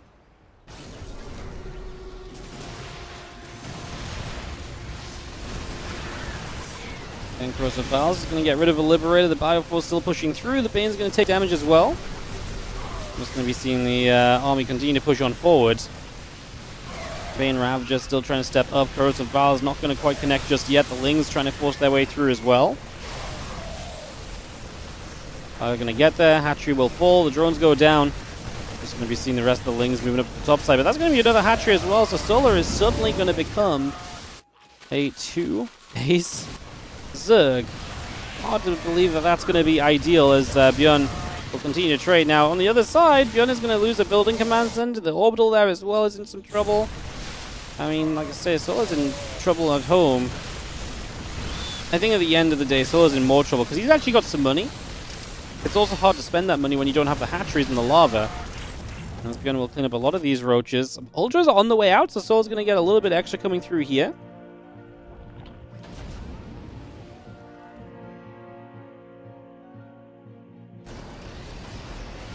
Fire Force continues. The tanks and the Vikings come across. Just going to be seeing our tank sieging. The army going to step up. A couple of the Ravagers will step through. The Baneling is going to take some shots as well. Another couple of Corrosive Valves coming down. Corrosive Valves landing, and again the Liberator sitting back and doing some damage elsewhere too. Bjorn just needs to get rid of these Ultras. I think they're the biggest threat right now, and if you get through those, not sure if Solar's going to have enough to continue through. So many of those Ultras getting low. The tanks are just doing so much. Bjorn kiting back to those tanks and utilizing their range and their siege to get a lot of work done. Bjorn's army is low HP mind. It feels dangerous. A couple of Ultra Stripes, a couple of Banelings, and so much disappears at once. Bjorn is also microing on the top side, by the way, as there's a fight up over here. Medivacs loaded up and had to retreat away. Fire coming about. A few more Banes morphing. The Ultra is just going to get a chance to jump forward. The army kiting backwards. Ultra taking a few more shots. And the Medivacs on the top right side going to load up again. That Ultra is just so low. There's just no saving it. A Parasitic bombing some Vikings, but the Viper's also dead. And I think Solo is on his last stand right here as Bjorn will get revenge for the upper bracket. I'd love to see just the best of 7 or something between these guys. They seem to just absolutely have great games at the moment. Bjorn and Solo pushing each other to some limits today. They played a lot of great games. GG's, and Bjorn is going to take the 1-0. And of course, just in the best of 1. That is good enough to advance on through. So it'll be Bjorn versus Clem in the next round of our lower bracket. And the winner of that plays hero in the grand finals. Excellent. Alright, guys. We'll hop on over to NA and get the Bjorn Clem series ready to go. Get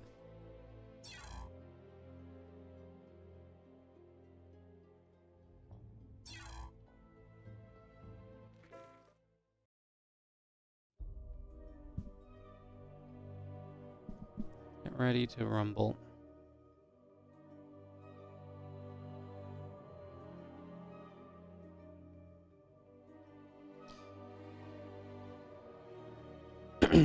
Alright. Get this sorted in a second, guys.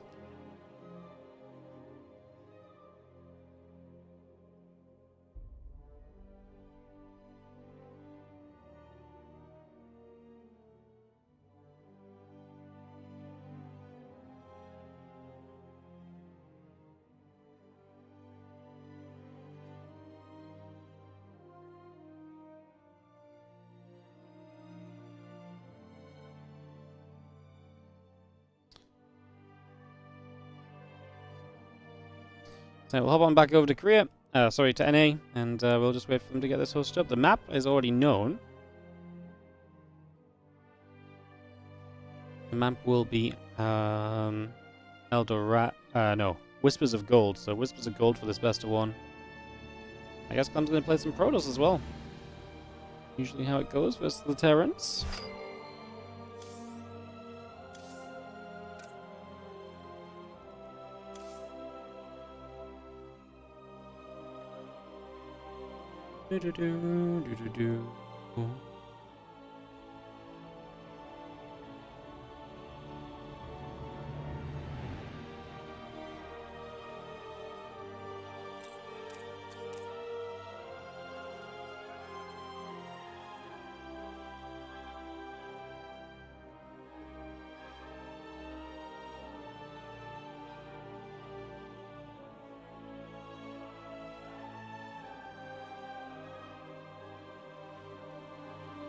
Yeah, Clem Beyond coming through. Just waiting for Beyond to hop on over to NA.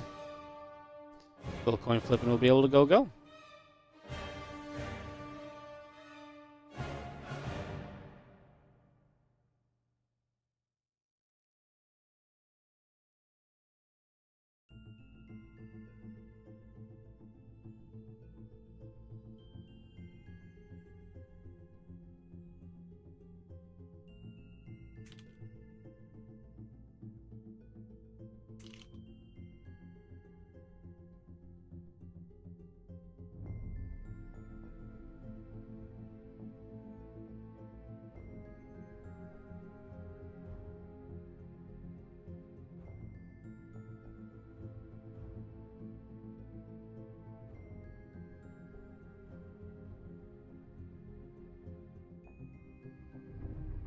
So just waiting to see if they are going to coin flip or what the dealio is.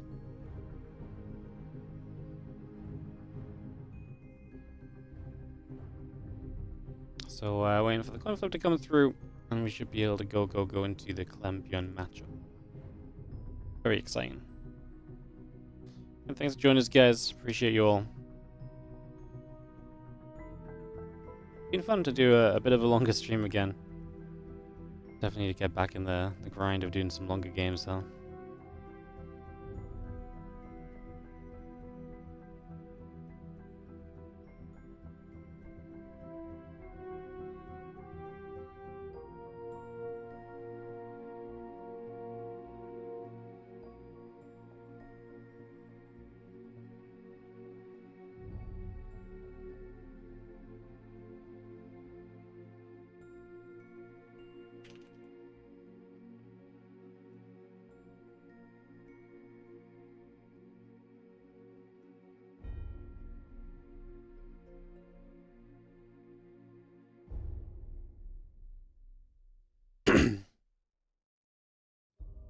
Is this bad? You've been watching SCT all day and you should have been working for the last 6 hours. Yeah, me too, man. I've also been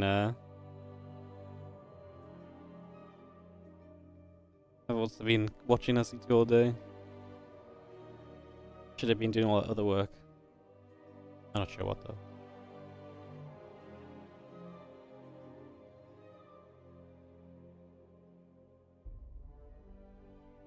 Whispers of Gold coming up.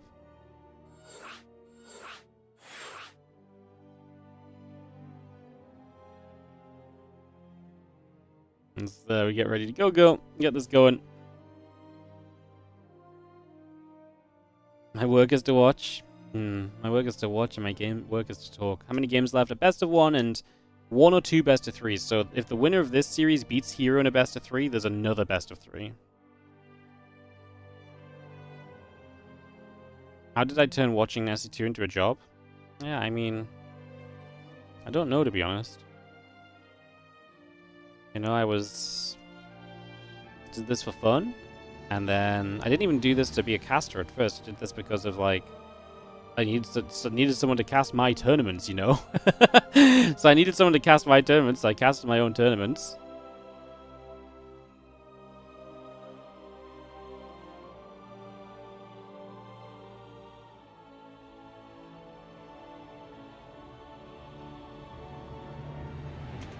Gonna like spike, hang on.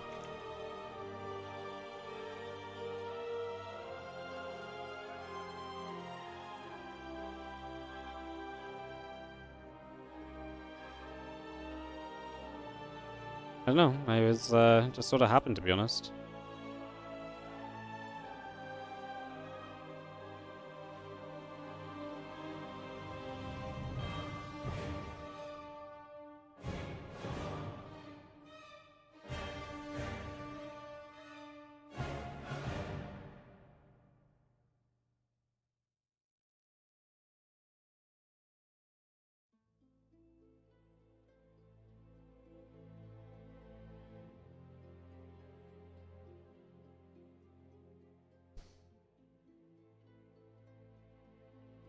You remember you showed us my audition cast? Yeah. It was terrible. They're like my very first YouTube videos when it was my auditions for the Danish StarCraft League or something. Pretty wild. Oldest. Then the Marines, and going for one very strong attack, so we'll see exactly what Vega Bunny wants to do with that, as MTL Pink actually takes double gas, so... Yep. Maybe that'll be a goal for the subathon, watching the oldest video on the WardiTV YouTube together. You know? We can watch it in full. I can't listen to like more than 10-20 seconds of it, so yeah. It's gonna that'll be painful.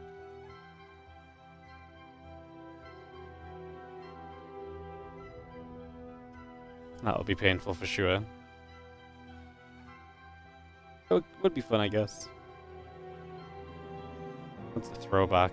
I can't believe I sent this to someone and they were like, "Incredible! We need you!"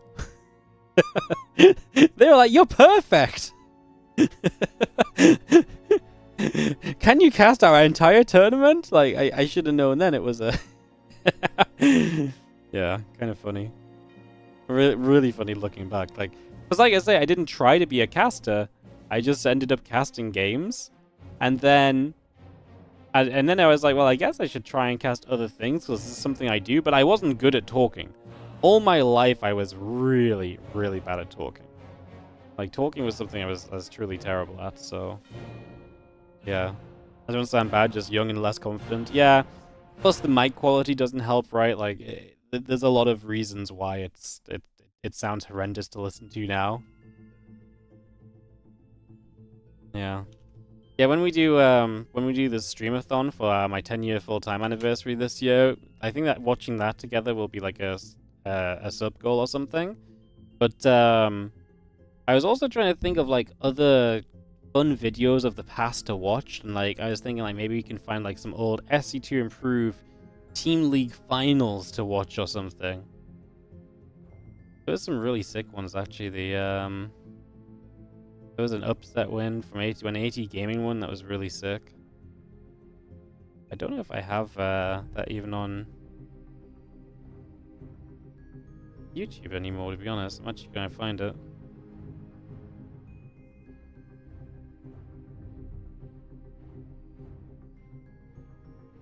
No, I think it was this season.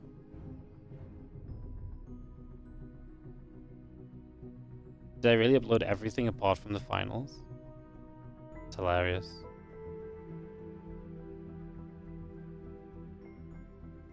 Bjorn had an issue, by the way, guys. We are in the lobby. We're just waiting for everyone to be ready.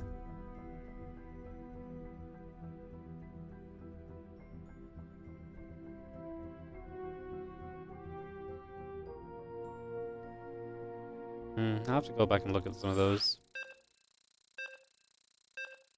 What mic do I use? What now? This is a Sen... whatever my headset is. A Sennheiser HMD 737? Oh, no. Sennheiser HMD 27. These are pretty much what we use, or versions of these headsets. These are what we use at like Katowice, and they're pretty much professional broadcasting headsets, and unless you're a real audio person, I think this sounds just as good as the majority of sit in front of your face microphones. I know some people don't like having the headset on their head all day, but like I can't think of anything worse than having to sit in the same position all day to make sure that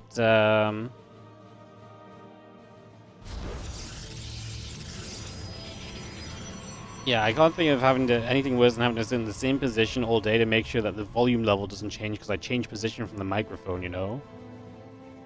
So, you know.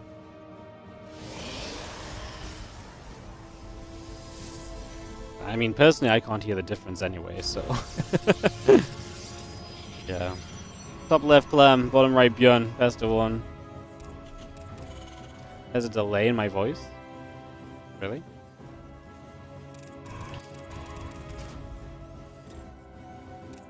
I know that someone tried to explain. I explained this to someone once, and they were like, "Well, you know, you can get like one of the arms that can move them. You know, the microphone can move." And I was like, "Great! So anytime I want to like move, and I move a lot when I cast. I look this way, I look that way. You know, like it's very important to me that this thing is fixed on my head because I do not sit in the same place for like a long time. You know." Didn't Clem lose 30 minutes ago? Yep, in the winners bracket, this is the lower bracket finals. So this is the lower bracket finals. The winner of this plays in the grand finals against Hero. So we might get a Clem Hero round 3 of the day. It is possible.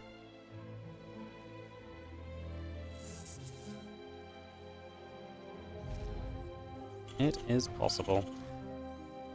This is just a, yeah, this is just a best of one. It's kind of an interesting format. It's funny because, like, we're going to go into the grand finals after, what, like 4 hours or so, give or take? Like, it's kind of wild because for having more people play and having a whole lower bracket, it actually doesn't really take much longer than my tournament that doesn't have a lower bracket. Considering the amount of extra players, like, the lower bracket just being best of one and predetermined mouse really speeds it up.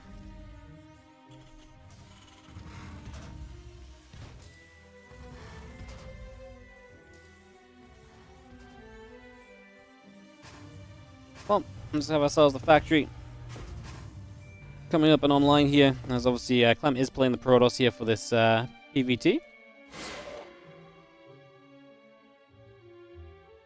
Clem has not played an official TVT in about 4 months now. If you weren't aware, this is how he approaches things.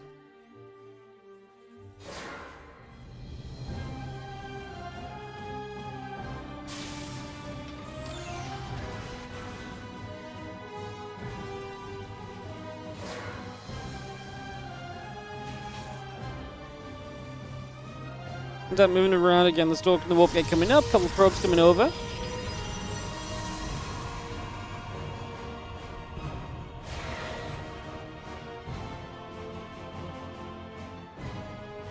Depths continuing around again, the Blink is going to be on its way up. Couple probes in the gateway continue to come through, and on that Warp Gate.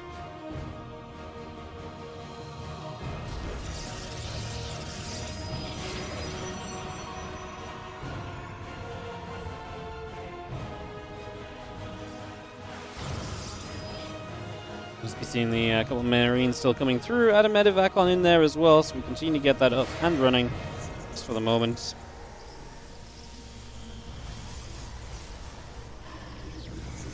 Do have our couple of devs continue to come about now, so just getting settled.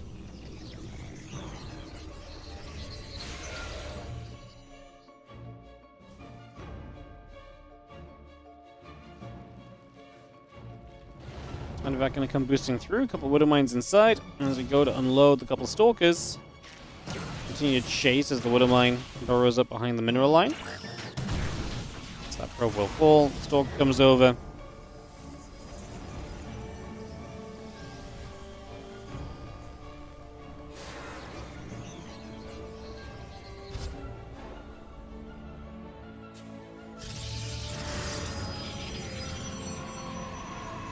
Dropping a third base down, Clem getting that up straight away. Bjorn with the tank and the Marines, we'll see if he wants to get very aggressive here, right? He's got a Raven out. He's got the Widow Mine drop still lingering behind the mineral line, so he's got options at this point.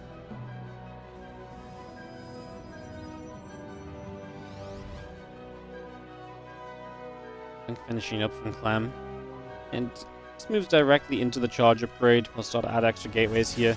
The Widow Mine does try and find its chance to come back through as the Widow Mine burrows. The probe will not get blown up just yet. And we'll unburrow and reburrow that mine a couple of times. Kaboom and kabang. And a couple of probes go down with the auto turret combining here. So Clem is going to be the one to take some of the damage here initially. As the Stalkers move back over, the auto turret does fade away.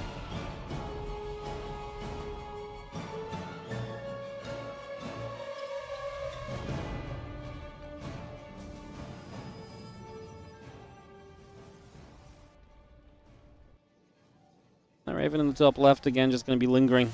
Nice map for it because you have 2 mineral lines you can hit from this dead airspace, so a lot of potential there. And Bjorn already loading up another drop. Medivac leaves in the view of the observer though, so Bjorn actually leaves and then he scans the observer and he pulls the Medivac back, so might go a different direction.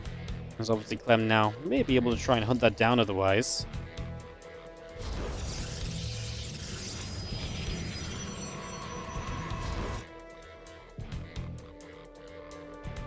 Medivac still moving through as we just have the Stalker's going to hit the Raven. We got the Stim Combat and +1 coming up. The Medivac's coming over. Again, charge and +1 coming around as the Observer. New one replaces the old. Gets there and gets going.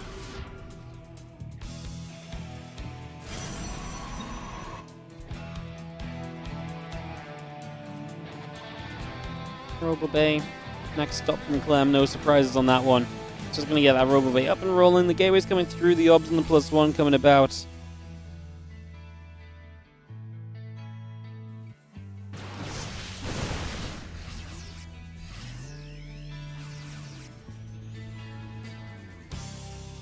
Well, I'm expecting Bjorn to probably get moving at some point here, and this is going to begin to come across now. So, on the move. Meanwhile, the Medivac will hang around and get straight in, and Clem's going to start losing a couple of probes here.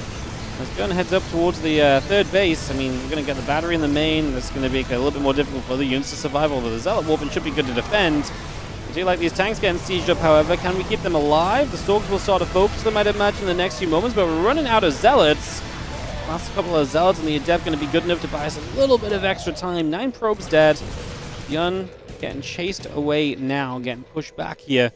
And Clem on his way to that Colossus. That will really change how this continues in the near future for him. So that obviously gives him a lot of splash damage he didn't have before. Maybe this is where it starts going well for you. Let's just see the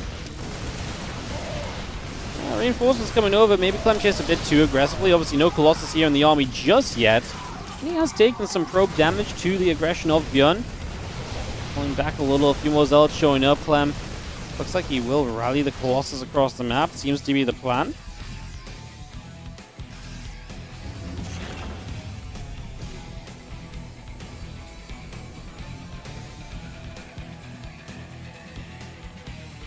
+2, extended thermal lance on the way. A couple of additional barracks. The Viking and Marauders coming up as well.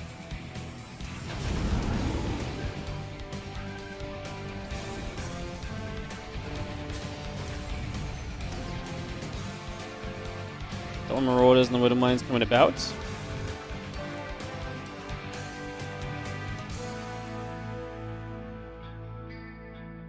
Focus pulled back to the upper left side. +2 and the extended thermal lance coming through.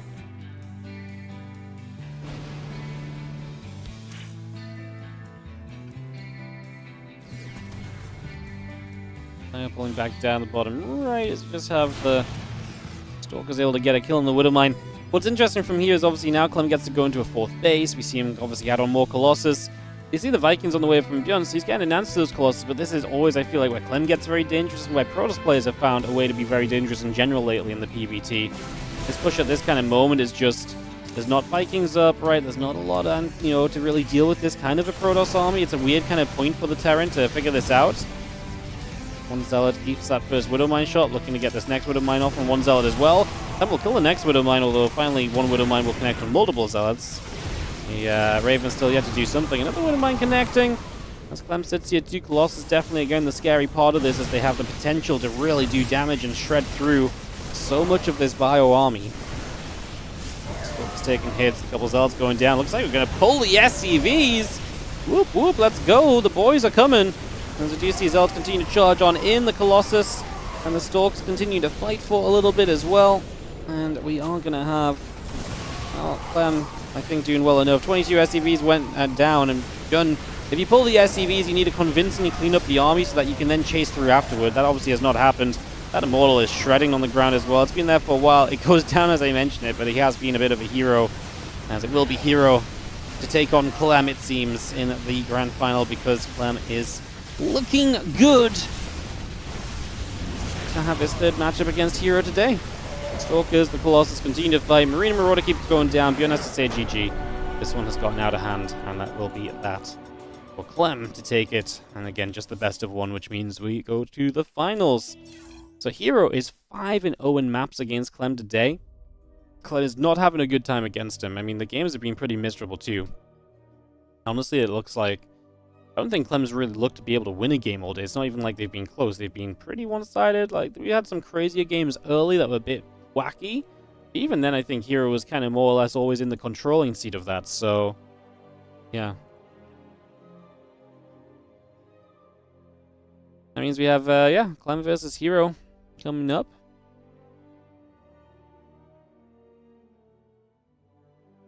In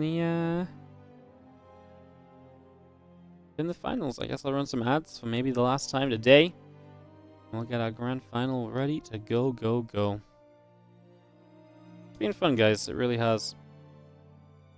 I could say not going to be here doing the Monday night weeklies every week, but well, not really ever. Just this really was a one-off with the Twitch front page stuff. But yeah. Hero Clem. So again, if Hero wins, it's over, and Hero is the winner. If Clem wins the first best of 3, they play a best of 3 reset match afterwards. So basically, because Hero's not been to the lower bracket yet, he still has 2 lives. So Clem has to win 2 best of 3s to win. Hero just has to win 1.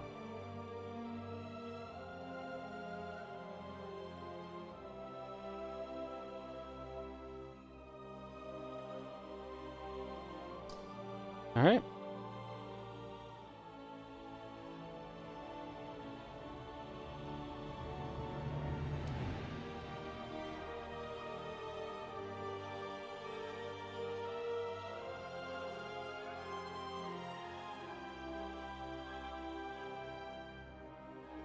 Hello, Gaz Johnny. How you doing? Hello.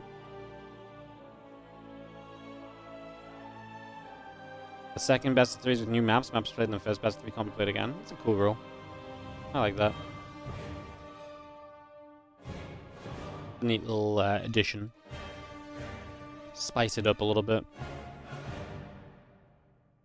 I always hate that about reset matches, actually, because to me a reset match is really silly because you like play a best of 3.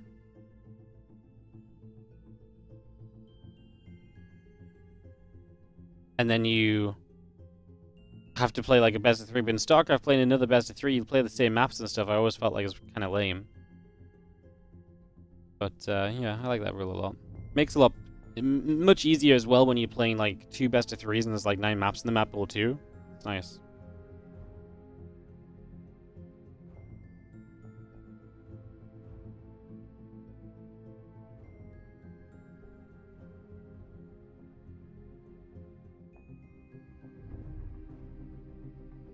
Bum bum bum bum bum bum bum bum bum.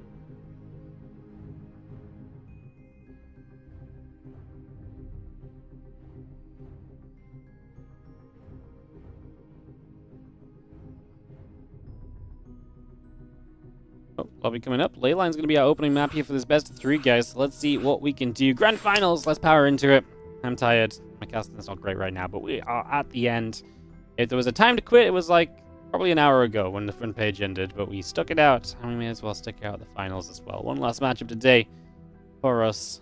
I'm going to go and chill out, and then we'll be back tomorrow for the Rex April Madness. How exciting is that? Brackets, it's very exciting. Tomorrow in the Rex April Madness, let me tell you what you can find. You will find Hero, Sola, Gumiho, and Lemon. Gonna be fun. I like it. I like it a lot. Alright, I'll get this off in just a few moments, guys. Get this ready to go.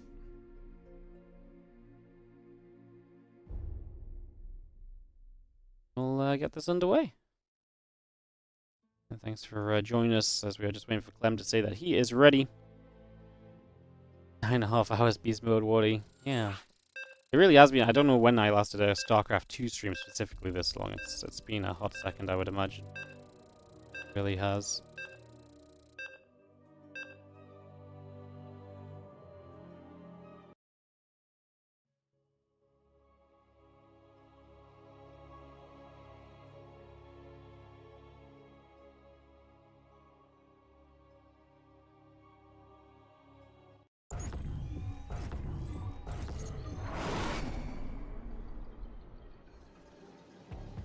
On the top right side, our red Protoss is going to be Heroes. We enter this grand final.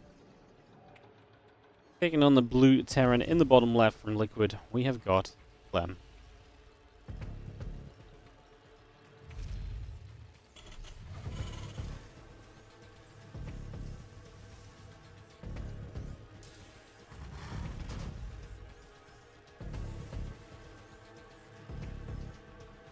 Game 1 of this best of 3, starting up on ley lines. Let's get the indie cam on because there's no way I'm going to catch anything if I try and observe this. Again, Hero has dominated Clem today. I think it's fair to say that 5-0 in maps today. And like I say, the maps have been pretty one-sided as well, so this has to be a real break in momentum from Clem's point of view to get back into this, because yeah, it's been a brutal day for him trying to play against Hero.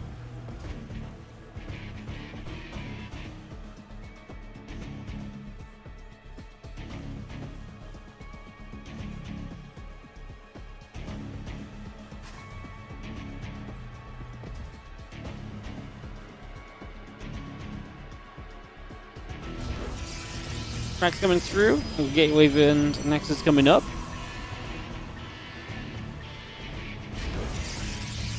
Tracked in the orbital, continuing on out. Just gonna see our probe pulling in to the assimilator over here. Just gonna get that going for a couple of moments. Like I say, we'll get ourselves into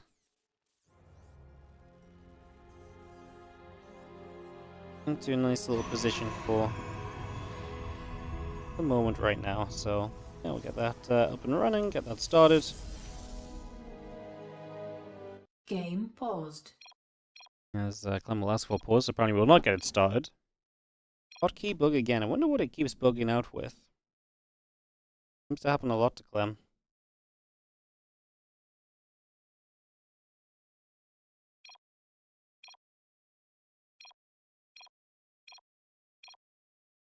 Game resumed. Alright, we're back, and yeah, we are heading into ley lines here for game 1 of this best of 3, so getting this going. Again, the factory coming up, the CC on the way in, and a couple of Marines in as well for the moment.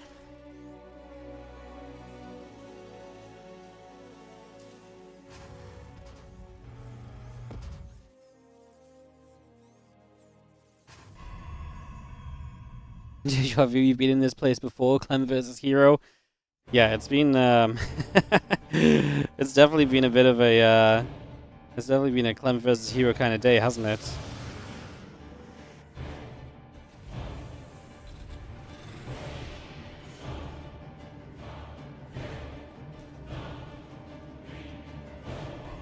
So yeah, grand final here, Twilight Council coming through as we get this set up and get that underway. As do have the orbital command and the starport, add a tech lab on as well, so we get that all going. A couple of Marines coming over, chasing the hallucination around for a few moments.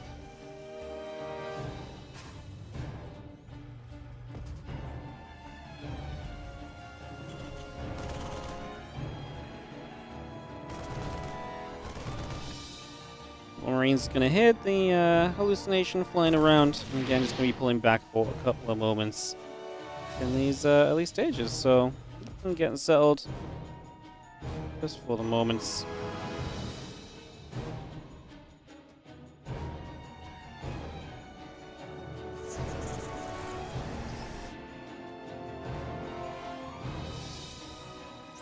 Hallucination just comes through. The Marines and the Cyclone going to be there, so that hallucination going to take a couple of shots, getting pushed around.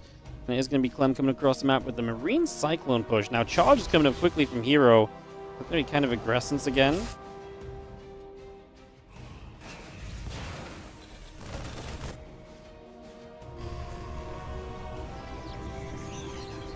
Stalker's hanging around, the Marine Cyclone coming through too.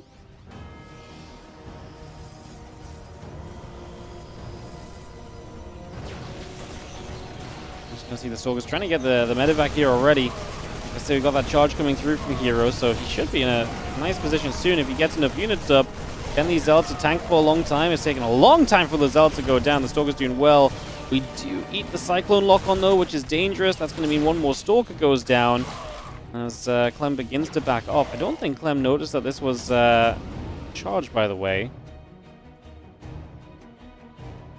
Medivac just pulling away. We do have a couple of gates still set up. +1 attack coming through. The Raven is coming about.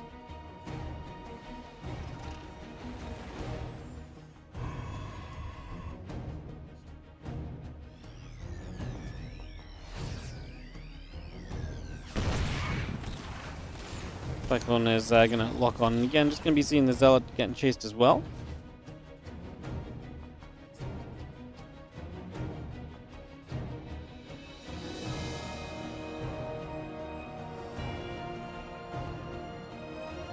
This medevac comes over, and again, the Marines gather up. Still got the 2 sentries and the 2 Zealots coming over.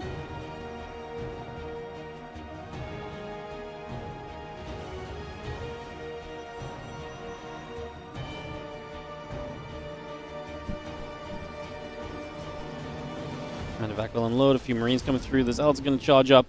Medevac just lifts into the main base where the Marines are going to drop straight on in over at the moment.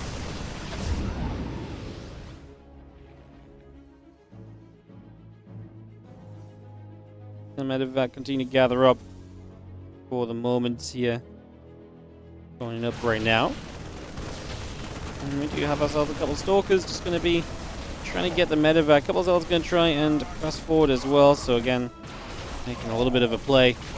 As Hero takes a few probe losses, but has got that medevac then stuck in the top side currently.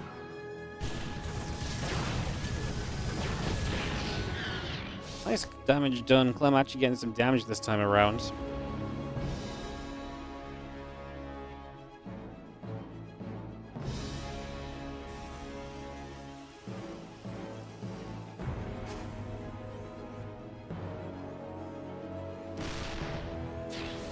Zealots and the Stalkers still gathering. We do have ourselves the +1 combat and stim pack. Very much so, still just on the way over for the moment. So again, we get that set up.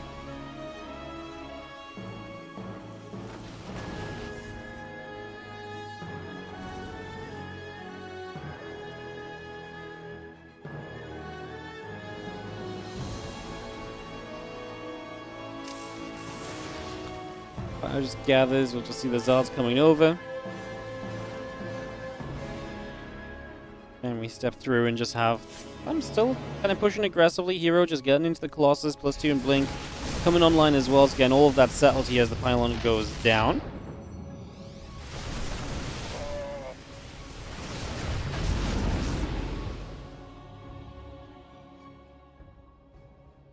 And Stalkers and Sentry step through. They +2 attack. The Blink coming over. The Xanthum Lance coming about.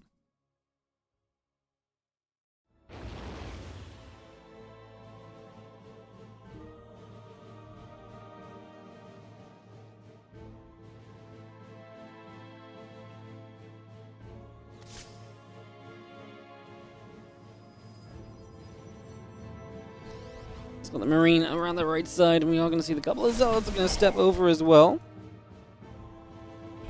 Going to be having, so far this game then, continuing to settle. So some good damage dealt by Clem, but Hero starting to get to that point where Hero looks very good lately. The expansions start rolling in, and they just keep on powering through.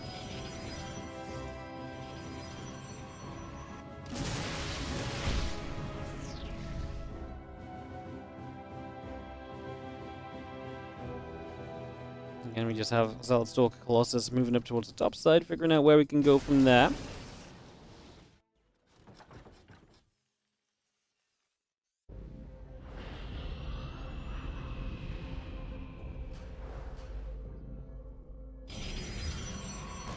Again, +3 attack coming in. Next Thermal Lance going to be finished shortly. The Zealot just going to charge straight in. That Marine going to get jumped on.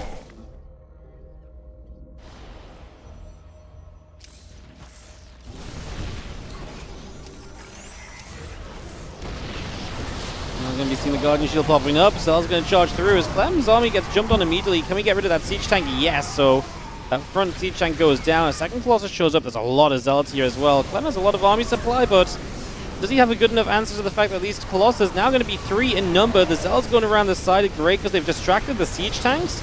The Vikings not doing too hot at getting rid of the Colossus either, and I do feel like those Colossus are going to get to live through here as the Vikings go down. Hero's supply has dropped along with Clem's, but he's in no danger anymore because the Colossus are untouchable, essentially. Clem doesn't have a force that can jump on the Colossus. And as long as that's the case, Hero can push forward there. He is going to walk into that Widow Mine. Eats both Widow Mine shots, loses all 3 sentries. Splash on the Colossus too. Like I say, this fight was fine because the Colossus stay alive and they can't be reached by that Bioforce. Like, because it was most Marines, if they try and step into the Colossus, they will melt. So Clem can't clean out those Colossus, and as long as that's the case, then Hero is essentially okay in the fight. Drops a 5th Bayonet out after this, and you can see he's recovering army supply rise very quickly from that. As Clem gets his first Ghost on the field, he's still not got a great Viking count, and I'm a little concerned that those Colossus may still have some power to set up here in the next few moments.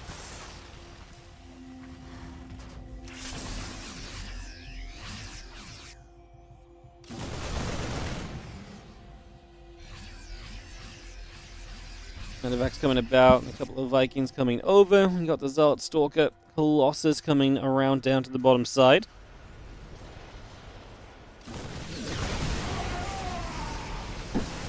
Fire stepping through, the Stalkers blink away, a couple of Zealots going to get jumped on as the Vikings coming over as well.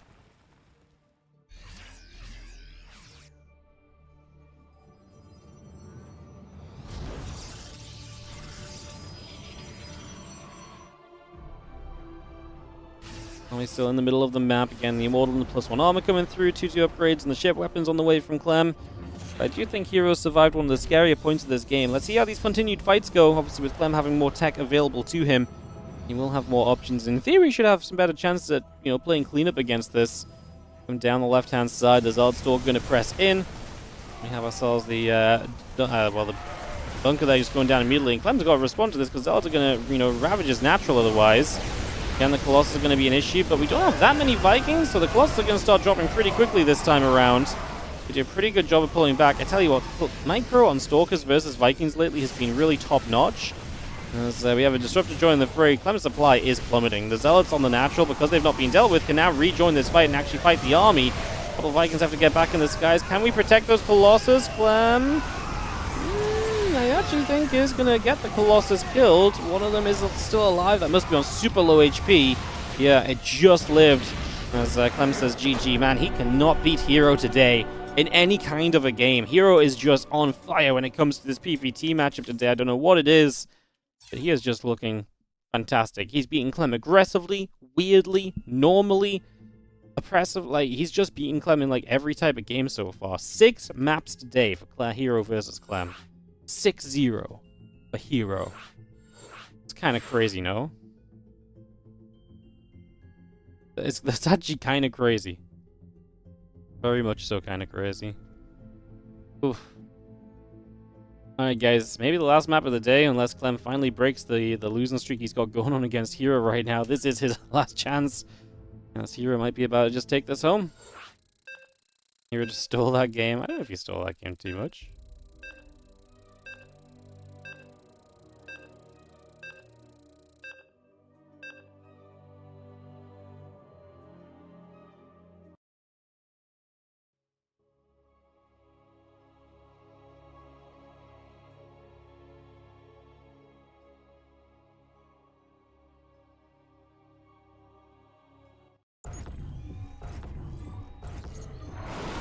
All right.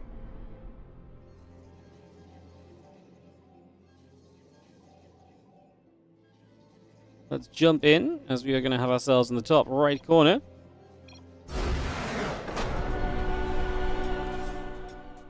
Oh, Clem was feeding his Protoss, apparently. That's a thing.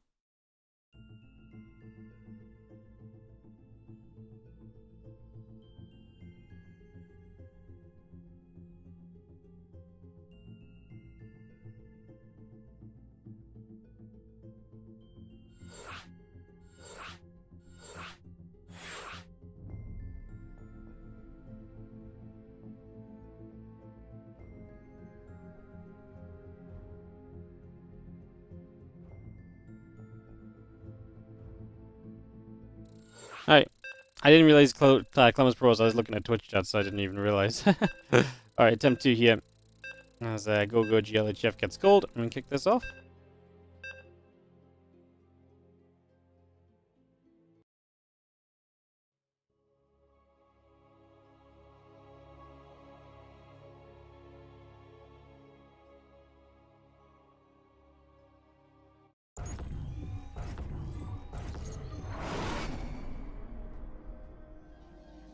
Top right-hand side, our red Protoss player is going to be Hero.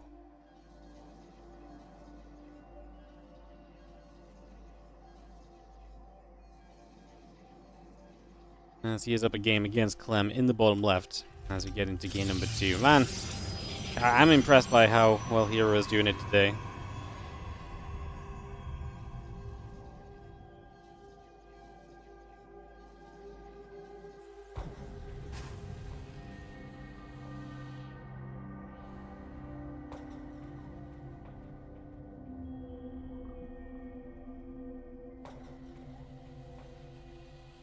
Prop comes down to the bottom. Again, racks on the gas coming through. Just get set up here.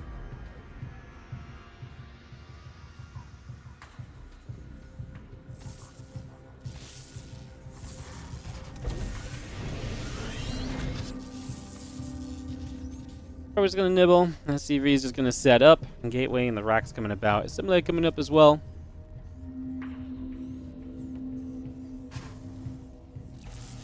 As that probe nibbles through, the SCV will take a few more shots. Going to get back onto the SCV here as well.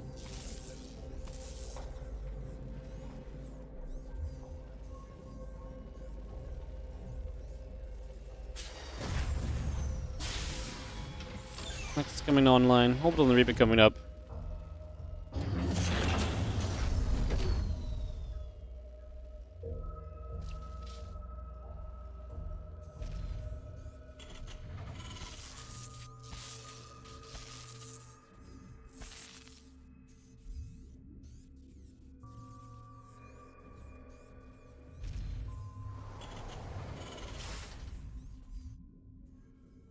Reaper coming about, get the command center coming through, the SCV on the way up, Cybercore added on as well.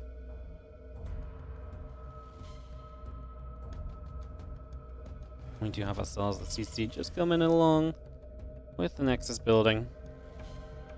The Stalker and the Warp Gate coming up as well, so getting that going.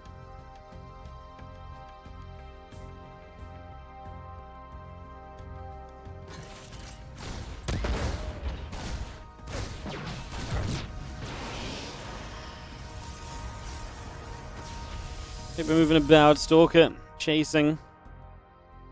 Just have ourselves the Warp Gate coming up, and obviously Clem trying to figure out a little bit of what's going on here.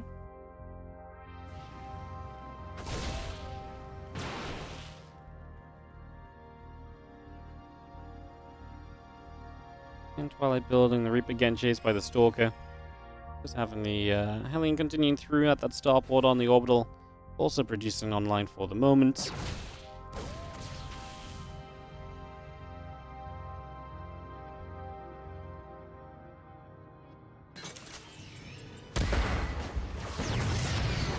As the Reaper goes down. Twilight Council Gateway, Warp Gate coming over.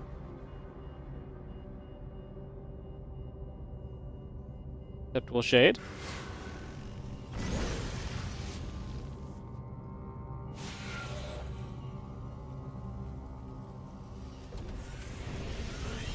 Just going to move up, Blink and the Warp Gate coming about. Just going to be seeing the SCVs coming over.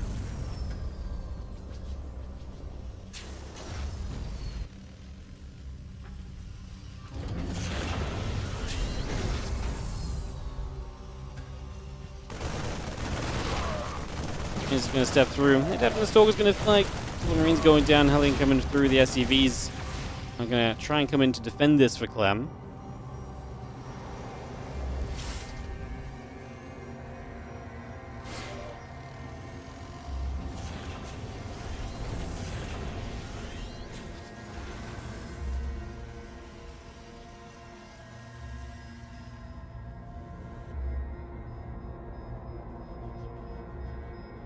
So Gap still moving over.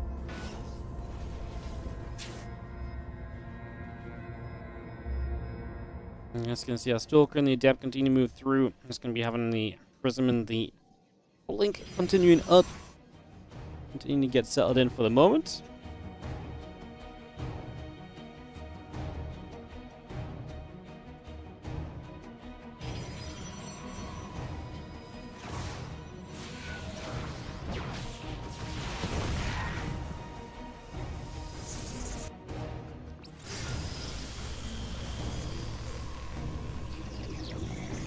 Hero will start to step onto the map. Again, he's really had success in all kind of assets of the game today. Which means that as he goes for the 4-gate blink, again, there's something that worked in that earlier series in this winner bracket of this tournament. I mean, Clem just kind of died. And this could be a bit tougher on Ultra Love. The ramp up into the natural. Clem has a bunker here. I don't think Hero just blinks in and kind of wins, which is more or less what happened on the map that they played earlier when Hero 4-gate blinked.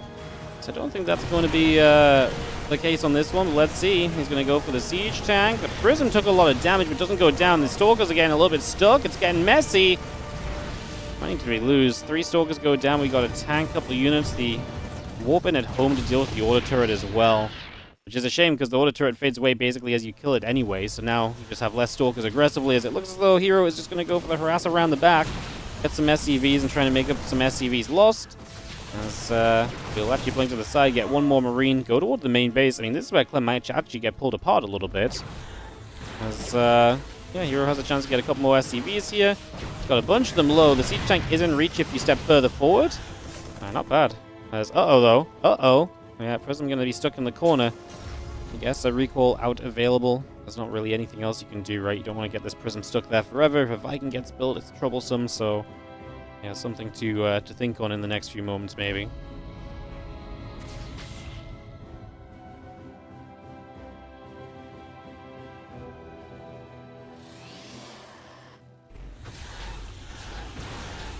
Well, the STV is going to get shot at. The bio coming over, and you have a couple of those Stalkers jumping back into our War Prism.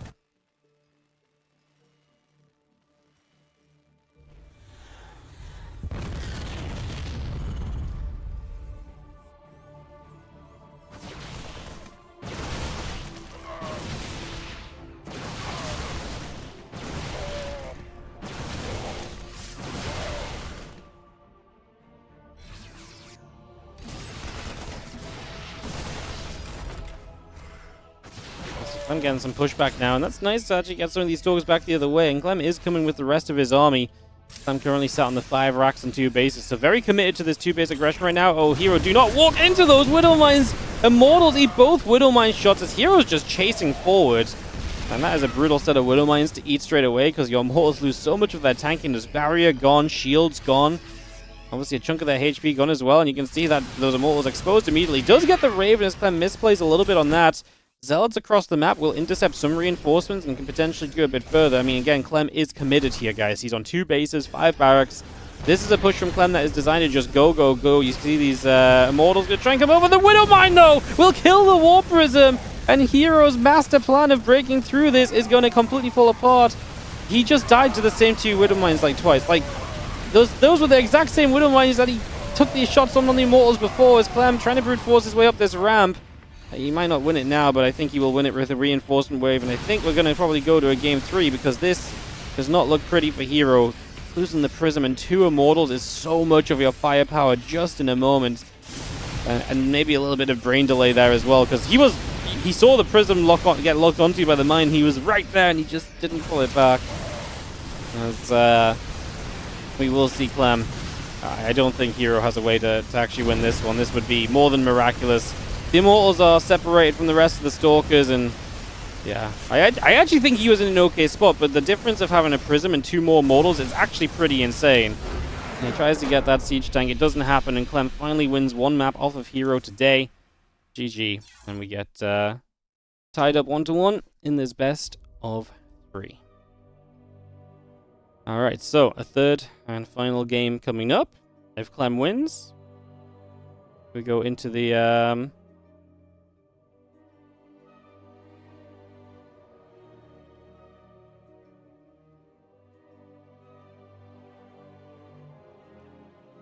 yeah, if Clem wins, we go into a rematch, and if Hero wins, it's just over. So that's still where we are at as we go into a game 3 here on El Dorado.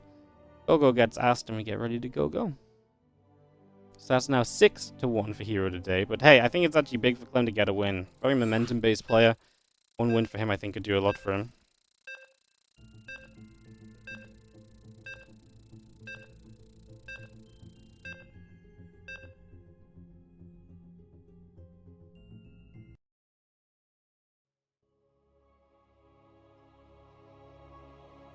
Alright, let's go into El Dorado.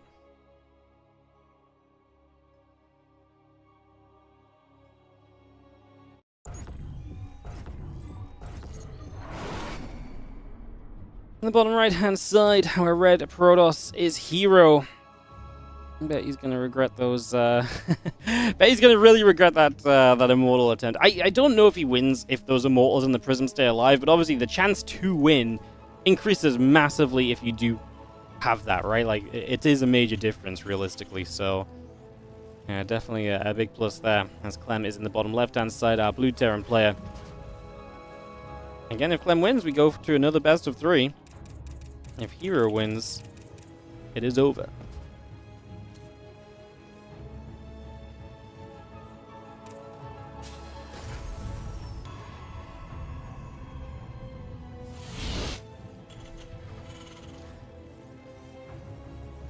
Alright, so Gateway, the simulator coming up for a few moments to get that up and running.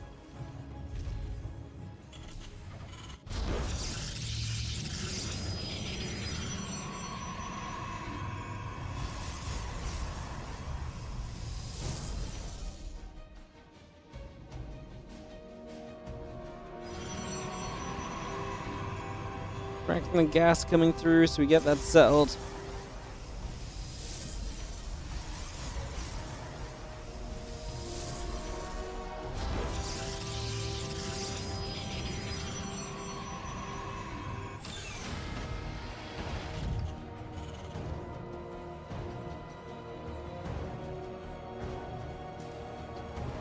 It's been a great day. We got 10 hours deep on the cast, guys, so we really have had a fun one. It's been fun.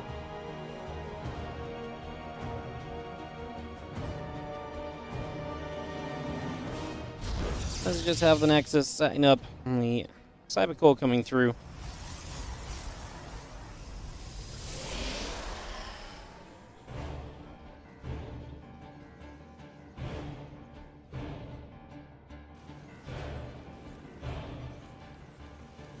The Reaper's on the way on that rack, so we're going to get those setting up.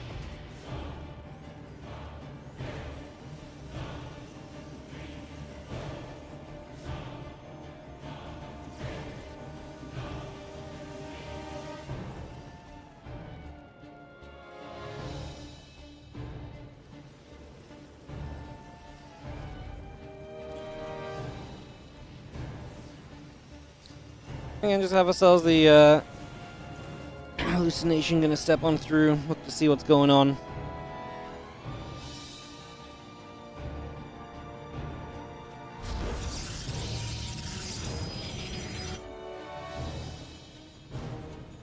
Obviously the Stargate on the way from Hero, so something a little bit different from him, moving into that Stargate opener. Here in El Dorado maybe doesn't feel like he can get as much done with the Blink, so wants to just play the Stargate.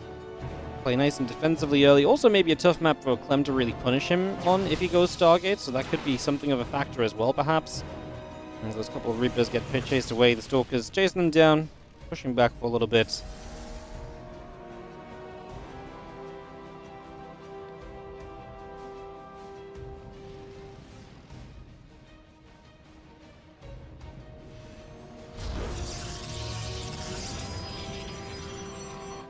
The Cyclone on the way, had a couple of Marines into that. The Phoenix on the way up with the Warp Gate coming through as well.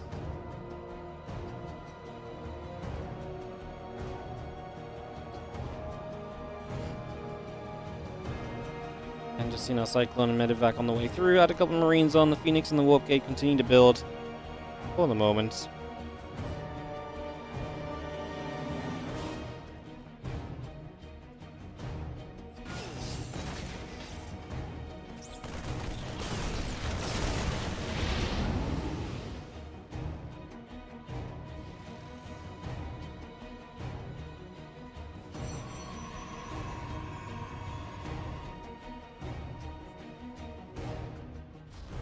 Well, a couple of gates coming through. We got a Phoenix on the way up. Obviously, the Phoenix trying to be part of the defense. This is where Clem obviously really does want to try and get some pressure on that Cyclone. Would love to get lock-ons and do some damage. The Sentry being held accountable initially by the battery, as we do have the Phoenix lifting. Good micro from Hero. Oh my goodness, pulling the Phoenix back beautifully. What an amazing defense from our Protoss. That is an insane defense. Right now, Clem's going to struggle to pull the Medevac back to lift up as well, because the Phoenix will chase it down. We're going to get every Marine, and Now the medevac just has to boost the hell away. Can we get any anti-air at all to save this medevac? I don't think so. I think the medevac's going to die as well. Anything in the natural? No. Medevac down. What a defense from Hero, who has not lost anything. He saved every single unit. The Phoenix pullbacks were so sweet. That was one of the best defenses I think we've seen in quite a while from a pros. That was absolutely nuts. That was like... yeah, I mean... I don't mean that, like, it's hard to make Protoss Micro look good a lot of the time, like, the way the units work, like, it's just not as, like, visually impressive as, like, a lot of the Terran Micro you see, right? But that was absolutely insane. What a defense by Hero. God mode, wow. I can't believe he didn't lose anything. It's actually spectacular. That is actually spectacular. Couple gates coming down. Next is halfway done. Phoenix +1 armor charge. Building up for the moment. Our Phoenix continue to go back and forth for a little bit.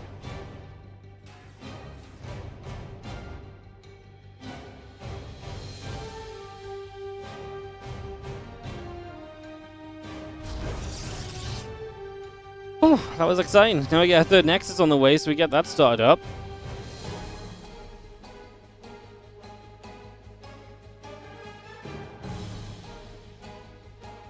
He's going to patrol around. We do have ourselves the +1 armor. The charge continue to come through. Phoenix is going to get to work here, picking off Marines, having a great time. Did we stick around a little bit too long? We lost one Phoenix finally, but I mean, we still got a lot of Marines out of this. Again, that gateway on the top side going to provide you some nice fast warp-ins. The Cyclones, the Vikings nearly find the gateway, chasing and trying to hunt down the Phoenix, but Hero was not inactive with them. He kept them moving.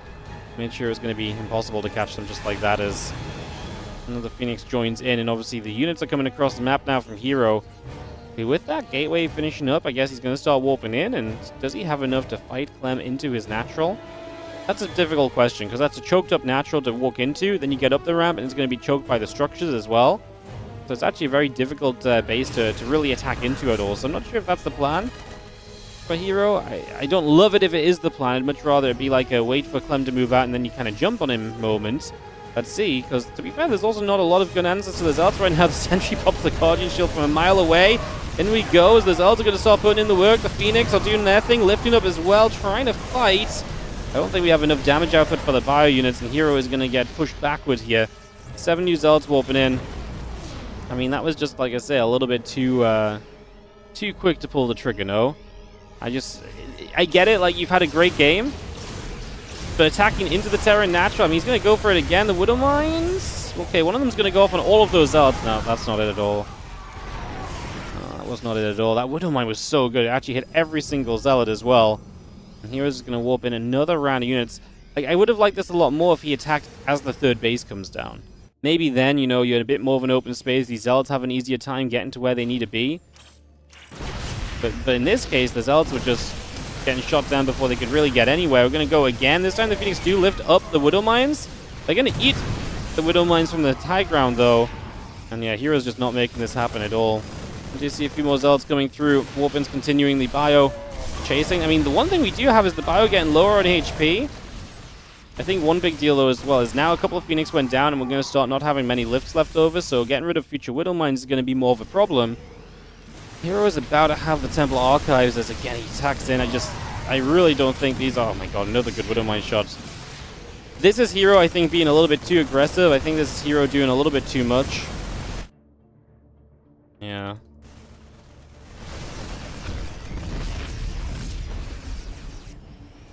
Not really much else to say, guys. I think that Hero's just he's had kind of like a very aggressive manner today, and it's been really working. But this was not clicking, and I think the first idea and it didn't work out was fine. But like he really kept trying to commit to this.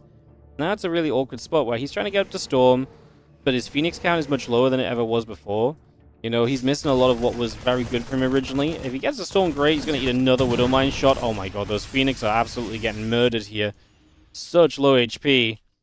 Remember when Hero killed everything and didn't lose anything at all? And now it's equal resources lost. He lost 8 Phoenix and like 30 Zealots. in these attempted attack. Like 9 Phoenix dead. The Phoenix especially, because now you've made, what, 14 Phoenix in the game? And what do we have to show for 14 Phoenix? Really not that much. What is interesting is if we can maybe get some Storms, although this is horrible, because now you're on the wrong side of the mineral line and your gold base, you've got no way to defend it. You can't get through there because it's such a heavy choke and you're playing freaking Zealots. You kind of make it happen with a High Templar Storm, forces the Terran back, but you still can't really get through. Now we're going to have to warp in on this bottom side. We're going to recall over here just to try and make something happen. We actually have the High Templar. We're going to get zoned out by Widow Mines. And there's one Marine as well. Oh my god. No, the High Templar with 2 Storms. Oh my god, what a disaster for Hero. This is Hero in a nutshell. Hero just went from being a god. 6-0 versus Clem today. Okay, he dropped a map, but oh my goodness, the defense at the start of this game was insane. Like, we don't see that ever. And the rest of this game is just the complete opposite end of what Hero can do, and the complete opposite end of what you can expect from Hero. And like, it's the same player, and you know, that's what we love about Hero as well. This went from being an absolute masterclass to an absolute clown fiesta, and Hero is to blame for every aspect of that. His God mode buff ran out, yeah. Just in the nick of time for Clem's sake, because it means that Clem will get a rematch, a reset match here. So one more best of 3 between these two. One of mine's going to go off. Prism dodging away. I mean, we're being extremely hopeful. We are going to reset this series. There's no way about it. As Clem finally gets some wins against Hero when he had to, he's finally going to get a couple. As the Zealots continue to charge up, Prism coming through, Widow Mines are going to connect. Stalker's going down the bio. Continue to get some connections here. Hero's trying to fight until the very bitter end, but even if you clean this up, there's literally just units walking across the map that will kill you. As Clem does take a second to back off and regroup, probably a smart choice, and should be able to look very good from there.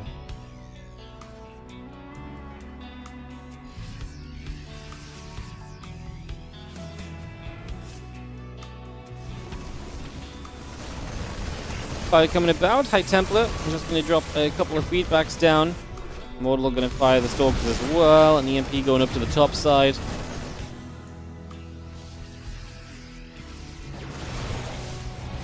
A couple of Widow Mines will come through and hit some of those Zealots right from the very get-go here. And some shots fired up. As we do have the Prism going to unload once again. A few more. The High Templar still gathering, morphing into Archons. I mean, again, Hero is pretty much as dead as he possibly can be. If Hero microed this well when he was first attacking, he would have won the game. He's reactivating God mode, but he's a little bit dead this time around, so Prism goes down, so there goes the ability to micro pretty much. That should probably actually see us to the end of this. A few more Zealots show up. Storm kind of actually hurting the Zealots more than anything else as well. Clem still has enough units. 100 supply lead, and this best of 3 will go the way of Clem to reset the bracket.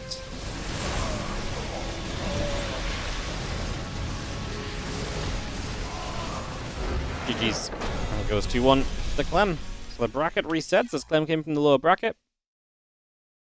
And we'll get that ready to go, as I'll have to pick another couple maps. I'll be 1 sec, guys. Back in a moment.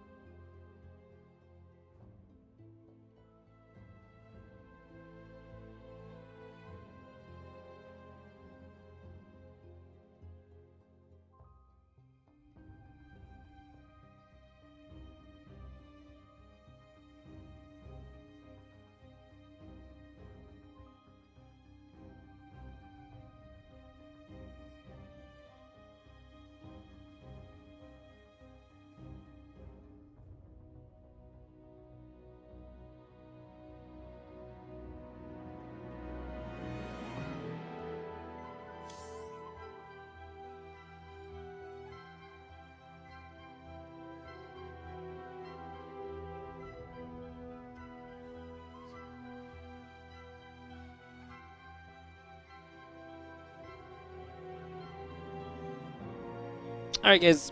I'm gonna get into the rematch best of 3. Just to really make today as epic as possible. Here's me out here like,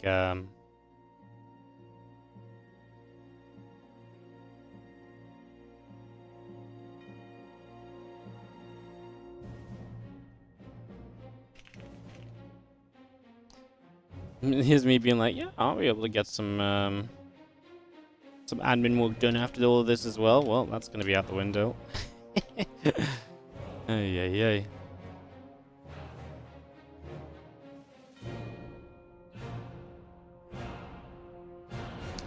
Ay, ay, ay. Alright. I'll get rolling in a moment or two. Look to kick this off.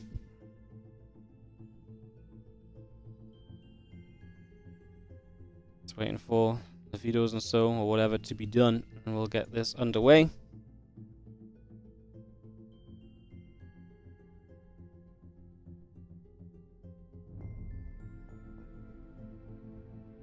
A long ass day. It's been a long ass day. I don't know how young version of me used to like do like 16-hour streams all the time. Like that shit tough, yo.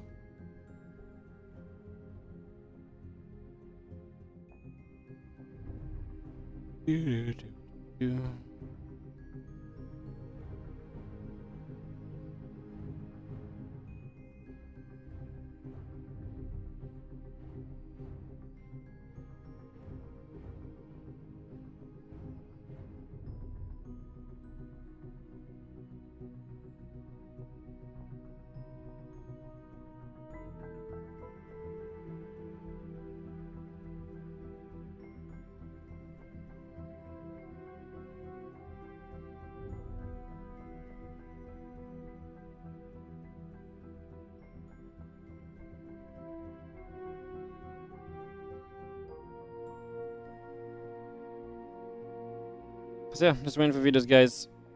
Why are there so many tournaments on Mondays? Well, it was best of 3 or best of 1. It's best of 3 again on the rematch, I believe. No? I actually don't know. I'm pretty sure it's best of 3 though. But why there's so many tournaments on Mondays is because ESL did open cups for all 3 servers on Mondays. Instead of spreading them out throughout the week, it was all on Mondays, with the idea being that whenever the ESL regionals were on, Monday would be the open cups, and they still had the rest of the week to do the rest of their events. And basically, because a lot of people got accustomed to casting ESL open cups on Mondays, a lot of us made very regular stream times out of Monday open cups. And so when ESL open cups ended, everyone started to run their own cups, but obviously everyone wanted to run their own cups at the times they were used to streaming, aka Mondays, during the open cup times. So hence there's 3 back-to-back-to-back cups on Mondays, pretty much.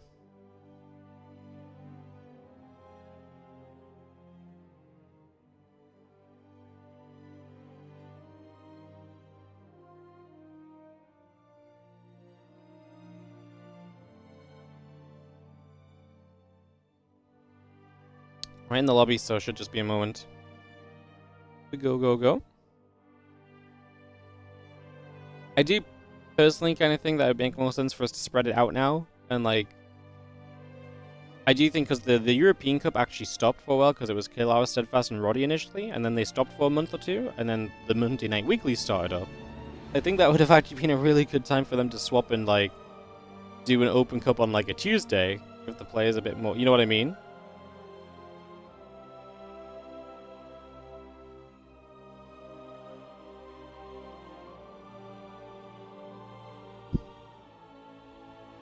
But to be fair, I mean, it's exactly like this. This was exactly how it was on the ESL Open Cups as well. Like, it went Korea, Europe, NA, pretty much back to back.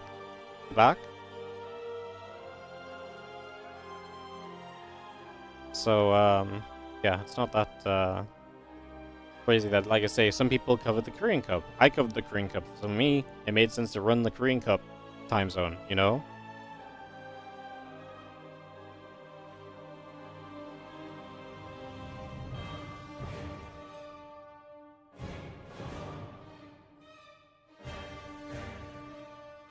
And for the guys that did the European Cup, it made sense for them to keep the European time zone cup going, right? So, yeah. It was basically because ESL set them all initially.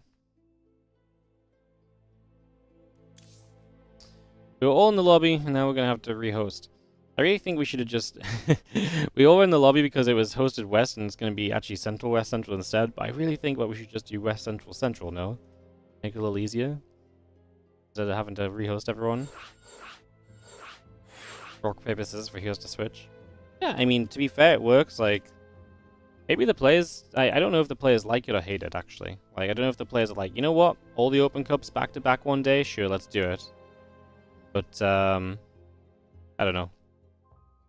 I wouldn't switch at this point myself. Which is why I thought, like... Which is why when I said the, you know, when I said, like... Because obviously the Open night... the Open Cup on an evening on Mondays ended for a while, right? And then it came back.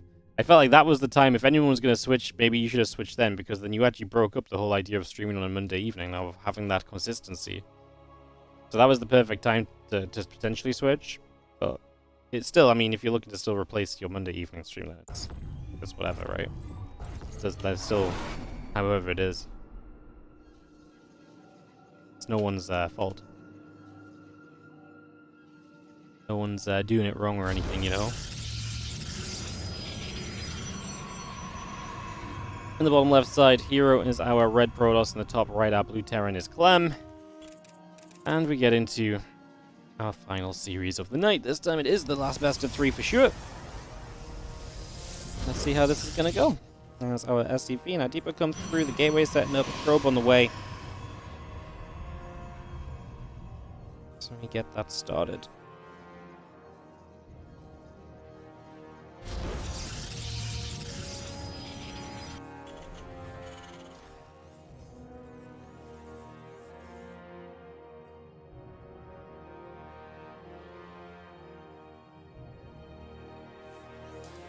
Tracks coming down, the gate and the simulator coming up.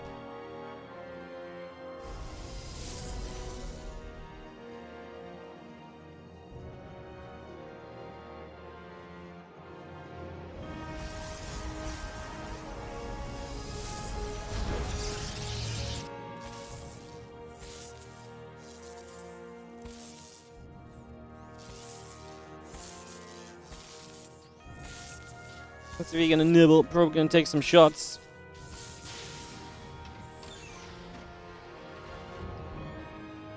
Just gonna see our Reaper coming through. Cybercore, Zealot continuing to get settled here. Just gonna be seeing the SCV and the probe coming about.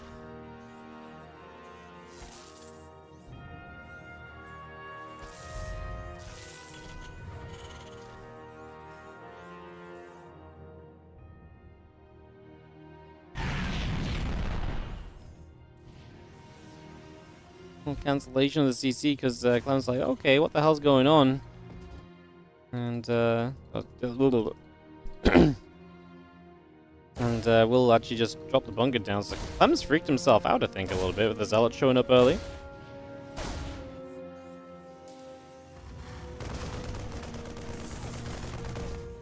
We're gonna fly probe, take some damage. The Adept gonna go shading through. The bunker coming up on the high ground. And the command center drops on in as you just have the Reaper hopping in for the moment.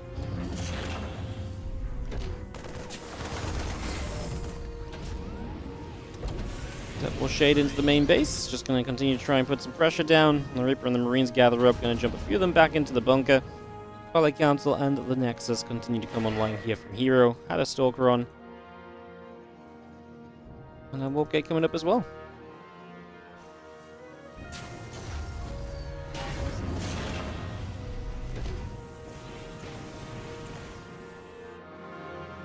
Yeah, Twilight Council, Gateway, Nexus, building through. We had a Stalker and a Probe. Had that Warp Gate as well. Yeah, I think Clem really got himself freaked out about this Zealot, huh? Oh, that was a nice connection with the Zealot. Getting the Zealot hit that kills the Reaper. Wow. Man, Hero's genuinely playing so well today, apart from between, well... Yeah, apart from like a couple of moments in Game 2 and 3 of that last series, he kind of fell apart for a few little bit, but he's actually playing really well today.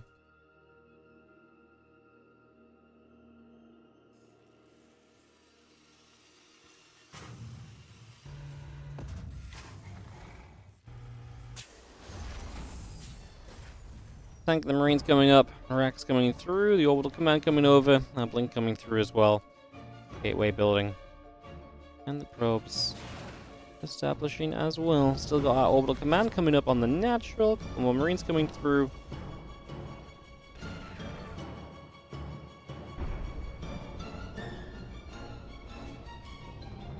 And that blink is halfway done, so we just have ourselves a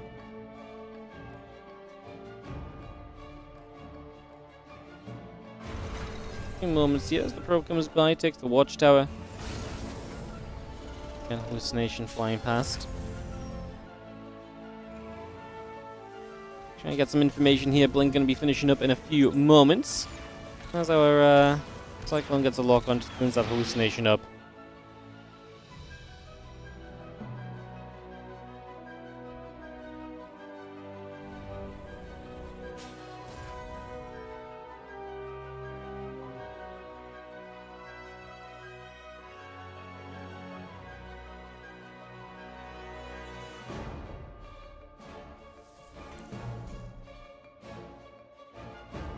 Nexus drops down on the third base. That Raven's still moving around. We've got the charge coming up. And we've got a Forge and a couple more pylons online as well. So just getting all of that underway.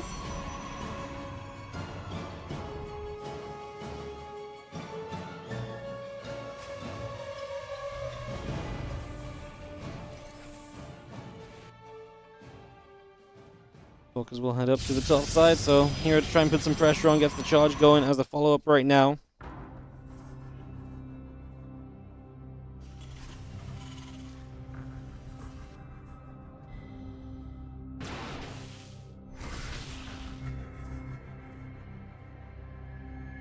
Sim combat and +1 coming through. The couple of sentries coming about. The +1 on the charge coming over. Our battery continues to come by. The gateway coming online. Stalkers continue to gather to the upper left side now. And that Raven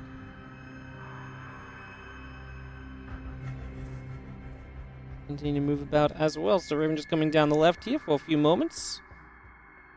See, trying to get in position to do something interesting here on Error Home.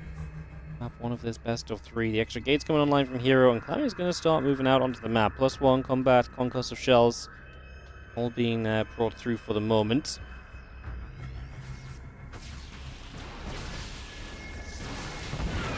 Also, I'll catch with these Stalkers, get some medevac, a Marauder. Blink on cooldown though, and that's scary. Cyclone stays locked on, another stim. It's not too bad to be fair. One more Cyclone lock on, but we blink away and... Oh my god, another corner that we have to run around though. Oh my goodness. We do finally lose another Stalker. We stop to attack. Oh my goodness. That wasn't actually still as bad as I thought it was going to be. It's just funny that it felt like we got away and then we reset and had to get away from another corner turn again. Hero continues to get some value out of those Stalkers as he actually brings more units across as though he wants to try and initiate a fight, but he doesn't have high ground vision. Hero, what are we thinking? I'm thinking that that's not the play. He seems to think the same as Stalkers and sentries pull back.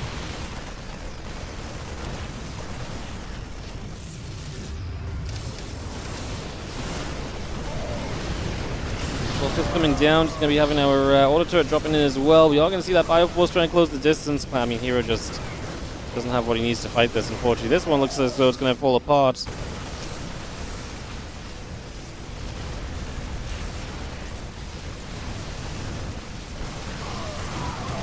Isn't it fascinating that you can, like, obviously don't get me wrong, Hero's played through the night and it's getting later and later for him, so it gets more and more difficult. But I do find it fascinating that, like, an hour ago, Hero 3-0'd Clem, or 2-0'd Clem. Like, he's still playing well. Like, we saw that in the, in the previous best of 3 as well.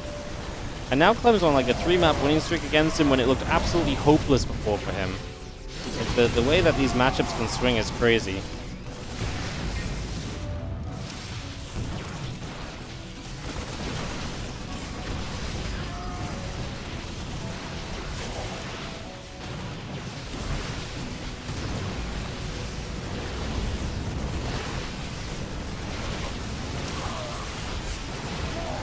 We're just going to fight back and actually get a decent cleanup in the end. It's just, he lost a lot in the process, and Clem has got a worker lead and still a significant army lead, so it's not exactly great for Hero, but he will not fall over or roll over and die right now.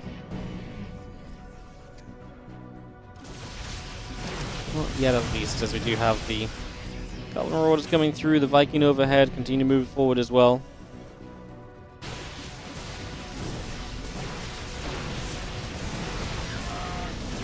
Stalkers keep on fighting, and we just have ourselves the, again, Zealots and the armor upgrade coming through as well. Only if Clem comes back around over to that left-hand side. A couple more Zealots coming through. Again, we have ourselves those getting jumped on. And we will be seeing our armory and engineering base still building up. As Clem, you can see the production tab already kind of telling you how this is roughly going, although quite a few Stalkers from Hero, and he gets across the map to deal some damage, so it's not bad. Hallucinates to deal with some of the Widow Mines. Low HP Medivacs going down, using the force fields to navigate the fight into his favor. Blinks in after this. He's going to lose a sentry to the Widow Mine. How many Stalkers do we lose? Those Zealots are trailing. So this is actually a lot of units that will get picked off, and the units that show up to reinforce are kind of low HP as well, as they've been busy dealing with Zealots, I guess, and Hero actually gets a way more successful pushback here than expected. Widow Mine to the center of the Stalkers isn't great, and we do start to run out of things to protect those Stalkers from the Bio Army.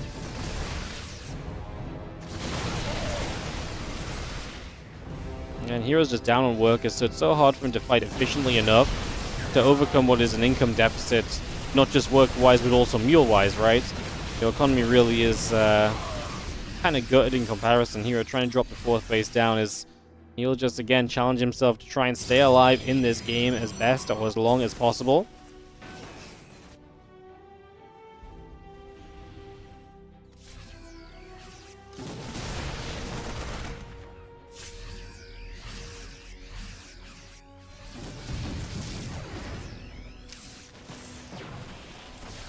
Well, Viking's going to lift off. Medivacs will be chased. Another Widow Mine shot onto a few Stalkers here.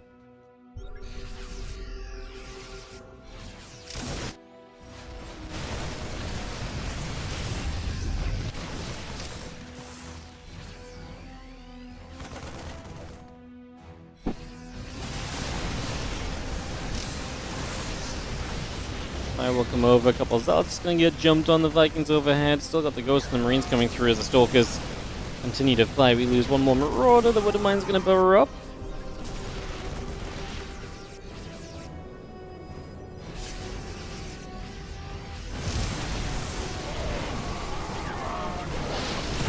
Oh, those Widow Mines get blasted as the Bio is finally going to break through. He'll have no choice but to GG out, and it really feels like all the momentum has swung from Hero over to Clem now, as Clem wins his 3rd map in a row against Hero, and well, now we need to see if Hero can break the momentum when it's at its most important point, or if Clem is going to end up winning this Monday Night Weekly. Oof. Alright. Man, I didn't realize this tournament went on so long. Do you know what tournament usually go on like so long? It's like 5.5 hours deep. I thought it was going to be like 4.5, 5 hours. Ay, ay, ay. Alright. I'm going to set up to go. Thank you, Mighty, as Chicken, for the 21st gifted sub in the channel, going out to Soltar666. Thank you for gifting the sub. 10 hours of what? Yeah, I'm freaking tired, guys. If you enjoyed the stream today, do consider supporting the channel. You can subscribe, follow, like, and all the rest of it as usual. I don't even have the energy to sell out properly. That's where I'm at right now. I am drained. You know what it is as well? Sometimes when we do these long days, you know, we would have like one tournament, it finishes, and usually I put like a VOD on or something, and then come back and, you know, after an hour, so I have like an hour to reset a bit. But, yeah, today we just played some ladder games, and I feel like I put a lot of energy in as well today, because we were front page Twitch, and I was like, let's do a good stream, like, let's really put it out there, you know? So I feel like today's been, you know, not just long, but then also we've really, I feel like we had a good stream as well, you know? You know it's bad when I don't even have the sellout left in me. Guys, if you have a Prime, this is it. I need it right now, because I can't even tell you guys to sell out properly. Pain. Pain. Bottom left side, our red Protoss is Hero. And the top right, our blue Terran is Clem.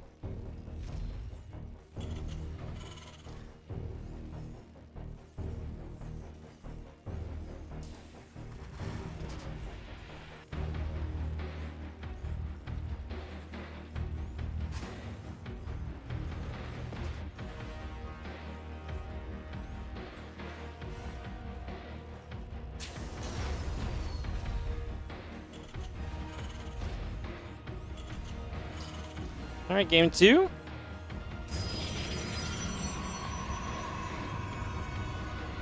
And Clem is up by a map.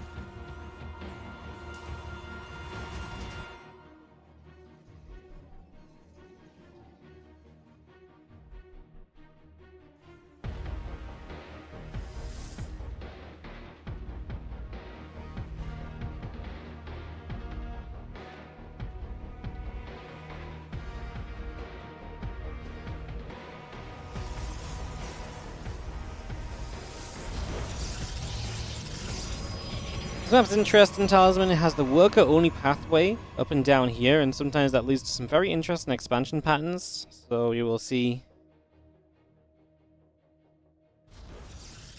what happens.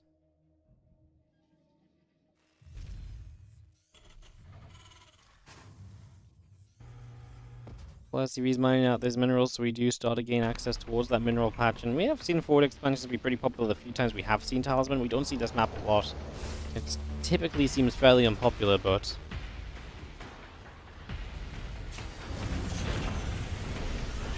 Now as SCV's moving through, the reactor coming up on the barracks, factor coming about as well.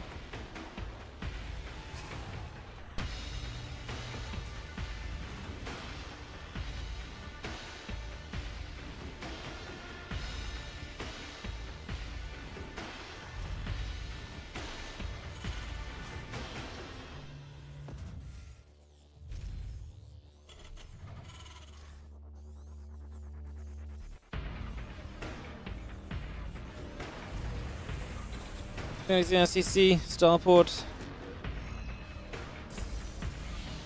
Getting going right now. Obviously the Stargate going to be the choice from Hero again. Got that settled.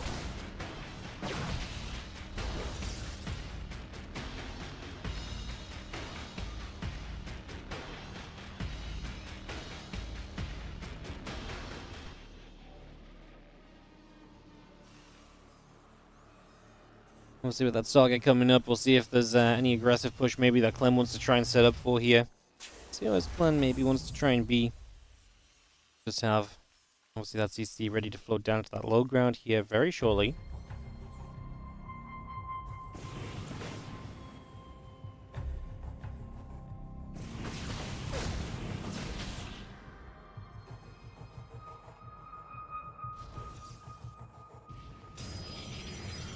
Again, Phoenix pops out, another Phoenix on the way. Gateway is still very much so building. Stalker's going to see that Reaper as Clem gets a spot on what's going on. Tanking a couple of Marines coming about as well.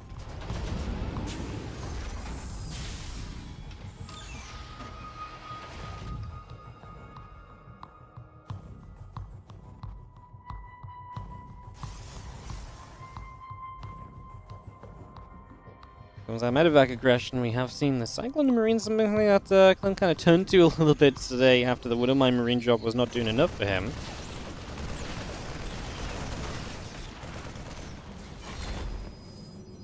Get one Stalker early, and a couple of Phoenix pulling back. There's a lot of Stalkers here, though. We're going to lose that medevac super quickly. No, Cyclone gets lifted. It's going to be a pretty comfortable defense as that just gets completed. And it kind of feels like Clem was missing units, no? This is a very weak drop for how much there was available here from Hero. He had way more on El Dorado when he had a similar kind of push coming.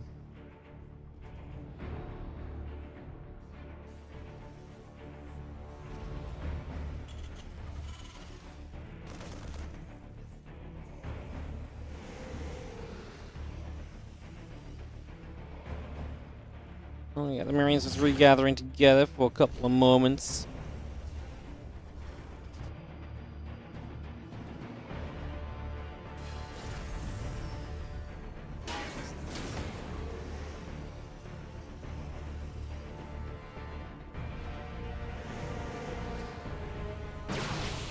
I think the Stalker's going to get to you, so now Hero's trying to apply some pressure. I mean, like I say, Clem just lost that first set unit so quickly. You can already see that that's going to be a little bit problematic as it allows Hero to kind of step through. Again, you get that half blue, half gold base. Hero didn't expand forward. He's just going to take the more regular base on this map as he tries to step forward again here and put some more damage onto the CC. Clem has the tank behind the mineral line. And he could pull forward a little further, perhaps, as he repositions the... there are a couple Cyclones and a few Viking in the main. to deal with exactly this. The Phoenix showing up, and missile turret gets one shot off. We do have lifts available, but Hero does not lift. He's focused on the Viking, but he loses 2 Phoenix. Not ideal. That is not going to do it for you. That's going to keep you in some trouble, in fact. It's going to make your life a little bit difficult for sure.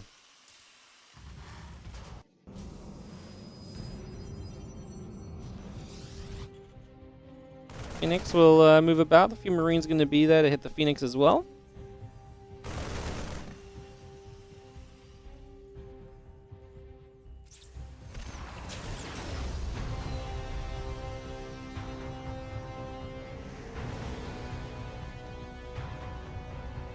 And the Phoenix gathering. We'll just have ourselves the rest of the bio setting up as well. Nexus coming down now from Hero as he continues to expand aggressively. All the gateways coming up too. Kind of wondering if I mean, Clem's gonna have his upgrade soon, so it should be kind of pushing time. Put some pressure on and see what we can do.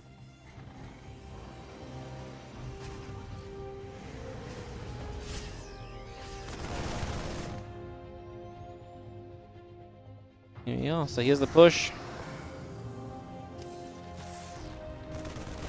Just coming around. The Phoenix taking some damage. The upgrades continue to come over. 1-1 coming about. The blink is starting now as well. We have ourselves the pile on the bottom side coming through, and this army of Clem continues to pressure through. Cyclone lock-on is good for the Phoenix.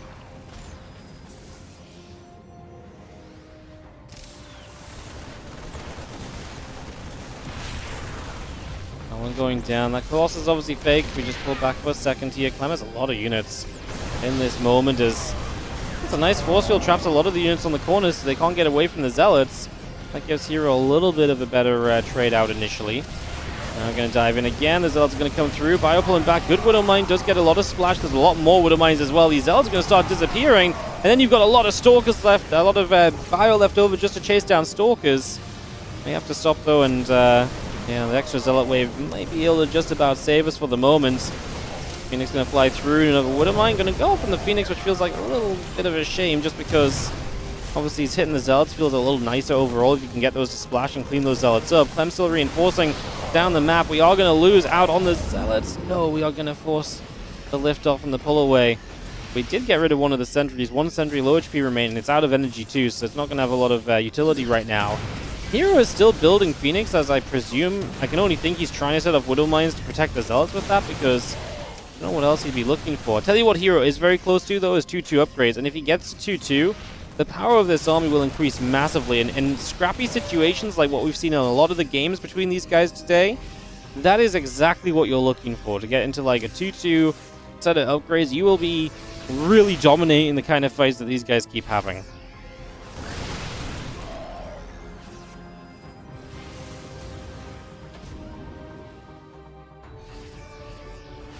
T2 finishing in a few moments.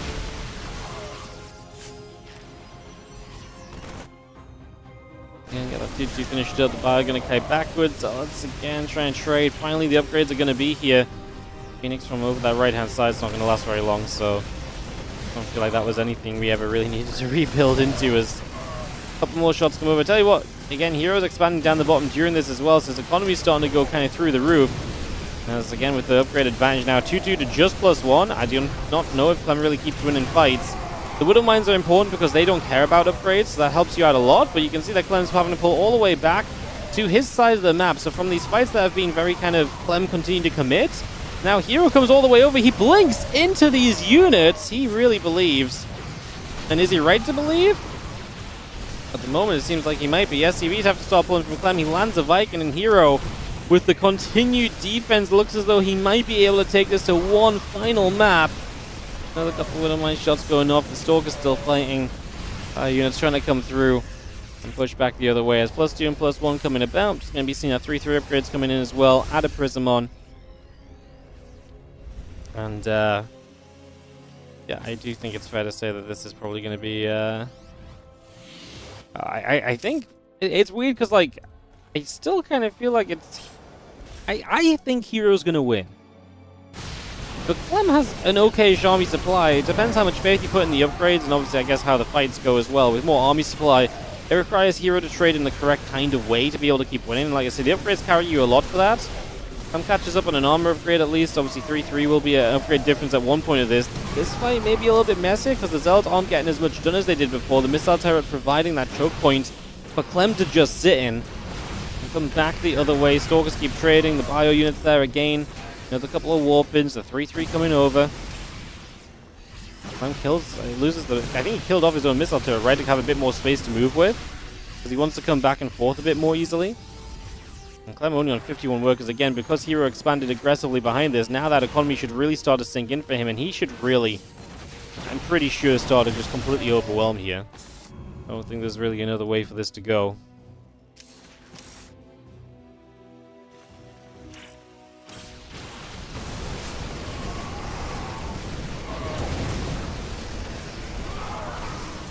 The Zealots are going to go down pretty swiftly here again, though. They're kind of fine on their own. Oh, that's nice. The Prism in the main.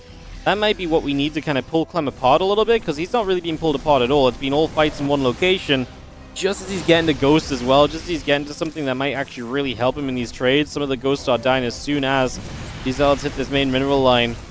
Hero just, again, able to build so much at once. Again, the economy he's gotten to is absolutely ridiculous during this. And, yeah, so I think the Prism in the main is going to be the killing blow to take us to one final map tonight. One final game between Clem and Hero coming up.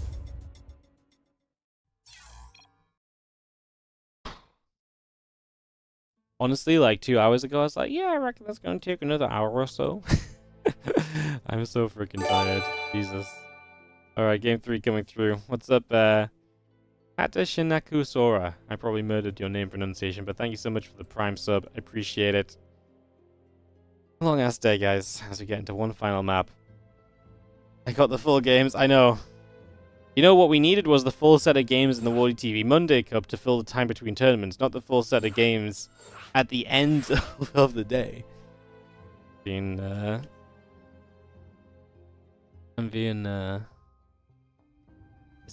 We just take a second to jump into this final map of the day. You were watching me before you went to work, you did an entire day's work, come home and had dinner, I'm still here. Yeah, I guess 11 hours does that to you. Perfect pronunciation? Wow. Sometimes you RNG the name correctly.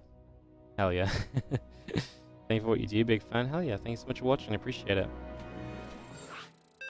Countdown for our final game of the day, guys. Clem and Hero. Let's jump in. So we casted what? This is going to be our 1, 2, 3, 4, 5, 6, 7, our 8th game of Clem Hero now. This is our 11th game of Clem and Hero we've casted a day.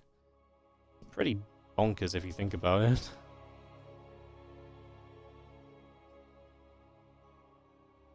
Alright. Persephone to close the day out. As in the bottom left side, our red Protoss player is Hero. Really played that one well. Was relying on the double forge coming through. The double forge came through and it saved him. The economy behind him really finally came swinging through for him eventually as well. Well played.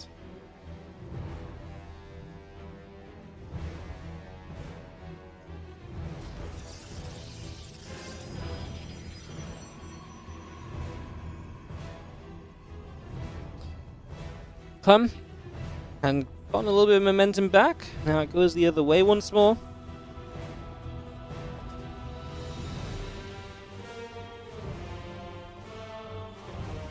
And one final game today.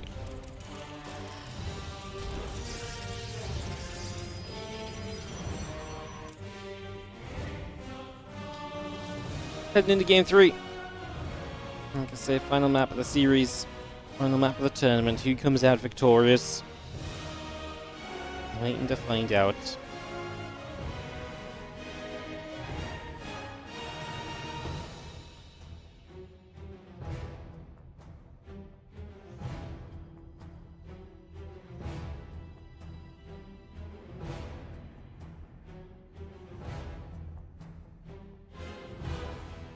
We're going across, stepping through all the moment here early on. Obviously try to get some early scouting going, get some information gathering.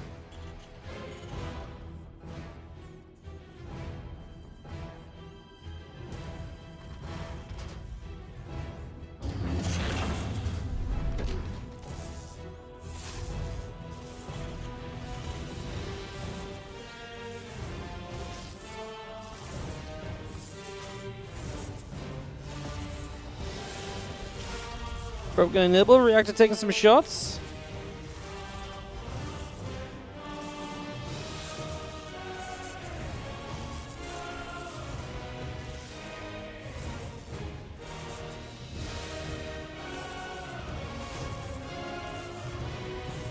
As that Reaper comes up. Just we go Reactor. Reaper. Oh, very interesting. Not what I was really expecting. As the Stargate comes through, the Nexus comes about.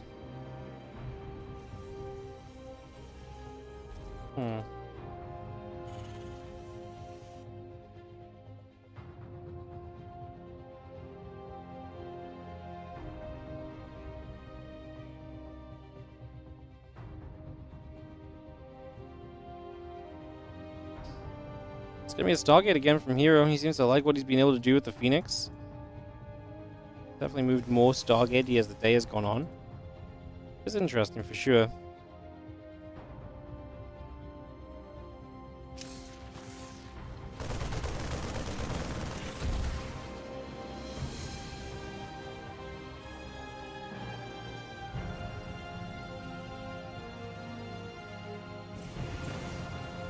Reaper gathering. Do you have an Oracle in production? Obviously, Reaper just trying to gather info.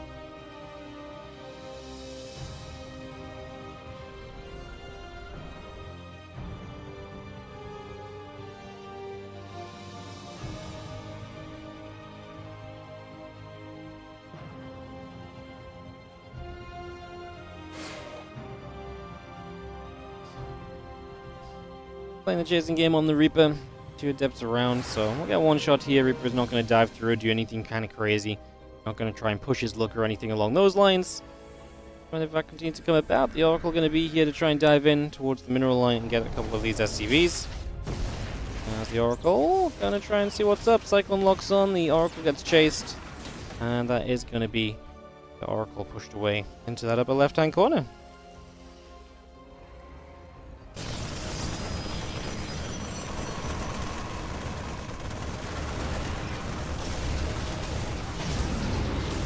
Phoenix is going to hit the medevac coming through. As we do have the Pylon having been depowered, delays actually the warp gate and an Adept coming out for a little bit.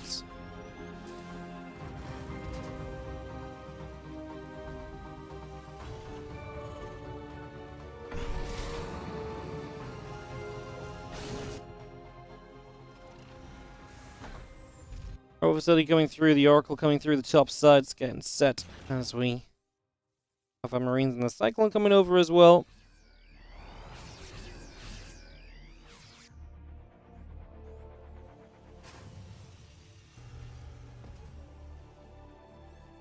And the Twilight Council Forge coming through, add a Robo facility onto that. The Oracle will drop a Stasis Ward down at the front, just going to get that going immediately.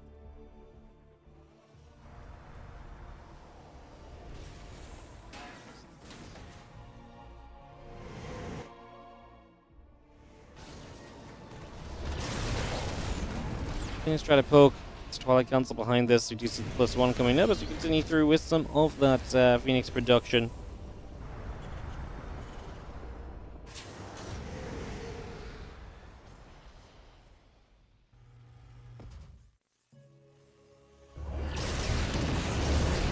See the Phoenix able to get rid of a couple of the SCVs. So 3 SCVs going down, and yeah, we've got ourselves a charge upgrade coming through from Hero as well. So we got that coming up. The +1 attack coming over.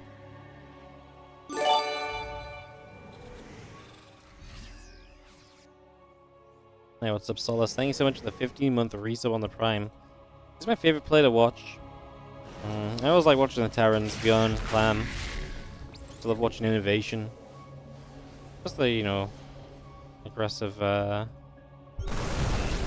fun micro Terrans. Hard not to love watching those, you know.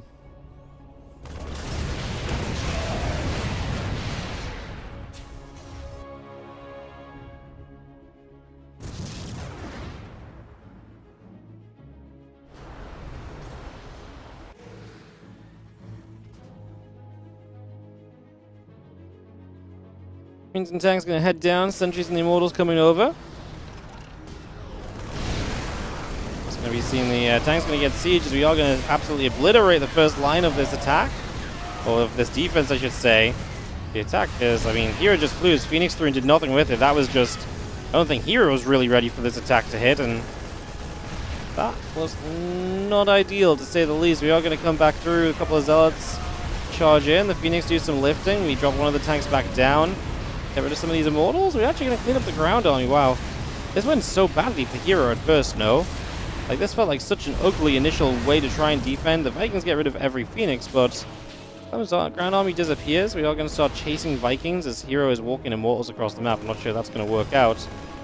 Marines will unload into the main base. Tell you what would be interesting. What if we took these couple of Immortals and did some healing with them? That'd be sick, though.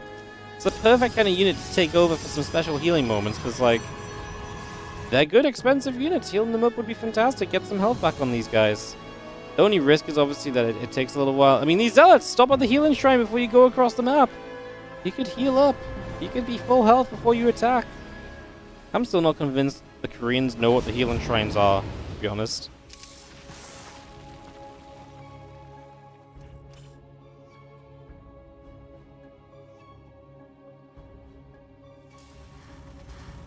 These Zealots just going to run into Widow Mines anyway, so they're not going to do much as Hero.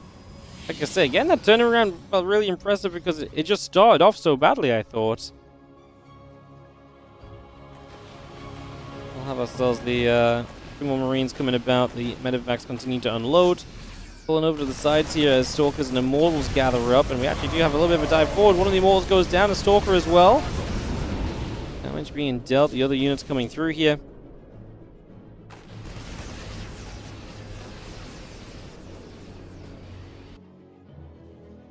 Hero starts the storm, so will show us where he wants to go in terms of splash damage on this.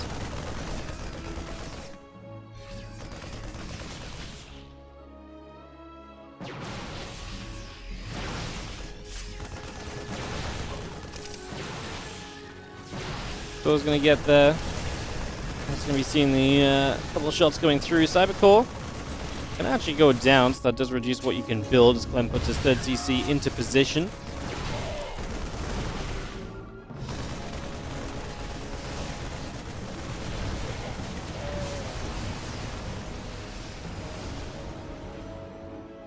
Medevac Viking obviously still kind of trying to bully around. Vikings love to get that prism just as they're loading up High Templars. Would have been an amazing pick as the Stalkers get a few shots off the bio, pulling up with the Medevacs and Vikings as well. And a lot of those Zealots will get across the map here and head into this natural. Well, the mine's going to start firing through. The couple of Zealots going down. High Templar will unload and a bunch more Zealots warp in. That's a nice storm onto a lot of that bio, and now, wow, that's a great catch from Hero.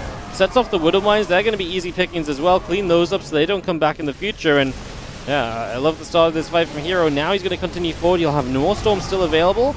Eats some Widow Mine shots, kills the incoming commands, and descends the Zealots to the mineral line. Lets the Storms and the Immortals deal with the rest of this army. There's a few Marines. If we could just get rid of those, the Immortals are going to shred the Marauder heavy force that's behind it. 5 Immortals initially, now down to 3.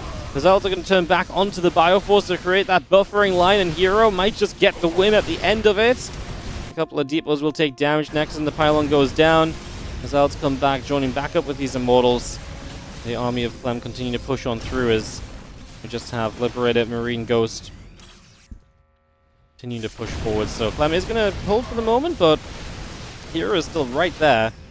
I think Hero's problem right now is he needs a warp in of High Templar, and he needs, if he warps in High Templar, we'll slow to get back to that Immortal. If he warps in High Templar, what he needs to do is he needs to be giving them time to get energy, right? So he doesn't want to warp in High Templar on the front line. So he kind of has to retreat back to his High Templar. Lost one Immortal in that retreat that maybe, honestly, could have been saved as well. Was not super pretty. I think that could have been a little better, but here he stands as a storm comes down. All the Zealot shots going off. The Prism gets pushed away. Another storm dropping onto the Bioforce there. And we do have the Liberator and the Viking overhead. Still a little bit of anti. They're kind of nice to have. These fights between these two are consistently so crazy and back and forth. You see the army continue to press up here from Hero. So he's going to come straight over. Stepping through for the moment. Another Widow Mine shot comes off right away.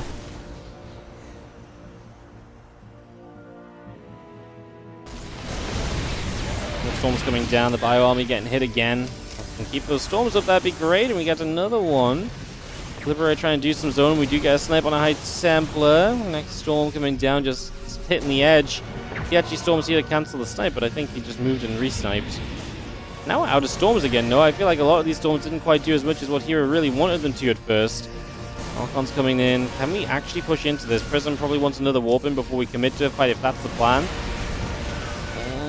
It feels very difficult, no? Let's see, we're going to send it. The Void Ray will try and get rid of that Liberator, take some of that damage away. Widowmine's going off, absolutely cleaving through the Zealots, but the Storm helping to push the Bio away. Nice Storm on the Ghost as well. A lot of these Medivacs are low HP. Can we capitalize on that at all? One more Storm, the SCVs pull into this. Hero going to sit here on this third base of the Terran, and this is now going to be SCVs pulling into this fight. Storm to help soften them up. We kite backwards, making the SCVs take shots. Probes dying in the bottom right corner. That's a warping of Stalkers to deal with this drop. And that should absolutely deal with this, because they can fight the Marines and then blink on the Medivacs, so that should be fine. Hero's getting a Robo Bay and a second Robo Facility into play. Yep, that drop bottom right completely dealt with as Clem is being busy elsewhere. And Hero is still stood out over here. Does he have what he needs? I mean, the thing right now is that a lot of these units from Clem, they're kind of getting towards being lower on HP. I mean, the Medivac count not super high either. Every stim is kind of adding up. And Hero's supply is heading in the right direction as we do get rid of the Prism here, potentially. No, Prism lives, man. Low HP. Clem's going to just leave the game as the reinforcements show up from the bottom right defense. Hero gets his second tournament win of the day, taking Clem out for the second time today in a final. And that, my friends, was 11 hours of StarCraft 2. I hope you enjoyed. Thank you, Mightiest Chicken, for the 5 gifted subs. Going out to WVLQ, Olkis, Odrail, Serverlord, and Brobike. Really appreciate it. If you guys have enjoyed the 11-hour stream today, consider supporting the channel. Follow us on Twitch, like and subscribe on YouTube. If you really enjoyed and you want to go one step further, be as awesome as Mightiest Chicken, you can subscribe or gift subscriptions or use your Prime subs to subscribe for free. You can also donate and cheer. We've got little bars down there. You can help fill up at the end of the day if you're feeling extremely generous as well. And I always appreciate it. I hope you guys enjoyed the long stream. Something a bit different. We had Twitch front page time, which is why we did the back-to-back events. Mondays will be back to probably just WardiTV Mondays from now on, guys. Thank you so much for watching. I appreciate you guys. I'm freaking knackered. If you sub on the outro, I will come back and say thank you. But otherwise, I hope you guys have a great rest of your night. And I'll see you guys in 13 hours for the Rex April Madness Group A.